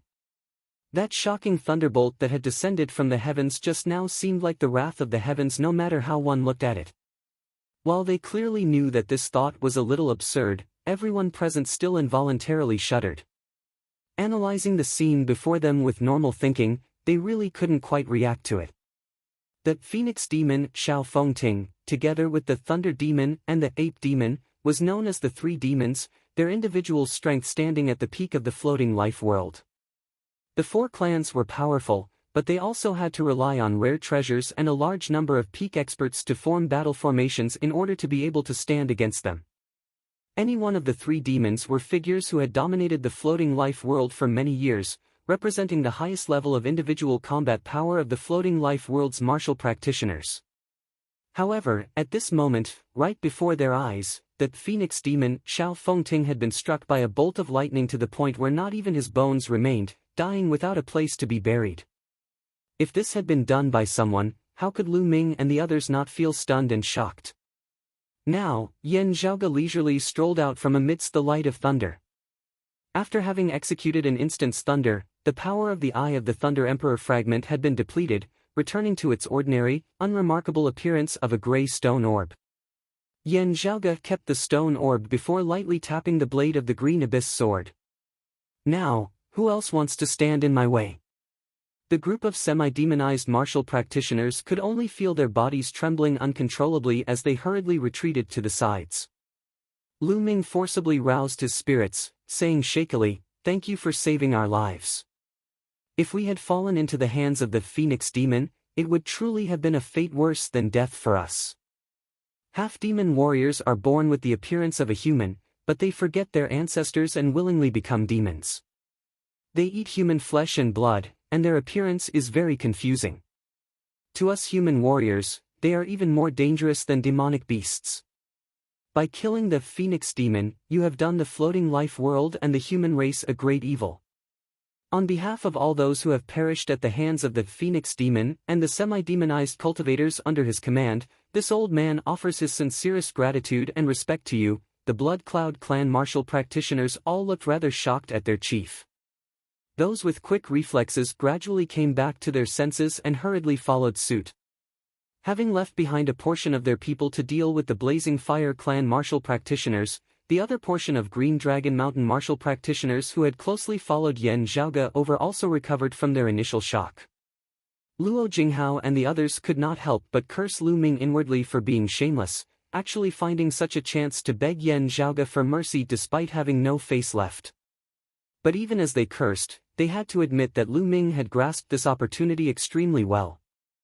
Luo Jinghao and the others felt rather uneasy as they all looked worriedly at Yan Zhaoge.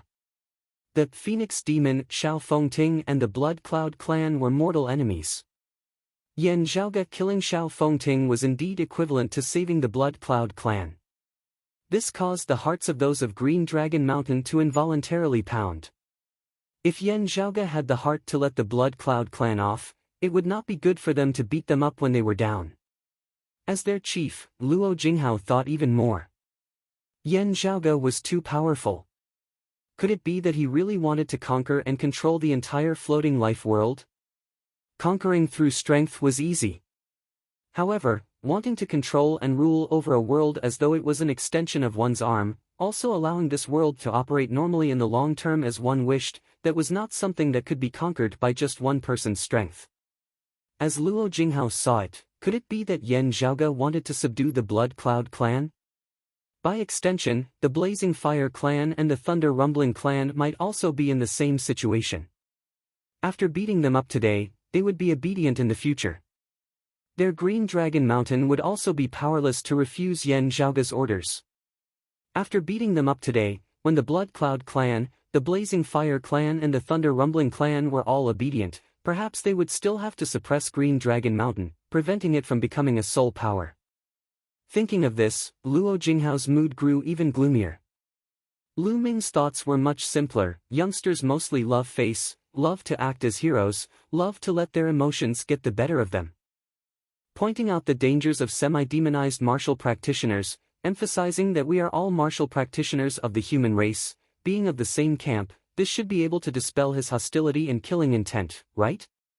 Praising him to the heavens, using words to push him into a corner, as long as he follows my words and raises his status, under the circumstances where he cherishes his reputation, it shouldn't be easy for him to make a move, right?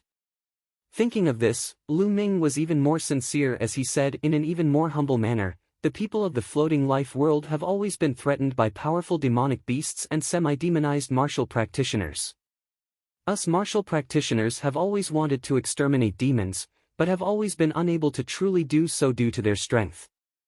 Fortunately, you descended like a divinity, a true dragon descending from the heavens, slaying a semi-demonized hegemon like the Phoenix Demon with a flip of your hand, ridding the floating life world of a great menace. Our insignificant Blood Cloud clan is willing to follow you in subduing demons and ridding the world of evil. Having eyes but not being able to recognize a true divinity earlier, we have offended you.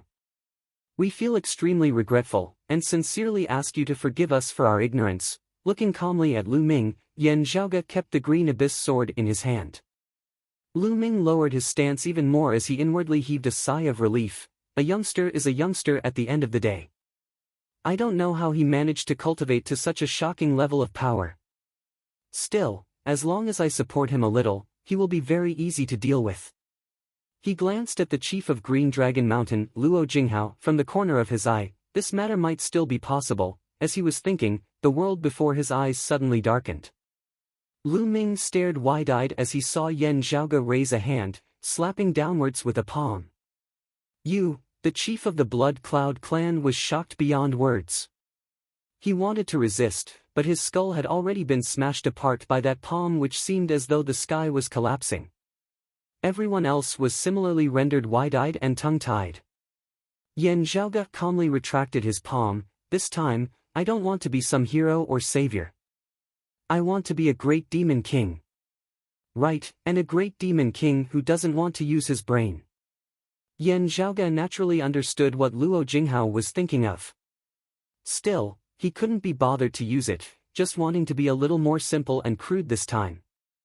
Looking at the remaining Blood Cloud clan martial practitioners and semi-demonized martial practitioners, Yan Zhaoge swiveled his head to ask those of Green Dragon Mountain, I'll leave it to you to handle.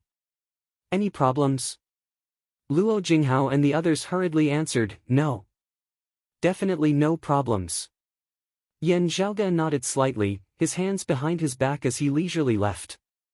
After taking 2 steps, he suddenly halted, asking, "Right, I remember that someone of your Green Dragon Mountain once invited me to be a guest at your clan?" Having just heaved a sigh of relief, Luo Jinghao and the others instantly felt like crying but had no tears to shed.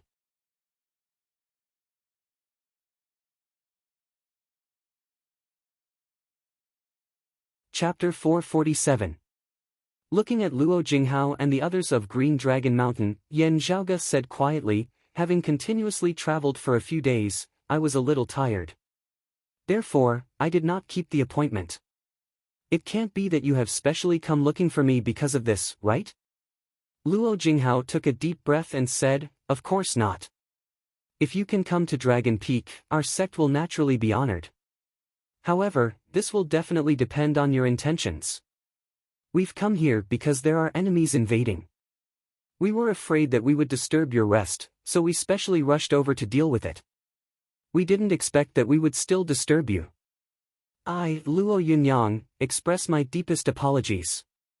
The other Green Dragon Mountain martial practitioners hurriedly nodded their heads as well, resembling little chicks pecking at grains. "It is precisely so." Yan Zhaoge said nonchalantly, "That's fine." With that, he left. The people of Green Dragon Mountain all let out a long breath.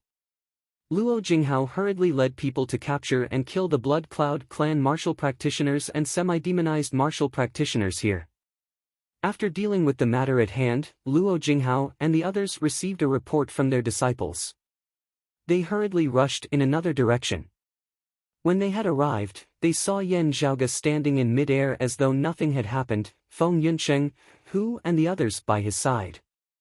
Other than that, the chief of the Snow Crane sect, Jade Crane Su Yun, was also there.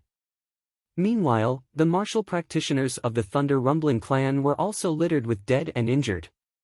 Only the chief of the Thunder Rumbling clan did not follow in the footsteps of Luming, the chief of the Blazing Fire clan and Xiao Fengting, only being captured alive. As Luo Jinghao neared, he heard Yan Zhaoge laugh, "While it was an accident, you gave me a huge gift, making my mood quite good. I'll spare your life." The head of the Thunder Rumbling clan squeezed out a smile that was uglier than crying, "As long as you like it." Seeing this, the people of Green Dragon Mountain instead grew increasingly nervous. It was not because the chief of the Thunder Rumbling clan had been spared by Yan Zhaoge. Yan Zhaoge's powerful strength as well as his earlier performance had already sufficiently shown that he had no interest in, nor did he need, to play the game of balance between the major powers. What the people of Green Dragon Mountain were worried about was that someone who did things based on his mood would definitely be far harder to serve than someone who did things based on his own gains and losses. This caused them to feel even more uneasy, not knowing when they might anger Yan Zhaoge. Yan Zhaoge looked at Feng Yunsheng and Ing Longtu, smiling, "How do you feel?" Ing Longtu seemed to still be reminiscing about the earlier battle, only regaining his wits upon hearing Yan Zhaoge's question. Those demonic bloodline cultivators, their fighting techniques are very immature." Although he was still rather muddle-headed in his daily life, Ing Longtu's mind was gradually opening up. He was already beginning to display his own quickness in martial cultivation.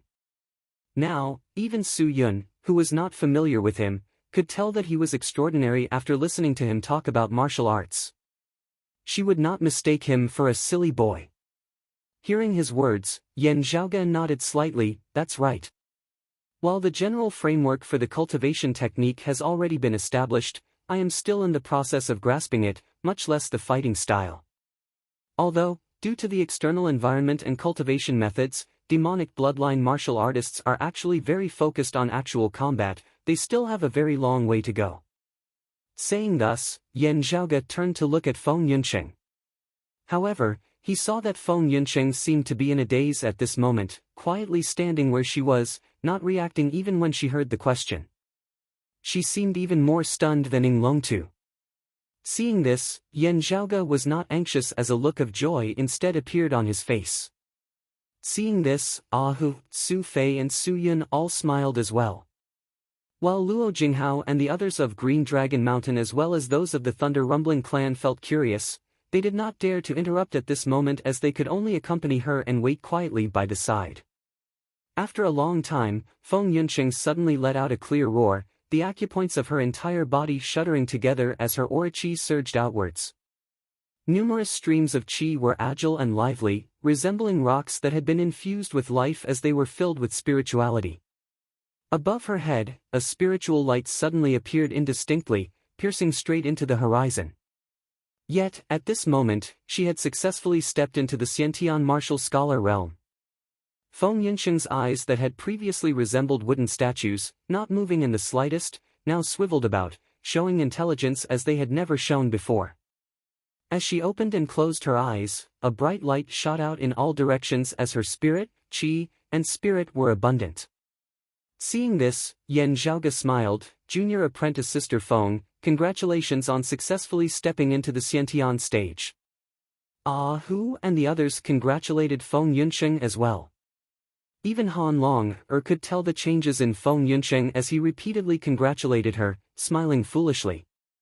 Looking at Feng Yunsheng, Suyun clicked her tongue in admiration. Birds of a feather flocked together. These fellow disciples of young master are all outstanding monstrous geniuses. Full of energy and vigor, Feng Yunsheng looked at Yan Zhaoge, smiling. While it was not a life and death battle that squeezed out one's potential like I had expected, clashing with these martial practitioners whom I had never come into contact with before, it was still quite beneficial. Like demonic beasts yet not demonic beasts, but a completely different path of martial cultivation from us. Yan Zhaoge nodded slightly. Feng Yunsheng's shocking talent in the martial Tao was often not directly reflected in her usual cultivation. Instead, she was able to grasp things that most people were unable to detect when clashing with others in actual combat. And the enlightenment gained from these actual battles could sometimes be fed back into Feng Yunsheng's daily cultivation, helping her to ascend to a higher cultivation realm. While they could not understand the contents of the conversation between Yan Zhaoge and the others in the language of the Eight Extremities world, they could still tell that Feng Yunsheng seemed to have broken through in her cultivation. They hurriedly went forward to congratulate her carefully. Looking at Luo Jinghao and then at the chief of the Thunder Rumbling clan, Yan Zhaoge nodded slightly before turning and returning to the Jade Ridge Snowy Mountains along with Su Yun and the others. The people of Green Dragon Mountain hurriedly followed. Looking in the direction of the West Domain, the chief of the Thunder Rumbling clan hesitated slightly. Still, he grit his teeth and still led his people in following. Seeing this, Luo Jinghao and the others all shot unfriendly gazes over. Having already made their decision, the people of the Thunder Rumbling clan no longer hesitated as they paid no heed to the covetous gazes of Green Dragon Mountain. Seeing this, Luo Jinghao and the others secretly ground their teeth. However, unable to understand Yan Zhaoge's thoughts, they also dared not act rashly. They also dared not invite Yan Zhaoge to Dragon Peak now. They could only follow wherever Yan Zhaoge wanted to go. Arriving at the headquarters of the Snow Crane sect, Yan Zhaoge and Su Yun sat on the main seats. Looking at Luo Jinghao, the chief of the Thunder Rumbling clan and the others on the guest seats, Yan Zhaoge said mildly, "There is something. Can you all help me prepare it?" Luo Jinghao and the others perked up their spirits, answering in unison, "Please speak." Yan Zhaoge said, "Grand Spirit Stone Essence." Luo Jinghao probed, "How much do you need?" Yan Zhaoge laughed, 1,000 caddies as a base, the more the better. Luo Jinghao and the Thunder Rumbling clan's sect master both sucked in a breath of cold air. They looked at each other and smiled bitterly. "With just the two of us, I'm afraid that we won't be able to gather enough resources in a short period of time." "Just spread the news," Yan Zhaoge said nonchalantly, "tell the world that I want it. Aunt Yun, please ask your disciples to help me collect the Great Spirit Stone Essence from all over the place." Su Yun smiled. "Yes, young master." Luo Jinghao said in a low voice, "Currently, there are still the Ape Demon and the Thunder Demon active in the floating life world. There are also some extremely powerful demonic beasts who each occupy a few regions. Especially over at the Blood Cloud clan, there is a blue bird."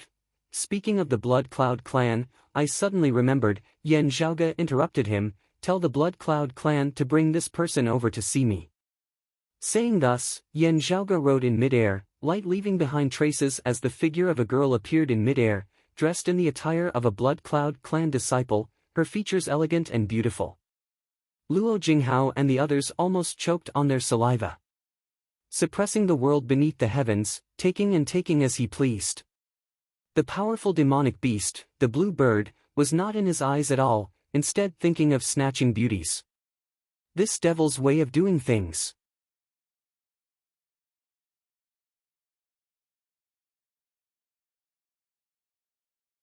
Chapter 448. Luo Jinghao and the others unconsciously looked at Su Yun beside Yan Zhaoge. Her appearance is rather proper. Looking at the silhouetted woman in midair, Su Yun clicked her tongue. It's just that I wonder how her talent, cultivation base, and character are like.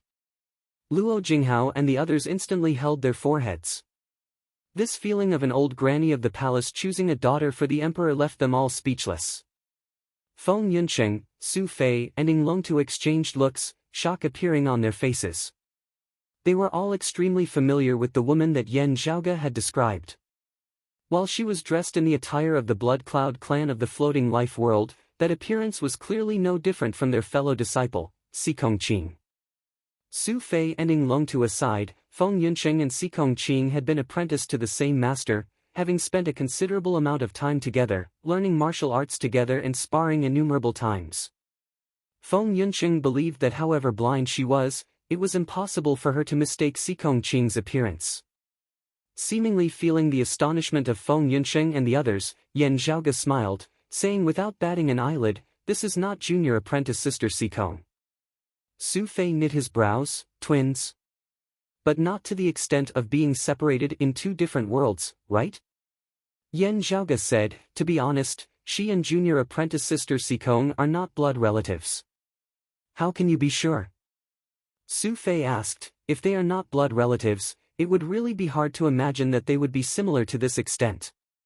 While I have also heard of people who are completely unrelated yet have similar appearances, this is really too similar.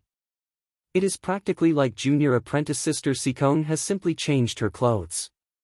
Yan Zhaoge said, this involves a rather major secret, but as for what exactly it is still hard to say. This matter is only known by an extremely small number of people in the clan now. Logically speaking, of the three of you, only senior apprentice brother Su has the authority to know about it. Still, as we are currently in the floating life world and time is pressing, the situation also being unique, I can only handle it as a special case. Ing Longtu just looked curiously at the woman in the silhouette as Feng Yunsheng said, the clan has its own rules. We cannot make things difficult for you, senior apprentice brother Yan. Han Long and I will leave for a while. Yan Zhaoge waved his hands, while I cannot tell you more, there is no need to specially leave now. Instead, the two of you, in the future, if you encounter a similar situation when traveling outside. Yan Zhaoge looked at the floating image of flowing light. If you encounter someone similar to junior apprentice sister Sikong, or someone who is completely identical to junior apprentice sister Sikong, you must find a way to bring them back to the clan. Pausing for a moment, Yan Zhaoge said, if you meet someone similar to junior apprentice sister Sikong, or someone who is completely the same as her, you must definitely bring them back to the clan. Yunsheng nodded, and Ing Longtu nodded. Yan Zhaoge said, even if the situation at the time did not allow you to bring anyone back, you still had to report back to the clan as soon as possible. Zhaoge, Yan Yun said, Zheng Yi, you said, Yan Yun said, Zhaoge saying, Yun, I said. Yun said, Tian Yun, Yun said. Yan, Su Yan said, Yun said, Yan. Yun said, Xiao Yun, Yun Fei Yan Zheng, Long, Yun Su, Yun, He and Fei, He, Su Fei, Yun said, Yun, He, Yun Luo Jinghao and the others regained their wits. After pondering for a moment, Luo Jinghao slowly opened his mouth. This matter will probably touch the bottom line of the Blood Cloud clan. While he had slain Lu Ming and a large number of Blood Cloud clan martial practitioners, the enmity between the two could be said to be as deep as the sea. However, Yan Zhaoge's performance in this battle had really been too dazzling. He alone had swept through the Blood Cloud, Thunder Rumbling and Blazing Fire clans, slaying their chiefs and instantly slaying the Phoenix demon Xiao Fengting, truly shocking the entire floating life world. Under such circumstances, no matter how much hatred the Blood Cloud clan had, they could only choose to temporarily forget about it, lying dormant. Yan Zhaoga asking for Grand Spirit Stone Essence was nothing much. It was not just Green Dragon Mountain and the Thunder Rumbling clan. Even the Blood Cloud clan and the Blazing Fire clan could only pinch their noses and accept it. Not only the four sects, even the Thunder Demon and the Ape Demon wouldn't dare to provoke Yan Zhaoga.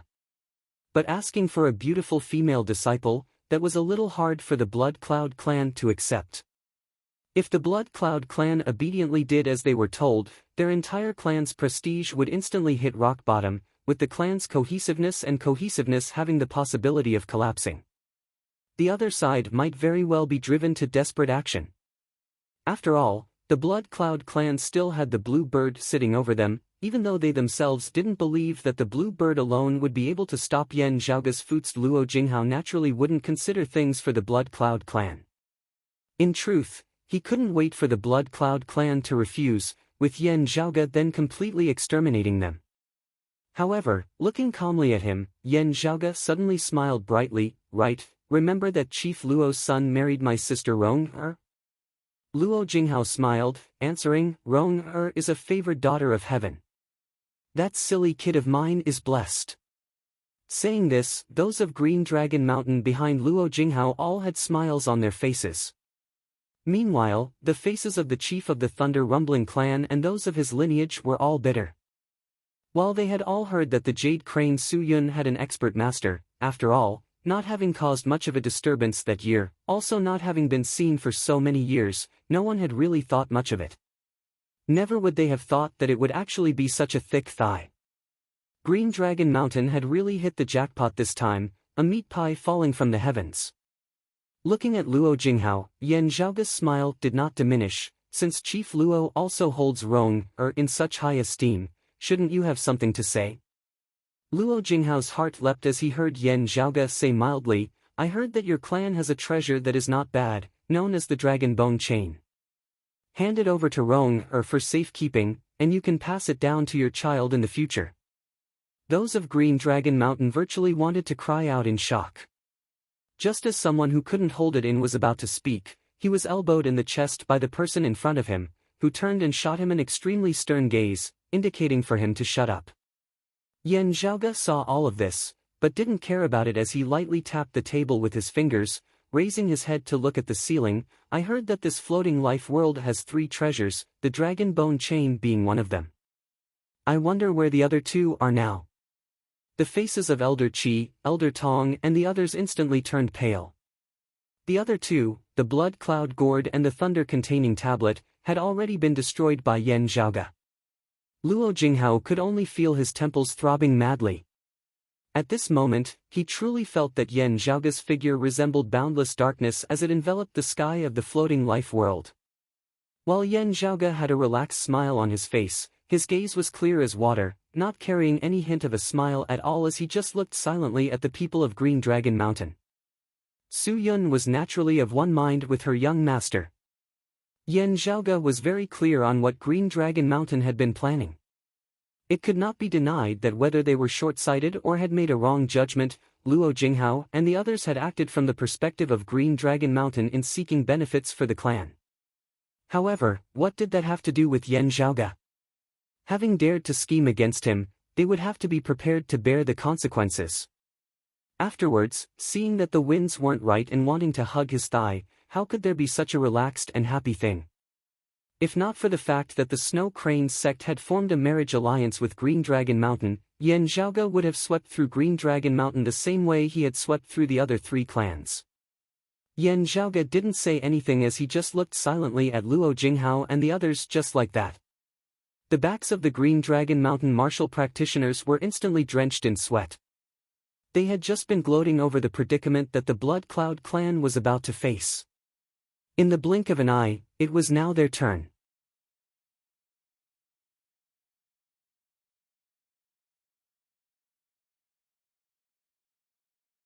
Chapter 449. The Dragon Bone Chain was a supreme treasure of Green Dragon Mountain, being the lifeblood of Green Dragon Mountain alongside the Green Scaly Dragon bloodline. And now, Yan Zhaoga wanted to touch the lifeblood of Green Dragon Mountain. If he didn't move here, the other party wouldn't know what pain was. If it was said that Green Dragon Mountain had refused, Yan Zhaoge would instead have to think highly of them. Of course, this wouldn't change the result. Yan Zhaoge could directly flatten Green Dragon Mountain right now, leaving behind only Shenrong's husband's family at most. Yes, in Yan Zhaoge's eyes, Luo Jinghao only had a single identity, and that was Shenrong's father-in-law. As for the position of chief of Green Dragon Mountain, it wasn't even worth mentioning at all.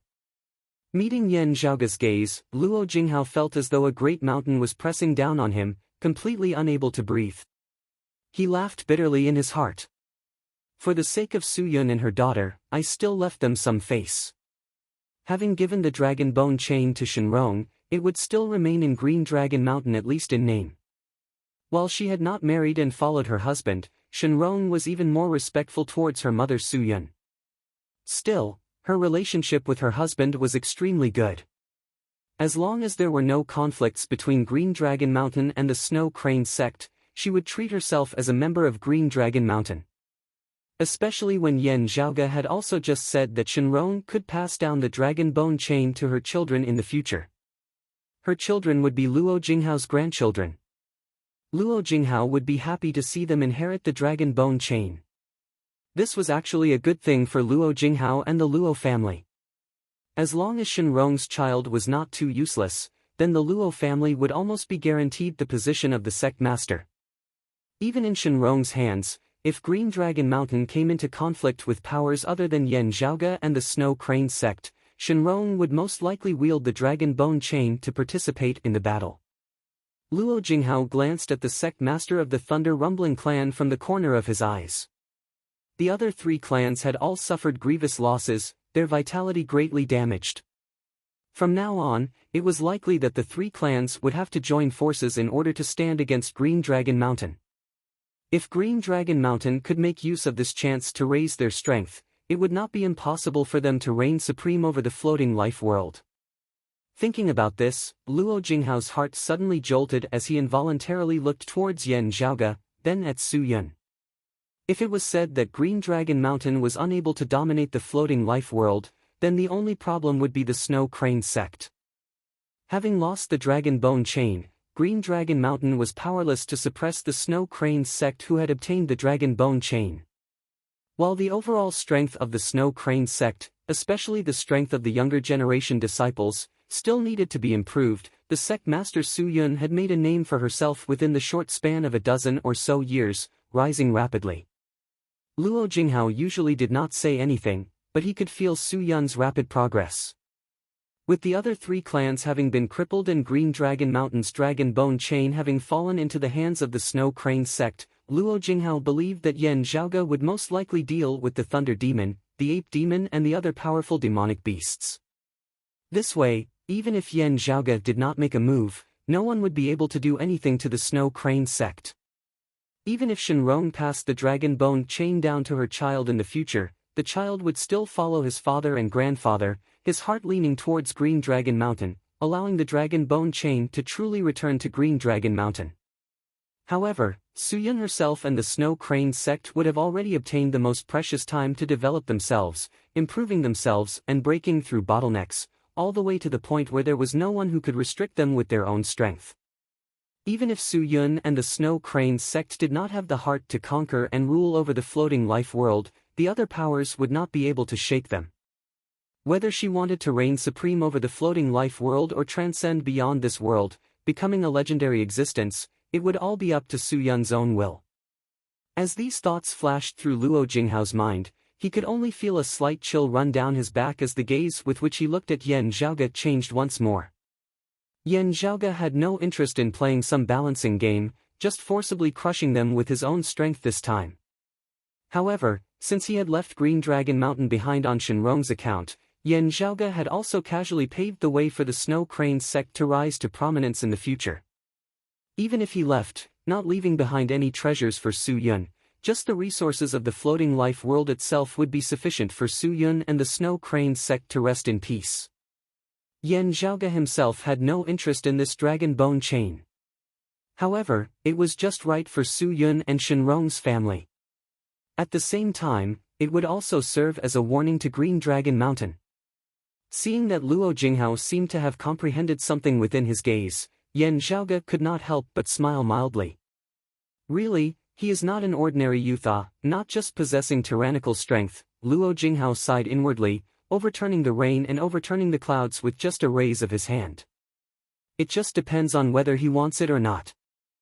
Thinking of how the Blood Cloud, Thunder Rumbling and Blazing Fire clans had called this a tribulation of the floating life world, while he knew that it was merely an excuse for the three clans to join forces on a western expedition, Luo Jinghao now felt that Lu Ming and the others were really right about it. Ceasing his thoughts, a warm smile reappeared on Luo Jinghao's face. That year, I always felt that the betrothal gift I gave was too light, unable to express my sincerity. Every time I think of this, I feel regretful. Now is the time to make up for it. Saying thus, he straightforwardly handed the dragon bone chain over to Shenrong, also imparting the method to refine it to her. The expressions of those of Green Dragon Mountain were complex, fluctuating indeterminately. Still, they all sighed in the end. Looking at Luo Jinghao, many thoughts also arose within the minds of some of them. Your Luo family now has the possibility of inheriting the position of chief. No wonder you agreed so readily. While they knew that this might be precisely what Yan Zhaoge wanted to see, such thoughts still involuntarily arose within the minds of many. While Luo Jinghao was well aware of this, he could only accept it as he could not help but sigh even more within his heart. Yan Zhaoge smiled, tapping lightly on the silhouetted figure of the woman that still remained in midair. Right, I will leave this matter to Chief Luo. I believe that Chief Luo will not disappoint me. From Luo Jinghao onwards, the people of Green Dragon Mountain instantly nearly vomited blood. Having just taken away their dragon bone chain, they were now being asked to go fight to the death with the Blood Cloud clan, which still had the blue bird presiding over it. Was this not wanting them to make a move themselves, but rather kill Green Dragon Mountain? Luo Jinghao's lips moved, but Yan Zhaoge raised a hand to stop him, saying mildly, I can't be bothered to make another trip to the south. If it's that blue bird, ask it if it wants to purify its bloodline, regaining the flair of its distant ancestor, the Blue Phoenix. If it wants to, come to the Jade Ridge Snowy Mountains yourself.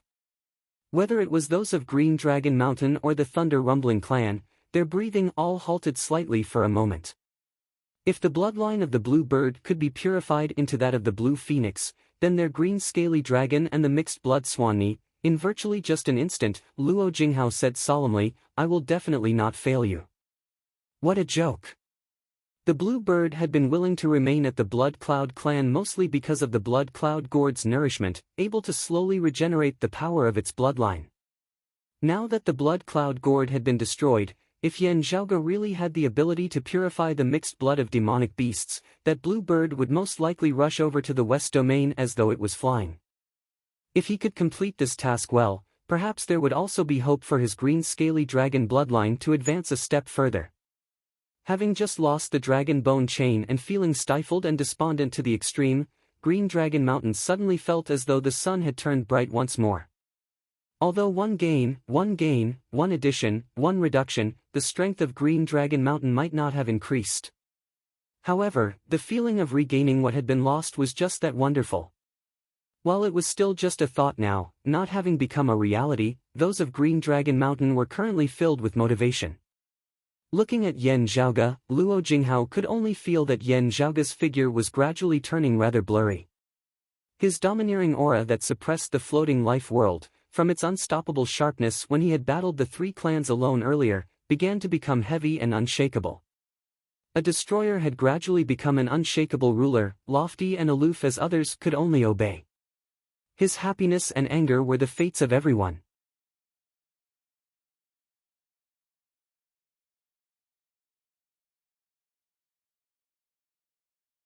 Chapter 450.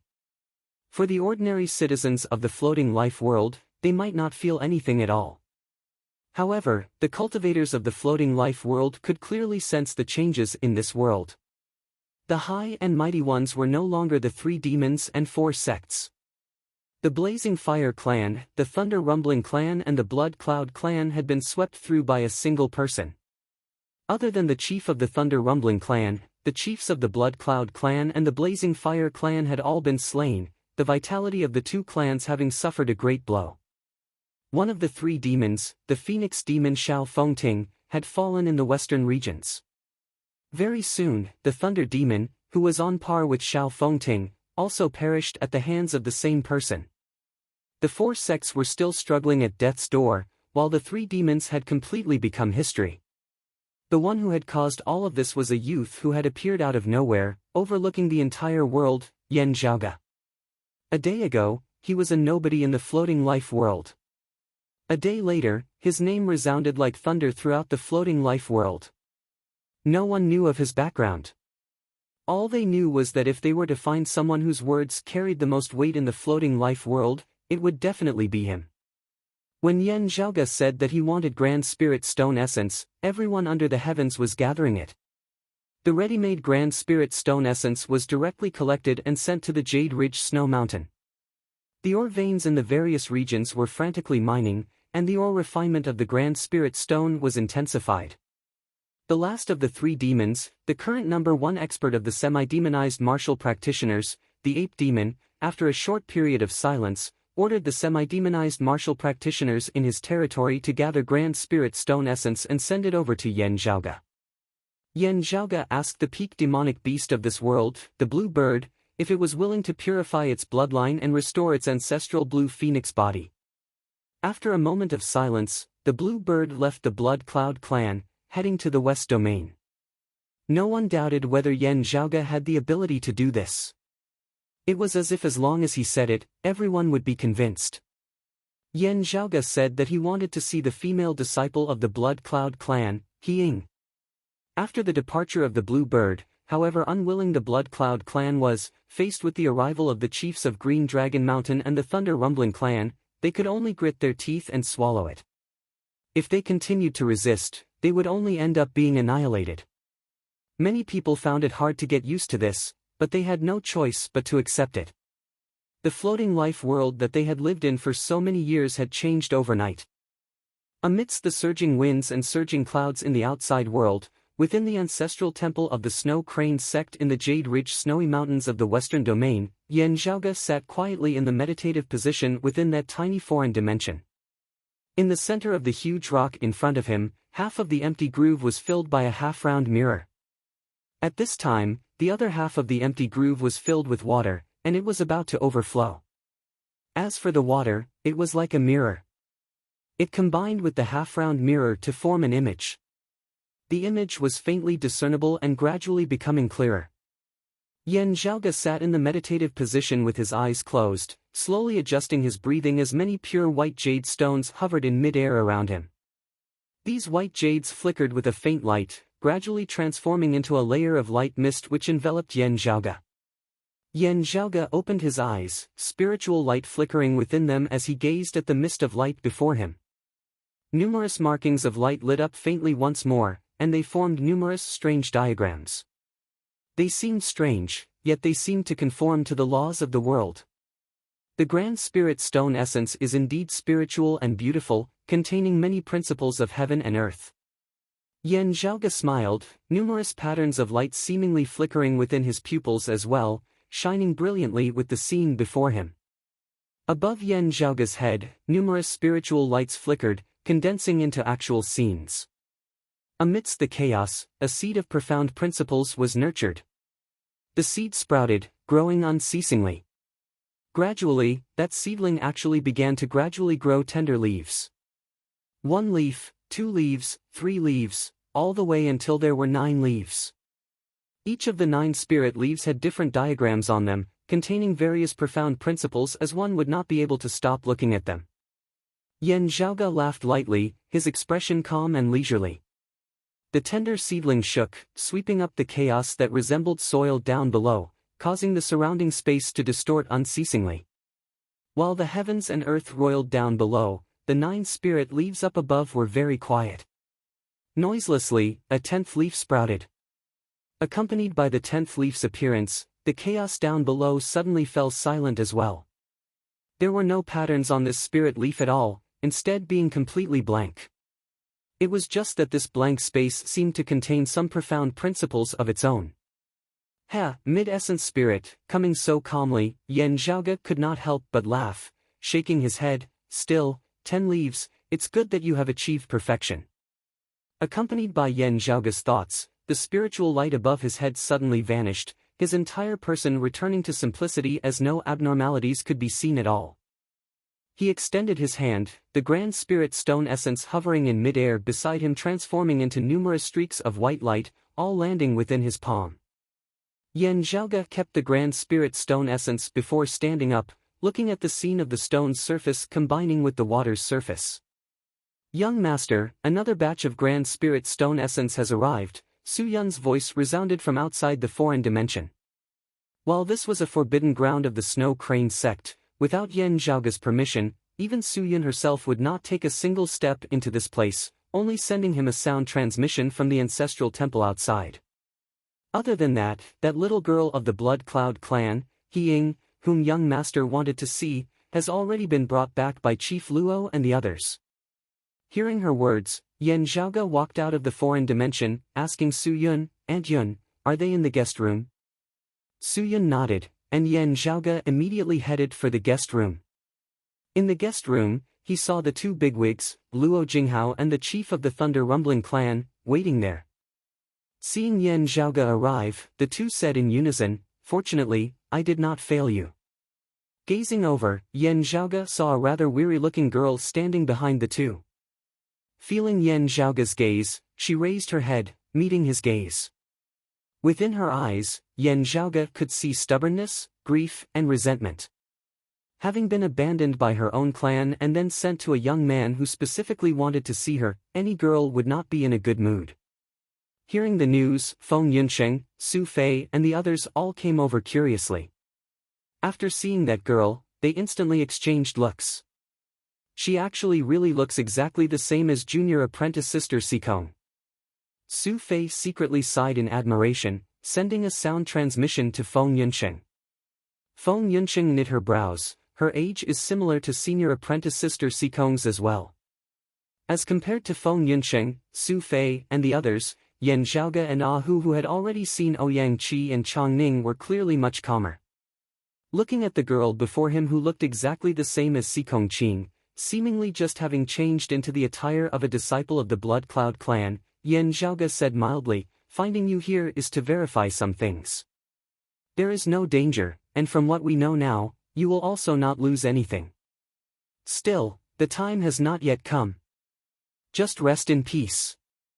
Still, you don't have to think about returning to the Blood Cloud clan." He Ying fell silent. She could tell that Yan Zhaoge was merely informing her, not discussing it with her. Looking at the silent He Ying, Yan Zhaoge stroked his lower chin, feeling rather amused. "I've really become the antagonist Great Demon King."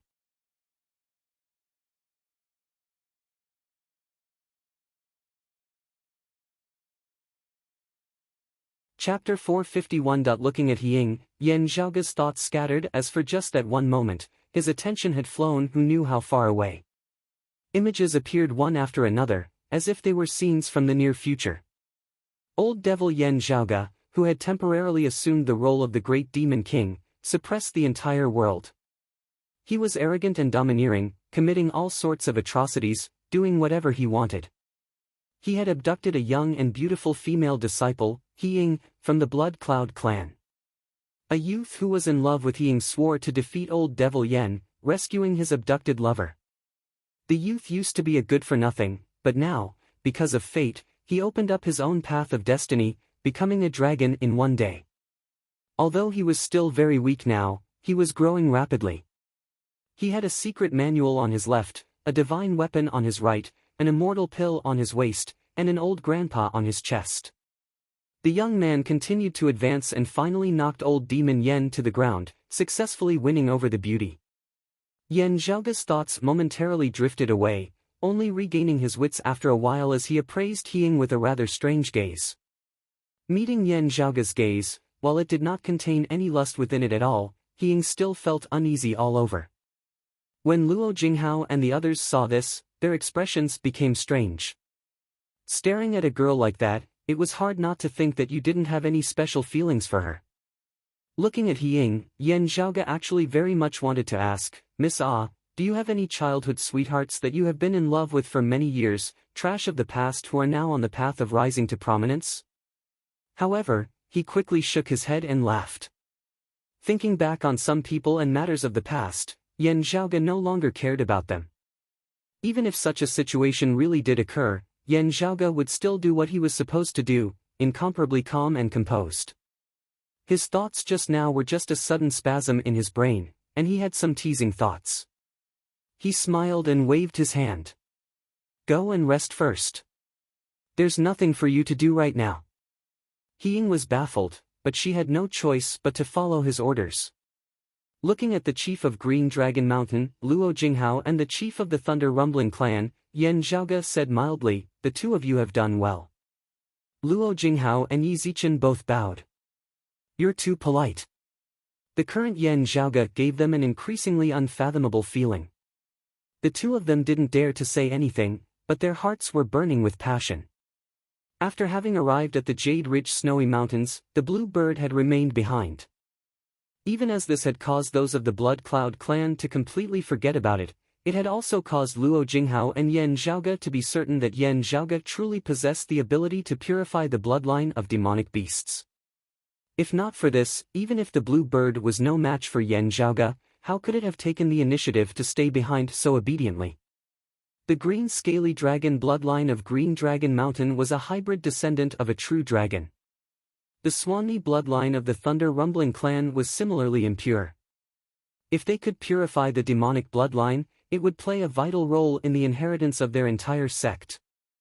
Not only would it increase his current strength, but it would also have a long-term impact and benefit the younger generation. This was especially so for Luo Jinghao and the other Green Dragon Mountain martial practitioners, their hearts burning with passion. They could be certain that even if Yan Zhaoge was unable to raise the level of his green scaly dragon bloodline, he himself possessed the power of the essence blood of a true dragon. Yan Zhaoge was well aware of what they were thinking, but he did not mind it. Yan Zhaoge had also gained a rather deep understanding of the cultivation of demonic bloodline cultivators over the past few days. Purifying the bloodline is not a thought and vision that only people of this era have, Yan Zhaoge said mildly. Long before the Great Calamity, there had already been people who had thought of it. After all, it is rather difficult for many pure-blooded demonic beasts to reproduce themselves. Yan Zhaoge's voice was light and casual, but in the ears of Luo Jinghao and the others, it was like a royal decree. Their gazes instantly turned earnest, not daring to even breathe heavily as they could only look uneasily at Yan Zhaoge. Yan Zhaoge continued, before the Great Calamity, there was an ancient technique known as the spirit cleansing soaring art, which could purify the bloodline of demonic beasts, improving it further. He swept Luo Jinghao and the others with a glance. I, however, inadvertently obtained this technique. Luo Jinghao and the chief of the Thunder Rumbling clan simultaneously held their breaths. Hearing the word spirit cleansing soaring art, they truly understood what was going on. Starting anew after the Great Calamity, the demonic bloodline cultivators of the floating life world had been groping their way forward with much difficulty. While there were very few legacies of before the Great Calamity, and even fewer suitable for demonic bloodline cultivators, they had still been diligently excavating various legacies in search of useful things. Amongst them, the fame and legend of the spirit cleansing soaring art had naturally drawn the attention of the martial practitioners of the floating life world. This was because the effects of the rumor were really too important for the cultivation of demonic bloodline cultivators. Sadly, following the Great Calamity, the specific technique of the spirit cleansing soaring art had been lost, leaving only a legend behind as the martial practitioners of the floating life world were left with nothing but regret. The success of the spirit cleansing soaring art could not be guaranteed. The effects of its improvement would also have to depend on the specific situation. Even so, however, it was already enough to make Luo Jinghao and the others drool. For demonic bloodline cultivators, wanting to improve the demonic blood that they have refined into their bodies, they first have to have sufficient primordial demonic blood in reserve before guiding it with a secret technique, causing a change in the new blood before merging it with the old blood. If it is a demonic beast, they can just directly attempt to improve it. At this point, Yan Zhaoge stopped as he changed the topic. How the new blood and the old blood should be merged, you guys can come up with a plan yourselves. Luo Jinghao and the others felt an itch within their hearts, but they could only take their leave for now. After they had left, Su Fei said, "We will have to return to the Eight Extremities world at the end of the day. From what you said earlier, Zhaoge, it seems like you want to help the Snow Crane sect. If the spirit cleansing soaring art is provided to the demonic bloodline cultivators here, it might not be beneficial to the Snow Crane sect situation. Even with the Dragon Bone chain, the Snow Crane sect still faces the risk of being outnumbered. Green Dragon Mountain might even be hoping that the Snow Crane sect will meet with misfortune the most." Su Fei knit his brows slightly. "Are you thinking of handing the spirit-cleansing soaring art to Chief Su and the others for safekeeping, using this to restrict the demonic bloodline cultivators? However, you would have to be careful of becoming a public enemy, drawing the combined attacks of the demonic bloodline cultivators. The benefits of the spirit-cleansing soaring art are too great. There might even be people willing to take the risk, their original enemies even temporarily putting aside their enmity and working together." Su Fei was rather worried. In the next 10 years, the passageway connecting the two worlds with the 10-character heavenly rainbow might not be opened. Yan Zhaoge smiled. "Senior apprentice brother Su, your considerations are not without reason. Still, do not underestimate Aunt Yun. She has grasped the limits of her dealings with the demonic bloodline cultivators very well. While we are going to leave just like that, I will also not leave behind a terrible mess for Aunt Yun to clean up." Su Fei nodded. "It is good that you know what to do." Swiveling his head, Yan Zhaoge suddenly saw Feng Yunqing looking rather absent-mindedly at him. Seeing him look over, Feng Yunqing retracted her gaze rather embarrassedly. Yan Zhaoge smiled. "What? Are there flowers growing on my face?" Feng Yunqing shook her head, hesitating for a moment before not speaking, instead sending a sound transmission via aura qi. Her voice resounded by Yan Zhaoge's ear. "Senior apprentice brother Yan, saying this might be a little rude, but when I look at you, I sometimes have a very special feeling. It feels like you don't fit in with the people around you. Even though you're surrounded by a hubbub of voices and you're chatting happily with others, there's always a sense of alienation and separation. It's as if you're in two different worlds, different from us and different from everyone else."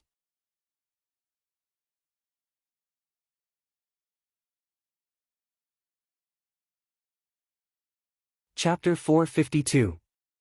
Yan Zhaoge looked rather stunned at Feng Yunqing. He composed himself, smiling as he asked, "Why would I have such a thought? We're all people with two shoulders and one head. What difference can there be?" Feng Yunqing shook her head lightly. Since she had already spoken, she no longer held back. "It's just that I feel this way, it might not be correct. What I mean by difference is that sometimes, senior apprentice brother Yan, you seem to be thinking about some things that others are unable to understand." Looking straight at Yan Zhaoge, Feng Yunqing said softly, "And sometimes, looking at senior apprentice brother Yan amidst a sea of people, I also have a feeling of standing aloof from the world. The you at that time makes one feel very lonely." The smile on Yan Zhaoge's face did not diminish. "Is it just a simple feeling?" Feng Yunqing said, "Actually, this kind of feeling has already seldom appeared in recent years. It's just that when you looked at Miss He of the Blood Cloud clan just now, I had this feeling again. Before this, the strongest time was when you handled the giant spirit magnetite vein at the mountain domain's Cloud Portent Mountain that year." Feng Yunqing raised her head slightly, a little out of sorts. "How should I describe it? You seem to have obtained great joy, but only you understood what this joy was about. Therefore, you enjoyed it, but at the same time, that lonely feeling, that feeling of being different from others, was also especially intense. No one can understand what you're thinking.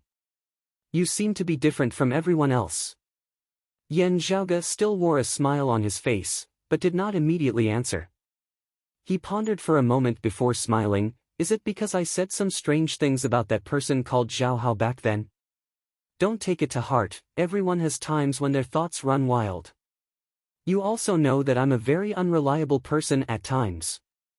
Looking at Yan Zhaoge, Feng Yunqing smiled after a while. "Right, that's right. Maybe the one who's thinking wild is me." Smiling, Yan Zhaoge retracted his gaze. He tapped lightly on the table, his eyes looking ahead, yet not focused as he seemed to be in a daze. Looking at Yan Zhaoge, Feng Yunqing suddenly felt that at this moment, that feeling of loneliness and alienation on Yan Zhaoge's body was unprecedentedly intense. It was intense to the point that looking at it, her heart ached. Feng Yunqing was shocked. Feeling the intense change in Feng Yunqing's emotions beside him, Yan Zhaoge turned his head once more. Looking at Yan Zhaoge's face, Feng Yunqing's emotions gradually calmed. Meeting Yan Zhaoge's gaze that was calm as water, she felt something in her heart. The man in front of her was not weak, nor did he need the pity of others. From time to time, he would have some inexplicable and ridiculous thoughts, but it was more like a way for him to regulate himself and relax. Thinking of this, Feng Yunqing looked at Yan Zhaoge, not saying anything as she met his appraising gaze, only smiling slightly. "What, is there something on my face this time?" The two looked at each other, smiling. Yan Zhaoge smiled as he shook his head, returning his gaze. Yan Zhaoge's mind no longer wandered, his gaze clear and focused as he stood up, saying, "We have already remained in the floating life world for long enough. Fortunately, we already have a lead on the other half of the mirror." Feng Yunqing asked, "Do you know where the other half of the mirror is?" Yan Zhaoge answered, "Yes." As the two had communicated via sound transmission earlier, Su Fei, Ing Longtu and Su Yun had not been clear on what exactly they had said. However, all of them could more or less feel that the atmosphere between Yan Zhaoge and Feng Yunqing earlier had been rather subtle. While they were rather curious, none of them had any intention of delving too deeply into Yan Zhaoge's matter. "Aunt Yun, please help me look through it. Where exactly is that place?" Saying thus, Yan Zhaoge came to the Snow Crane sect's ancestral temple along with Su Yun, entering that small foreign dimension. Currently, the other half of the indentation had already been completely filled up by flowing water. A complete and stable scene was displayed alongside the other half of the mirror. Within the scene, a heavenly waterfall hung amidst green mountains and clear waters, the scenery rather unique. Su Yun only glanced at it before saying, "It's the Huqin mountain range in the east, the main peak of the north, the waterfall beneath Yaoqin mountain." Yan Zhaoge nodded, "Since that is so, I will first make a trip to Yaoqin mountain." Su Yun sighed, "Young master, are you going to leave this floating life world?" Yan Zhaoge said, "Aunt Yun, why don't you reconsider my earlier suggestion? While the current situation in the Eight Extremities world cannot be considered peaceful, moving the Snow Crane sect to the Eight Extremities world would not be a problem. The circulation of the earth veins and spiritual qi of the floating life world is really too unfriendly to us qi cultivators. While you and Rong will not be affected, it would not be suitable for the other disciples of your lineage to continue remaining in the floating life world if they want to have some accomplishments in the qi cultivation martial Tao." Su Yun smiled, "I founded the Snow Crane sect in the first place to leave behind a legacy for Lady. If my disciples are able to develop in the long term in the martial Tao, I would naturally be willing to see it. After all, those who have been able to persevere after entering my lineage all have firm, unwavering hearts towards the martial Tao. Continuing to remain in the floating life world would indeed be delaying them. Young master, why don't you take a look at them? Feel free to bring away those whose talents are to your liking. I would also not forbid them from joining the sect that young master is in. Still, I won't be leaving.